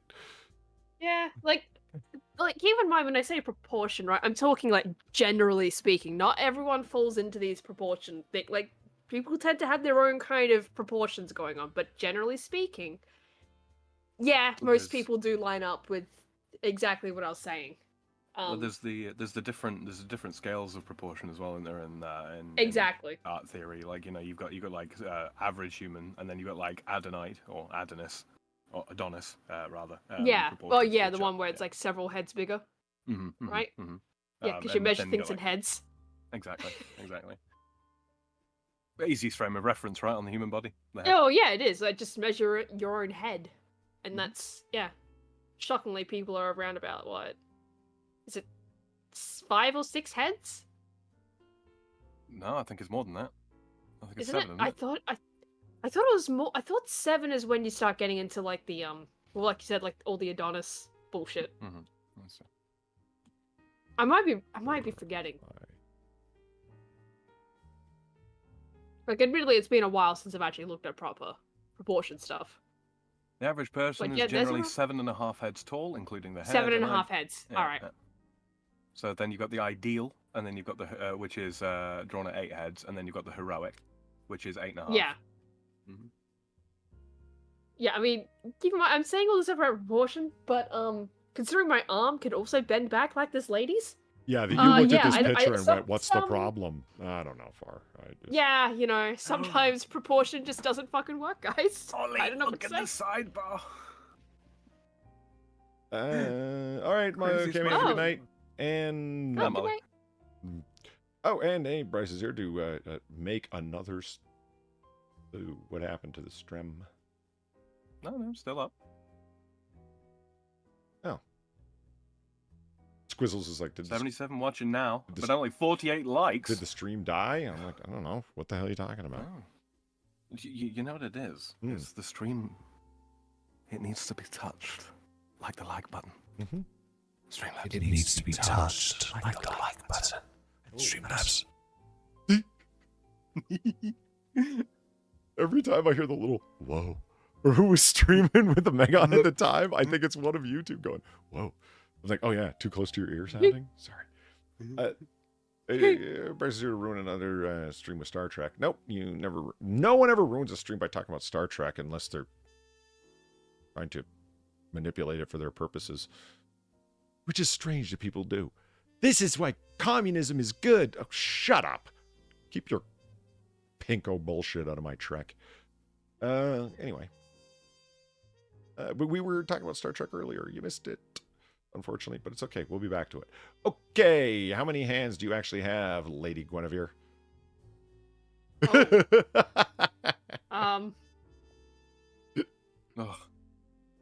Oh. The harlot of Camelot. Oh. Okay. 3 hands, apparently. Uh-huh. That looks like some AI shit. Yeah. And one of them wrapped around the dagger that she plunged into her husband's back when she cheated on him with Lancelot. Wi-Fi dropped. Okay, there we go. Good. Good to hear. And that's all 12. Lady Guinevere is, yeah, well, you know, she was a handsy lady, you know. That's a way of putting it. 20 of the weirdest foods ever marketed. Far. This is for you. Oh. Okay. We're just the last thing we're gonna do, and we're here to try and make you hungry. Okay. Because you're gonna go eat. Okay. Well, I've just ordered food, so. Well, you won't be hungry by the time it arrives. Let's do this. Great, thanks. Mm-hmm. Ham and bananas hollandaise. Now, there is no picture of this. We saw this yesterday from McCall's magazine. Oh, wait. What? I feel like I might have a picture of something like this. Well, like bananas. No, I'm thinking of bananas covered in cheese. Never mind. No. You are greatly overestimating how much you can disgust me with disgusting food. Yeah. Yeah. Remember, I'm the one with the 70s dinner party folders. It's true. And how many different party cheese salads have you watched being made? A few. A few. Mm-hmm. A few. So Yeah, this, you know, well, they don't have a picture of this for one. food to disgust me. Well, they don't have a picture of this one. His description from McCall's magazine from March of 1911. Great year. Is bananas coated with lemon juice, wrapped in mustard, slathered boiled ham slices, and baked in an oven. The dish is topped off with luxurious hollandaise sauce made from a powdered mix. Oh, man. Oh, wait a minute. This came from the 1970s. What a shock. Right? I am so fucking shocked. 70s dinner party? All right. Really? Was this nexting it last time? I thought I was scrolling last time. The scrolling will work, you're but nexting you're gonna hover over the thing. Oh no, it was scrolling last time. It was. You're right, I remember. Was it? Yep. Yes. Not last time on the show, but when we last looked at this. Mm-hmm. Deviled lettuce salad. Oh, okay. Sounds simple enough. Maybe like a wedge salad you would find at a steakhouse today. Well, think again! This gem from the 1960s is loaded with weird flavors and combinations. The recipe was brought to the public by Miracle Whip and contains instructions on filling half a head of iceberg lettuce with a mixture of Miracle Whip, cream cheese, canned deviled ham, chopped onion, chopped green pepper, and pimento. Okay. Screw Miracle Whip. Okay. What do you mean filling a head of lettuce? Like the way you'd fill a watermelon with vodka? Yeah. Like a deviled egg. You know, you scoop out the yolk and you smoosh that up with some mayonnaise and, you know, if you're clever, a little bit of paprika. But that's a little egg that could be taken out in 2 bites or 1 if you're hungry, not a freaking head of lettuce. Yeah, it's, you know, for the hippos, okay? This is to make life interesting for them. Well, I mean, you get this head of lettuce, what are you supposed to do with it? That is what we're going to try to do. It's a big green ball of roughage filled with goo. Cut it up into slices, I guess. As soon as you cut into it, it's going to flow like an overly warm triple cream brie. I was trying to make it culturally you were having relevant a for you, triple Sam. crease then, weren't you? Yeah, the triple crease. Crease is a crisis. Maybe I'm a little tired. I don't know. Gamerly, thank you for the 350. Come at me, bro. Crab is in your DMs. I avoid the xenomorphs by not going into the woods of Diego Garcia. Shame. Only military can go to that island. It really is pretty when you avoid the coconut crabs. See, that's why I was thinking the coconut crab for the, you know, big fuck off creature. You know, out of context, Valine sounds like an absolute crazy person. Out of context? I was trying to be nice.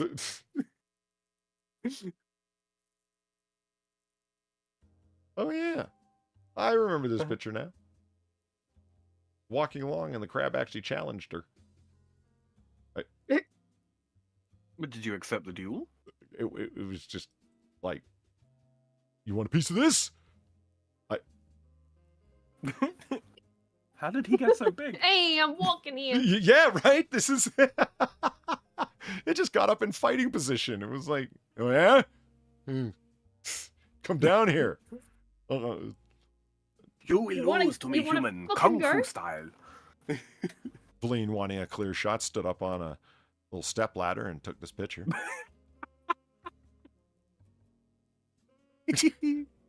You know, that is a come at me, bro crab. I will give you that. The picture I grabbed of the Christmas Island crabs, they're, I'm just noticing now, are very different proportions. Their claws are a hell of a lot bigger and their legs are a hell of a lot smaller. They're all claw. And that's why they're badasses. And, you know, the fact that there's like 1 billion of them at one time doesn't hurt their chances of winning either. Okay. Boom. This is just sad. Celery Victor. Celery Victor? All right. No, oh thank you. God, My name is Betty Sam. Crocker. Yeah. It's the Batter Witch. The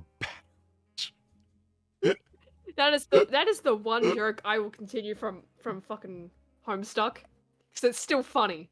That is Just Betty fucking Crocker funny. as the Batter Witch. Yeah. Betty Crocker balls and butter.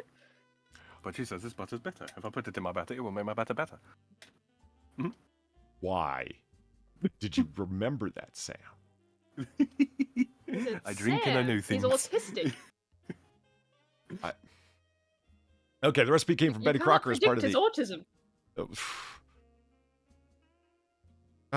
As part of the calorie counter collection. There are actually 2 versions, one using fresh celery and one using canned celery hearts. Each serving weighs a whopping 25 to 30 calories. The ingredients: celery, water, 1 beef bouillon cube, low-calorie Italian salad dressing, and pimento. The dish is literally celery boiled in beef-flavored water.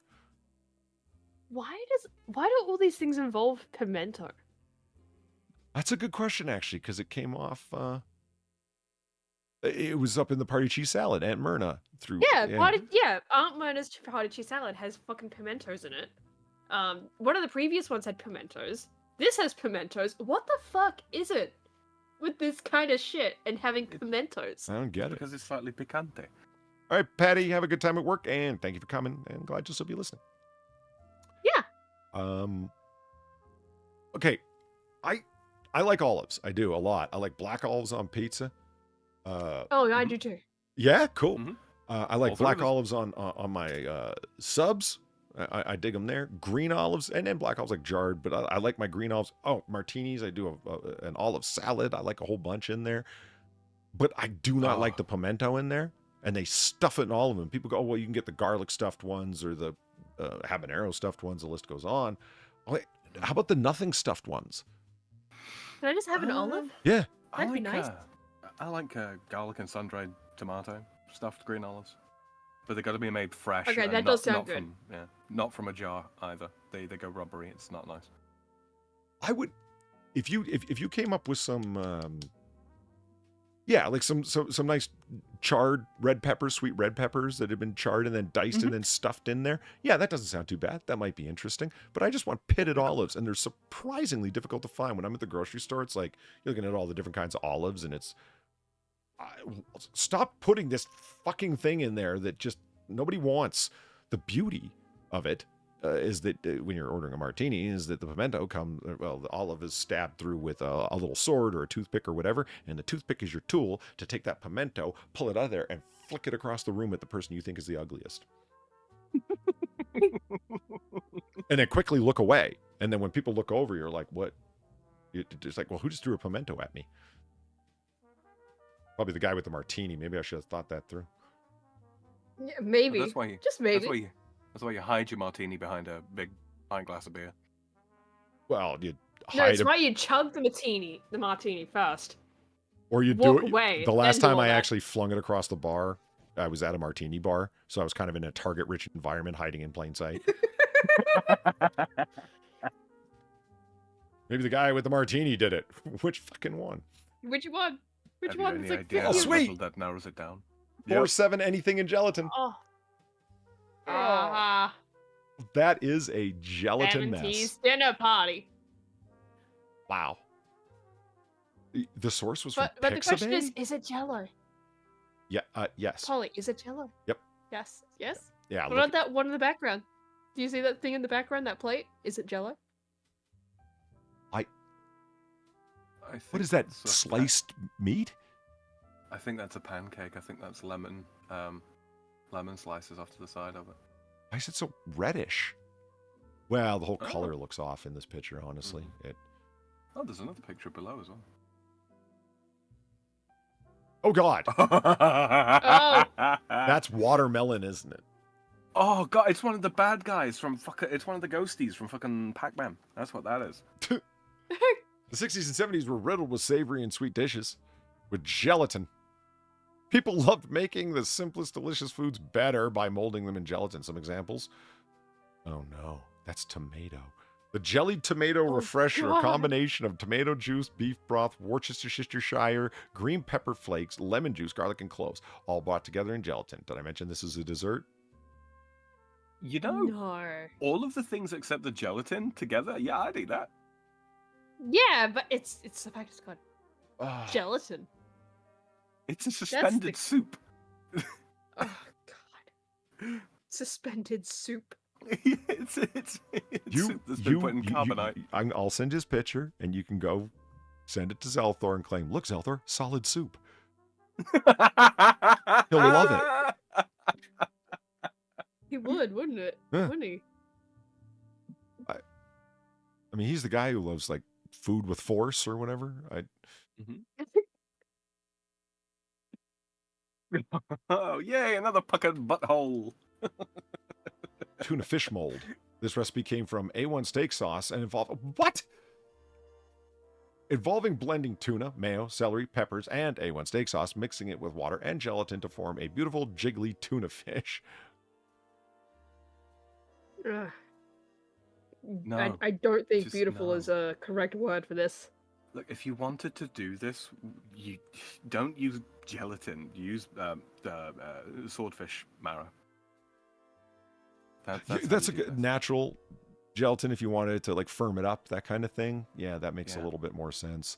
But and it tastes fishy as well. So I like tuna, canned tuna. Fresh tuna is obviously better. Big tuna steaks and stuff. If you've got canned tuna and you want to do stuff with it, don't do this. There's options, man, lots and lots of them, and this shouldn't be one of them. Polly from Lidl, there they do these 1 kilogram tins that have got like a resealable lid on them of the tin tuna. I'll buy those. It's cheaper than buying the little stupid individual tins. It's great. Yeah, I've seen those giant restaurant-sized tuna cans. I've never thought of buying them. I should go look at Costco next time I'm there hunting for things that I can actually afford. That'll be cheaper weight for weight. Yeah. I love how there's air pockets. Oh, God. Do you like your tuna with or without the air pockets? You're gonna bite into that thing and it's just all air pocket with a narrow skin of tuna. Oh dear. Lime cheese salad. Gosh, they're so dark. No. Whoever thought of mixing lime jello with onion and vinegar? Someone thought it was a good idea and then decided to add cottage cheese and mayonnaise. Oh, God. You kind of had me with... Okay, so lime jelly and onion and vinegar. That's not the worst combination. Not the best, not the worst. Cottage cheese and mayonnaise. No. You fucking lost me. You fucking lost me. Like, I know it's just egg and oil with cheese, which, you know, that can work. Like cheese omelet, right? That's just egg, oil, cheese. Yeah, I mean, I like mayo, but not like this. I'm honestly curious because just from what I'm used to, I guess more than anything, and because I'm a huge texture guy, Jello or any kind of gelatin that's savory, I just think right away, no. Mm-hmm. Sweet, fruity because of Jello or jelly, you know, that for far like it, or things that have been gelatinized like jelly, like jam and such, preserves. You think sweet. I do. So, but people are like, but what about aspics? I'm like, well, think about what they had to call it first of all, and that should tell you a lot. You're I mean, head I cheese wouldn't like and it whatnot. because I think the same thing. No, because I think it's along the same lines, right? Like, it's a jelly, so it's supposed to be sweet, right? Right. I'm just saying, like, the flavors involved, like, lime jelly, onion, and vinegar. Like, that doesn't inherently mean it's bad, the flavors. The fact it's in jelly? That's not so great.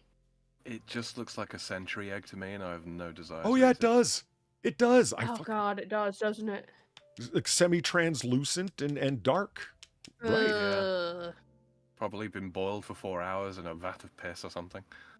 I'd like to try some different like aspects that people say are like, oh, you've got to try this, because I didn't think that I would like pate. It's like, why would you want pulverized meat? Well, I was wrong. It's actually can be quite fucking delightful. I stopped short of mousses, like liver mousse and whatnot. It's blending. Yeah, it's too Fucking aerated, too blending fluffy your and meat. aerated, man. It gets weird.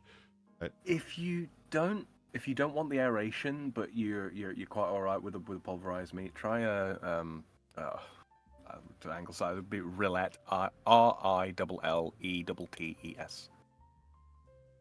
Which is? Yeah.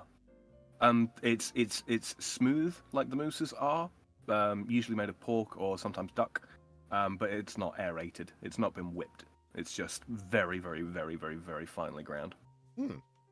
Okay. Yeah. Gruyère du Main. And more of it. Probably. And the fat is blended throughout as well, so you get a relatively consistent flavor. Apples stuffed with prawns.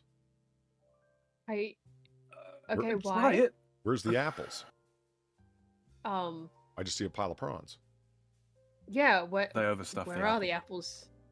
Oh. Is that the apple in the background? It's just flattened. Because the amount of prawns. What a thought process went into this recipe from the Fruit Producers Council back in the 70s, of course. Let's see, quote, let's see what apples, lemons, mayonnaise, olives, tobacco sauce? Did you mean Tabasco? Is that No, tobacco did used to get used as a spice. in the 70s? Possibly. Because Tabasco is Tabasco, isn't it? So, I don't know, maybe could have been an autocorrect. No, think about it. Yeah, if it's prawns, it probably should be Tabasco. Tabasco is T-O. I thought it was Tabasco. Now I'm questioning. I am too. Hold on, I'm going to look it up. Continue Is this on. proof I'm not in my own world? Right? It's another one. It's another Fruit Loops. Yeah. It is Tabasco. Is it? Yeah. No shit. Oh my god. It's another one. Evidence is mounting. I want to go to my home planet. Then someone Well, thought that's the what strange happens when you seafood keep time traveling. Well, you're not You're, wrong. you're jumping between timelines. Then someone thought this strange seafood salad would be served inside hollowed apples. These goodies were traditionally topped with whole prawns and stuffed with green olives. No, it's There's nothing traditional about this. it's so Aunt Myrna. What do I have in the fridge? Let's go. Yeah. What do I have in the fridge to feed my shitty nephew? Basically. To teach him, and I'm not trying to be mean, but to teach him eating habits that will eventually cause him to nearly die and suffer horribly with disease. Yeah.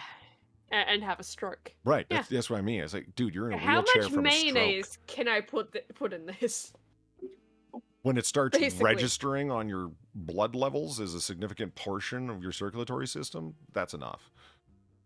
Yeah. That was enough, 5 jars ago. Chat, we're referencing this guy. What was his name? Cooking with Yeah, Cooking with Jack, I think? Jack. Cooking with Jack, big fat man who got fatter with each year, and I mean it was happening fast. That guy was getting rotund, and it's not surprising why, because every recipe required him to use mayonnaise, and he didn't measure shit. He would just say, "We're gonna use some mayonnaise," and we're talking that big old, 50-gallon drum-looking jar of mayo that you'd have to hold it under one arm like you're cradling a football to get the lid off the top. And would use a giant wooden spoon to take out a honking mess of it, and thunk, and you would put 3 or 4 of those in every mixing bowl of whatever the recipe was, and that guy eventually, shockingly, had a stroke. And still makes cooking videos. Mm-hmm. Tragically sitting in a wheelchair, directing his wife with his to put in wife. more mayo. Oh, Jack, it's not worth it, man. Give it up. Right. The wild thing is that the fact that his wife is like, yeah, this is fine. I'm just gonna take orders, and even though I know this is probably what led to his stroke, she still does it. There's no stopping this man. He's gonna get his mayor. It was like tobacco sauce that sounds like hell on earth, and I'm a smoker. Yeah, so am I. I'm vaping right now, and I don't want anything to do with tobacco sauce. This is shredded suet. I hope you're not going to make fun of that, because I'd like to be able to buy some of that. I don't even think it's available anymore. This recipe is from suet? Suet is a particular kind of fat from certain parts of the animal that cooks much differently than other kinds of fat. So for pastries and breads and whatnot, you actually need suet for it. Huh. Yeah, it's Okay. it's rendered from around the organs, I believe. Yeah. Think about it as like a very particular kind of lard that you would use for cooking because it works differently than the other fats. And the only reason I know is because of colonial cooking. Everything back in the day calls to use suet, and so that's how I found out. Like British dumplings, for example, they usually call for suet. Morning, Lisa. This recipe from the 20s is intended as something of a novelty to provide petite, individual, tasty bites without having to worry about leftovers. It would allow you to prepare just the right quantity. The small print in this recipe is what matters most. These steak pudding cups are made from steak and atora. You need to read the fine print to realize that atora is shredded fat. That surrounds the kidney, okay? This is really a steak kidney pudding covered in a paste of flour and water, then steamed to perfection. Yeah, pudding classic like we were discussing the other week, huh? This doesn't sound so bad. I mean, I'd eat it. I'd eat it. I'd try it. Yeah, I'd try it as well. I probably wouldn't really enjoy it, but I'd probably try it. Have you ever had a steak and kidney pie, Fal? No, because I don't really want to eat kidneys. But like the fact that it's just the fat, it's just fat. It's I've had steak pies. These steak pudding cups are made from steak and atora. This is just the most normal-ish thing. Yeah, it's steak and kidney pate, like cut up, covered in a paste of flour and water. You mean in a crust, and then steamed inside of it, like it's a little pocket meat pie. So, like that pocket, like the way a ravioli is a pocket pasta, that kind of thing. Yeah. So it's wrapped in the pastry and then boiled or steamed. Ooh, you could do a beer steam of these. Give them like an ale steaming, so they take on some of that beery flavor. Because steak and kidney pudding is only ever improved by beer. Oh no. And immediately we're back on track. I gotta send him this. He's gonna love that shit. Tell me those are little mandarin oranges, or is that just frosting? Oh my god. I kind of want it to be Chazzy Are they crackers? Okay. Yep. Look at what's surrounding it. Oh, are those just crackers? Oh, those are Ritz. Goldfish? Those are fucking Ritz crackers. They are. You know what's worse? That's not frosting. That's spray cheese. Mayor. Oh. Is it? This one has been around for decades and is still popular today, especially in the South. Oh no. It is not really a cake, but resembles one when it's finished. The dish layers bologna with a mixture of cream cheese, Worcestershire, and onion. The entire outside is frosted with the cheese mixture. The cake is decorated on the outside with canned spray cheese and served with crackers or crusty bread. Kefki, explain yourself. Okay, real quick. Minus the spray cheese, I'd eat it. Cream cheese and bologna with Worcestershire sauce. Yeah, absolutely. With some good fresh crusty bread. Yeah, I'd eat that. There's most times I wish I had a webcam on because I'm just staring in incredulous disbelief. Especially because Kefki was right there. I've had to eat bologna cake. It's not bad. Like, oh my god, what the hell? Yeah, I'm okay with bologna, as I call it, right? Yeah. I'm okay with it, but bologna. I'm not so fucking okay with it. I would eat an entire cake of it. That's Hmm. Don't get me wrong. I have not a single bad thing to say about spray cheese. Those people that are too uppity for that. Hey, man, I'm not saying it's not junk food. It is, and it's delicious junk food. Oh, nah, fuck that, man. Fuck that. Fuck that. I can't do it. I can't. I've tried, man. I tried a little bit on a little teaspoon. No. Bleh. I can still feel it in my mouth, Polly. It's not good. Liver sausage pineapple. Oh, that is an And I'll be right abomination. back. Okay. Oh, Look at those That is pretzel speared olive cheese bites. what do you call it? You ever had like a cheese and pineapple on a cocktail stick before? Uh-huh. Yeah, I think they're kind of something like that. Okay. This recipe appeared in a 1952 edition of Better Homes Gardens Cookbook. It's not liver sausage and pineapple. It is liver sausage shaped and decorated to look like a pineapple. To be clear, it is 1 pound of liver sausage mixed with lemon juice, Worcestershire, and mayonnaise in the shape of a pineapple.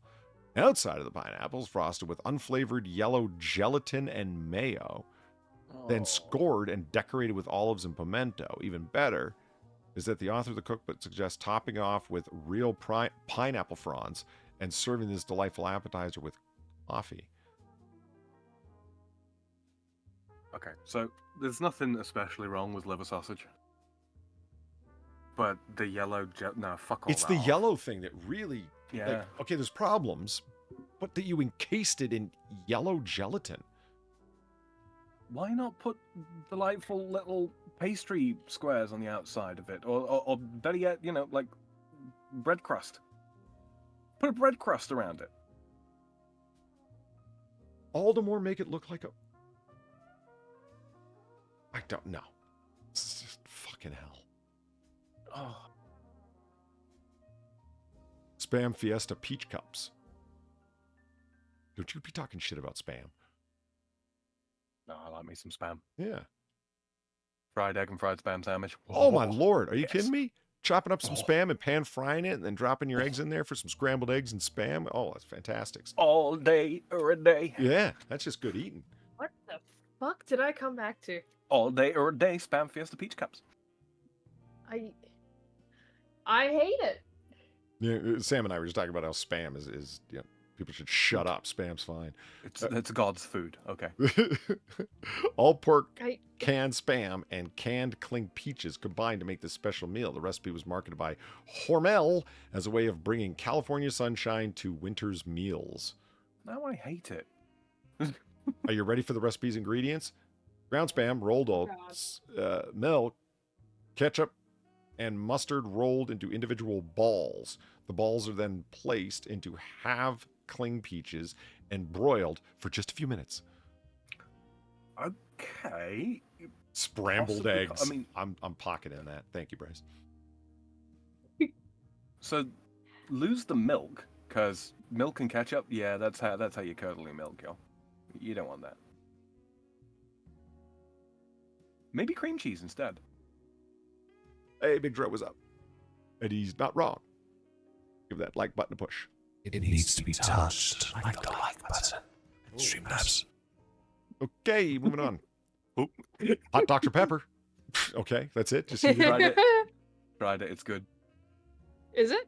Yeah. Yeah. After we talked about it last time, I got some. I heated it up. It's good. It's a little flat, but it's fine. I just, they say heat it up in Well, a I mean, saucepan heat and it then up, pour it over yeah. lemon slices and enjoy. Yep. Yeah, I don't see a problem here. Yeah.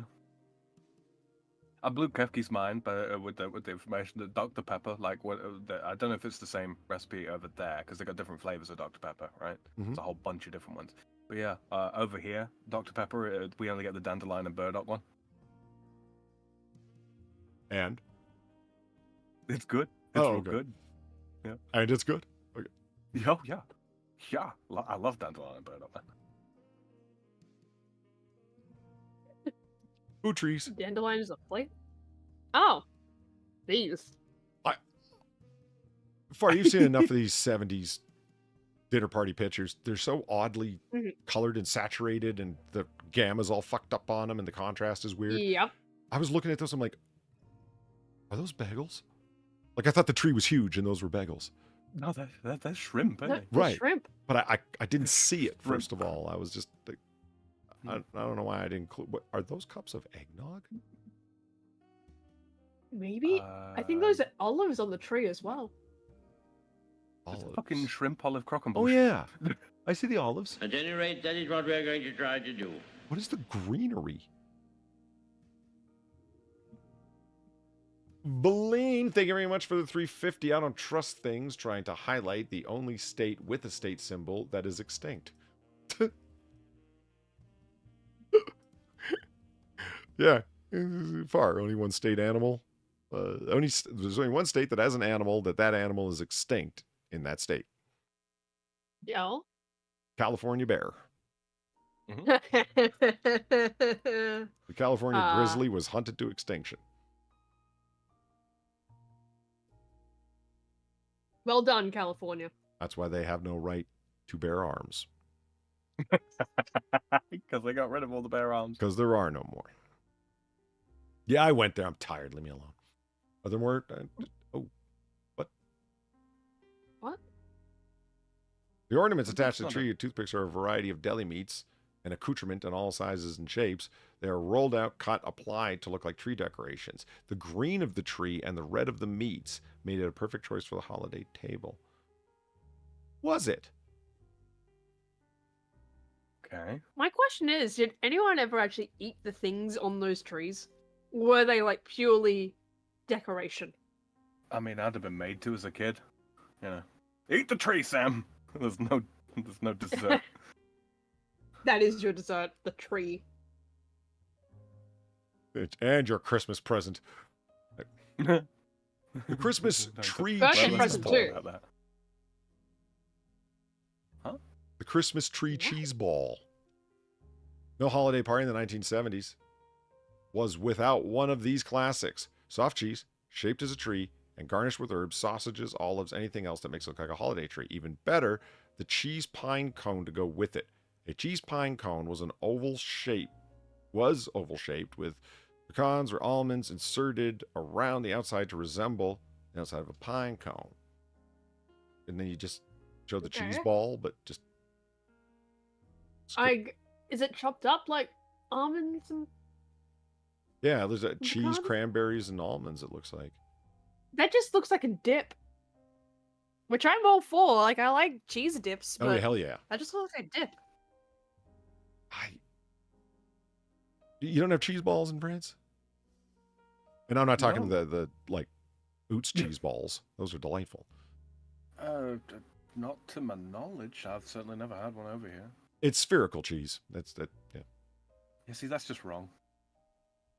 As opposed to giant puck cheese? I believe you mean a wheel. I believe my in point civilized stands. nations, Polly, we invented the wheel. And since then... Food candles. Oh, yeah, I remember these. Oh my god. Are we back to phallic things again? I remember... It certainly looks like it.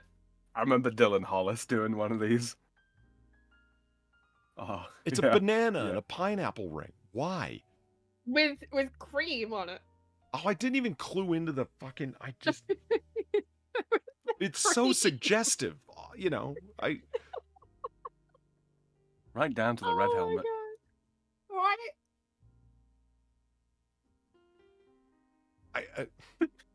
All right. Holy shit. There's no shortages of recipes that are shaped and act like candles and candle holders. Right. That's what they're shaped like. Candles. Yeah. See, the cherry on top is supposed to be the flame. One such recipe from the 60s calls for a mixture of cranberry and mayonnaise mixed with gelatin. Oh, fuck that. A birthday candle is inserted on top. One solid birthday candle. Others are made from bananas, like the candle salad. A classic sits on a bed of lettuce topped with cottage cheese. A pineapple ring is placed on the cheese, and a banana candle is inserted into the hole. The entire dish is topped with a maraschino cherry and mayonnaise or salad dressing. Oh. That's mayo? Again? Why? the mayo and the gelatin and the gelatin and the mayo. Do you remember we came across that? Because they're all using the same mold dishes. You know, that Yeah. ring thing. Remember the one that we came across Yep. that was just really mayonnaise and gelatin? It was just white jello. Oh god. Yeah. It was meant to be like cut up and like it was Yeah. a party thing, like put on crackers and whatnot. Ghost gelatin. A ghastly ring. I've just got a song playing through my head. 2 to the 1 to the 1 to the 3. I prefer my dishes to be mayonnaise free. Sam was heard chanting outside of Hormel. You know it.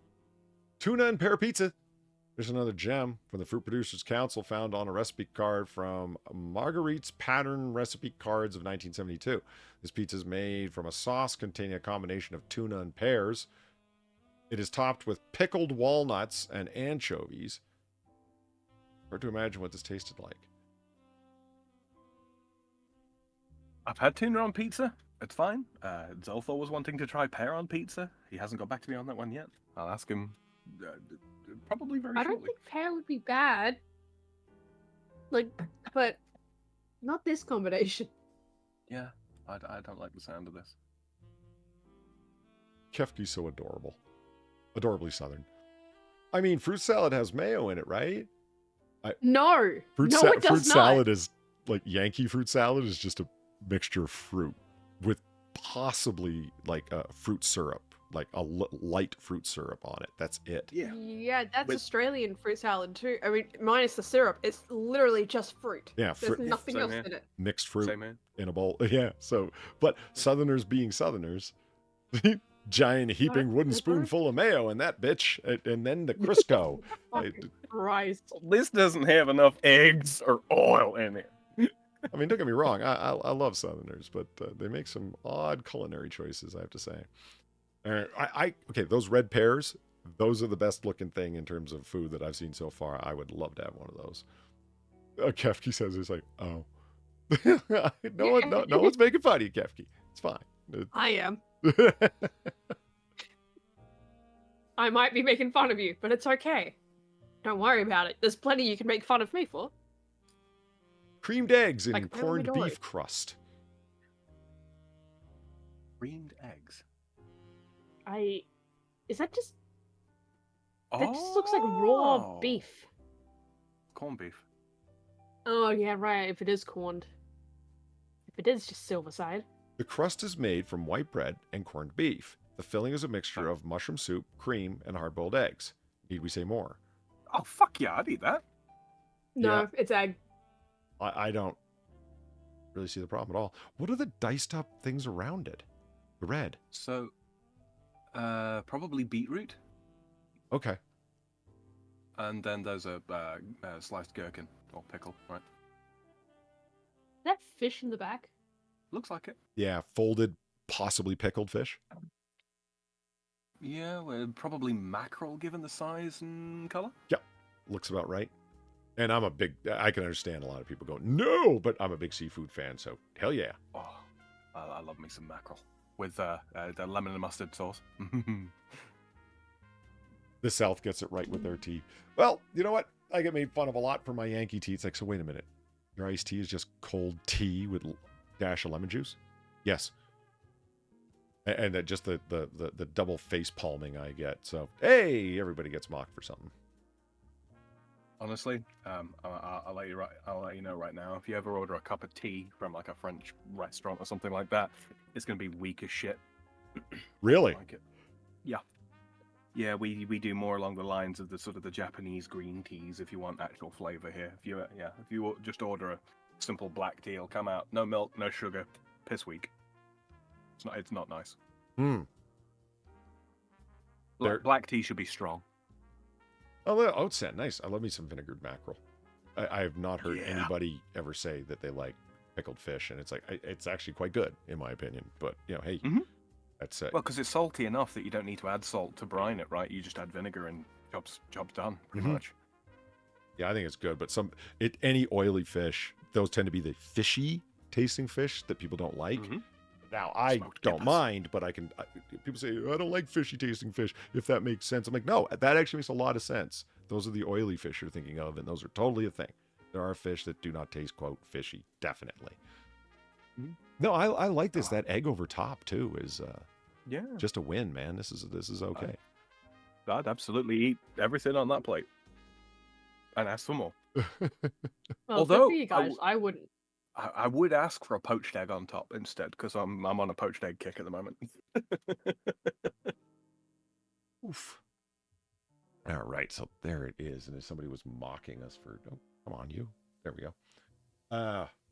Yeah, we're running a little bit long. Around 5 hours, so there it is.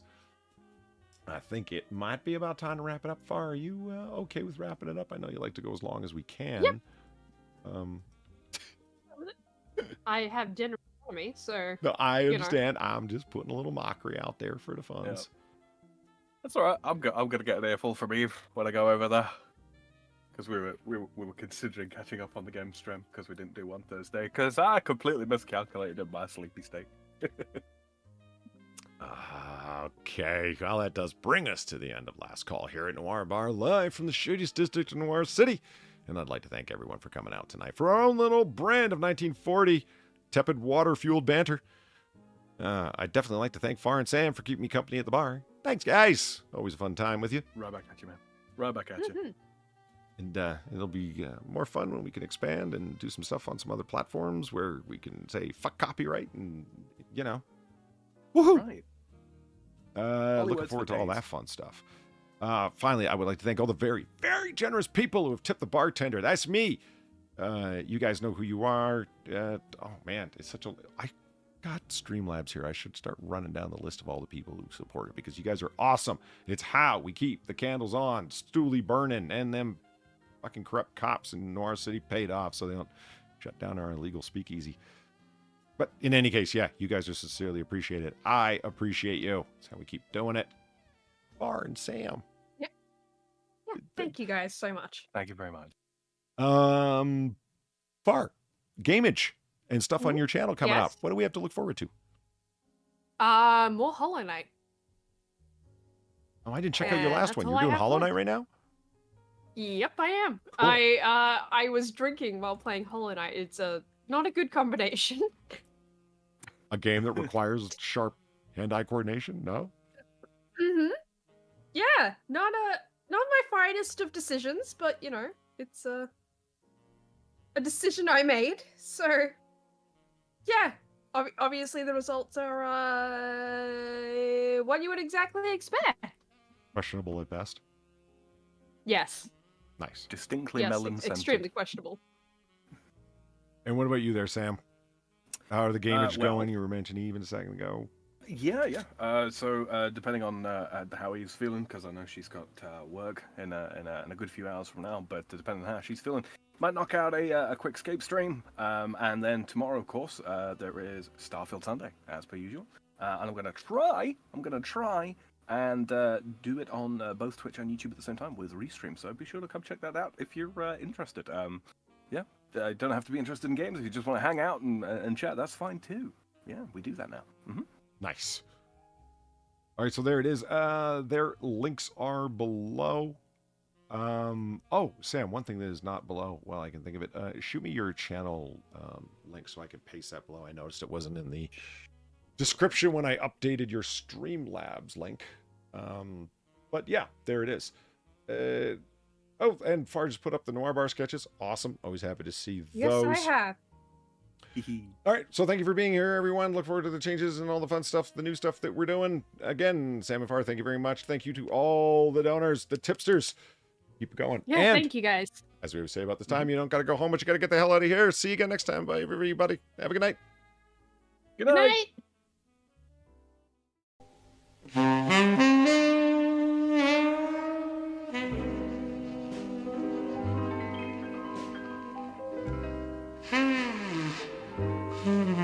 night.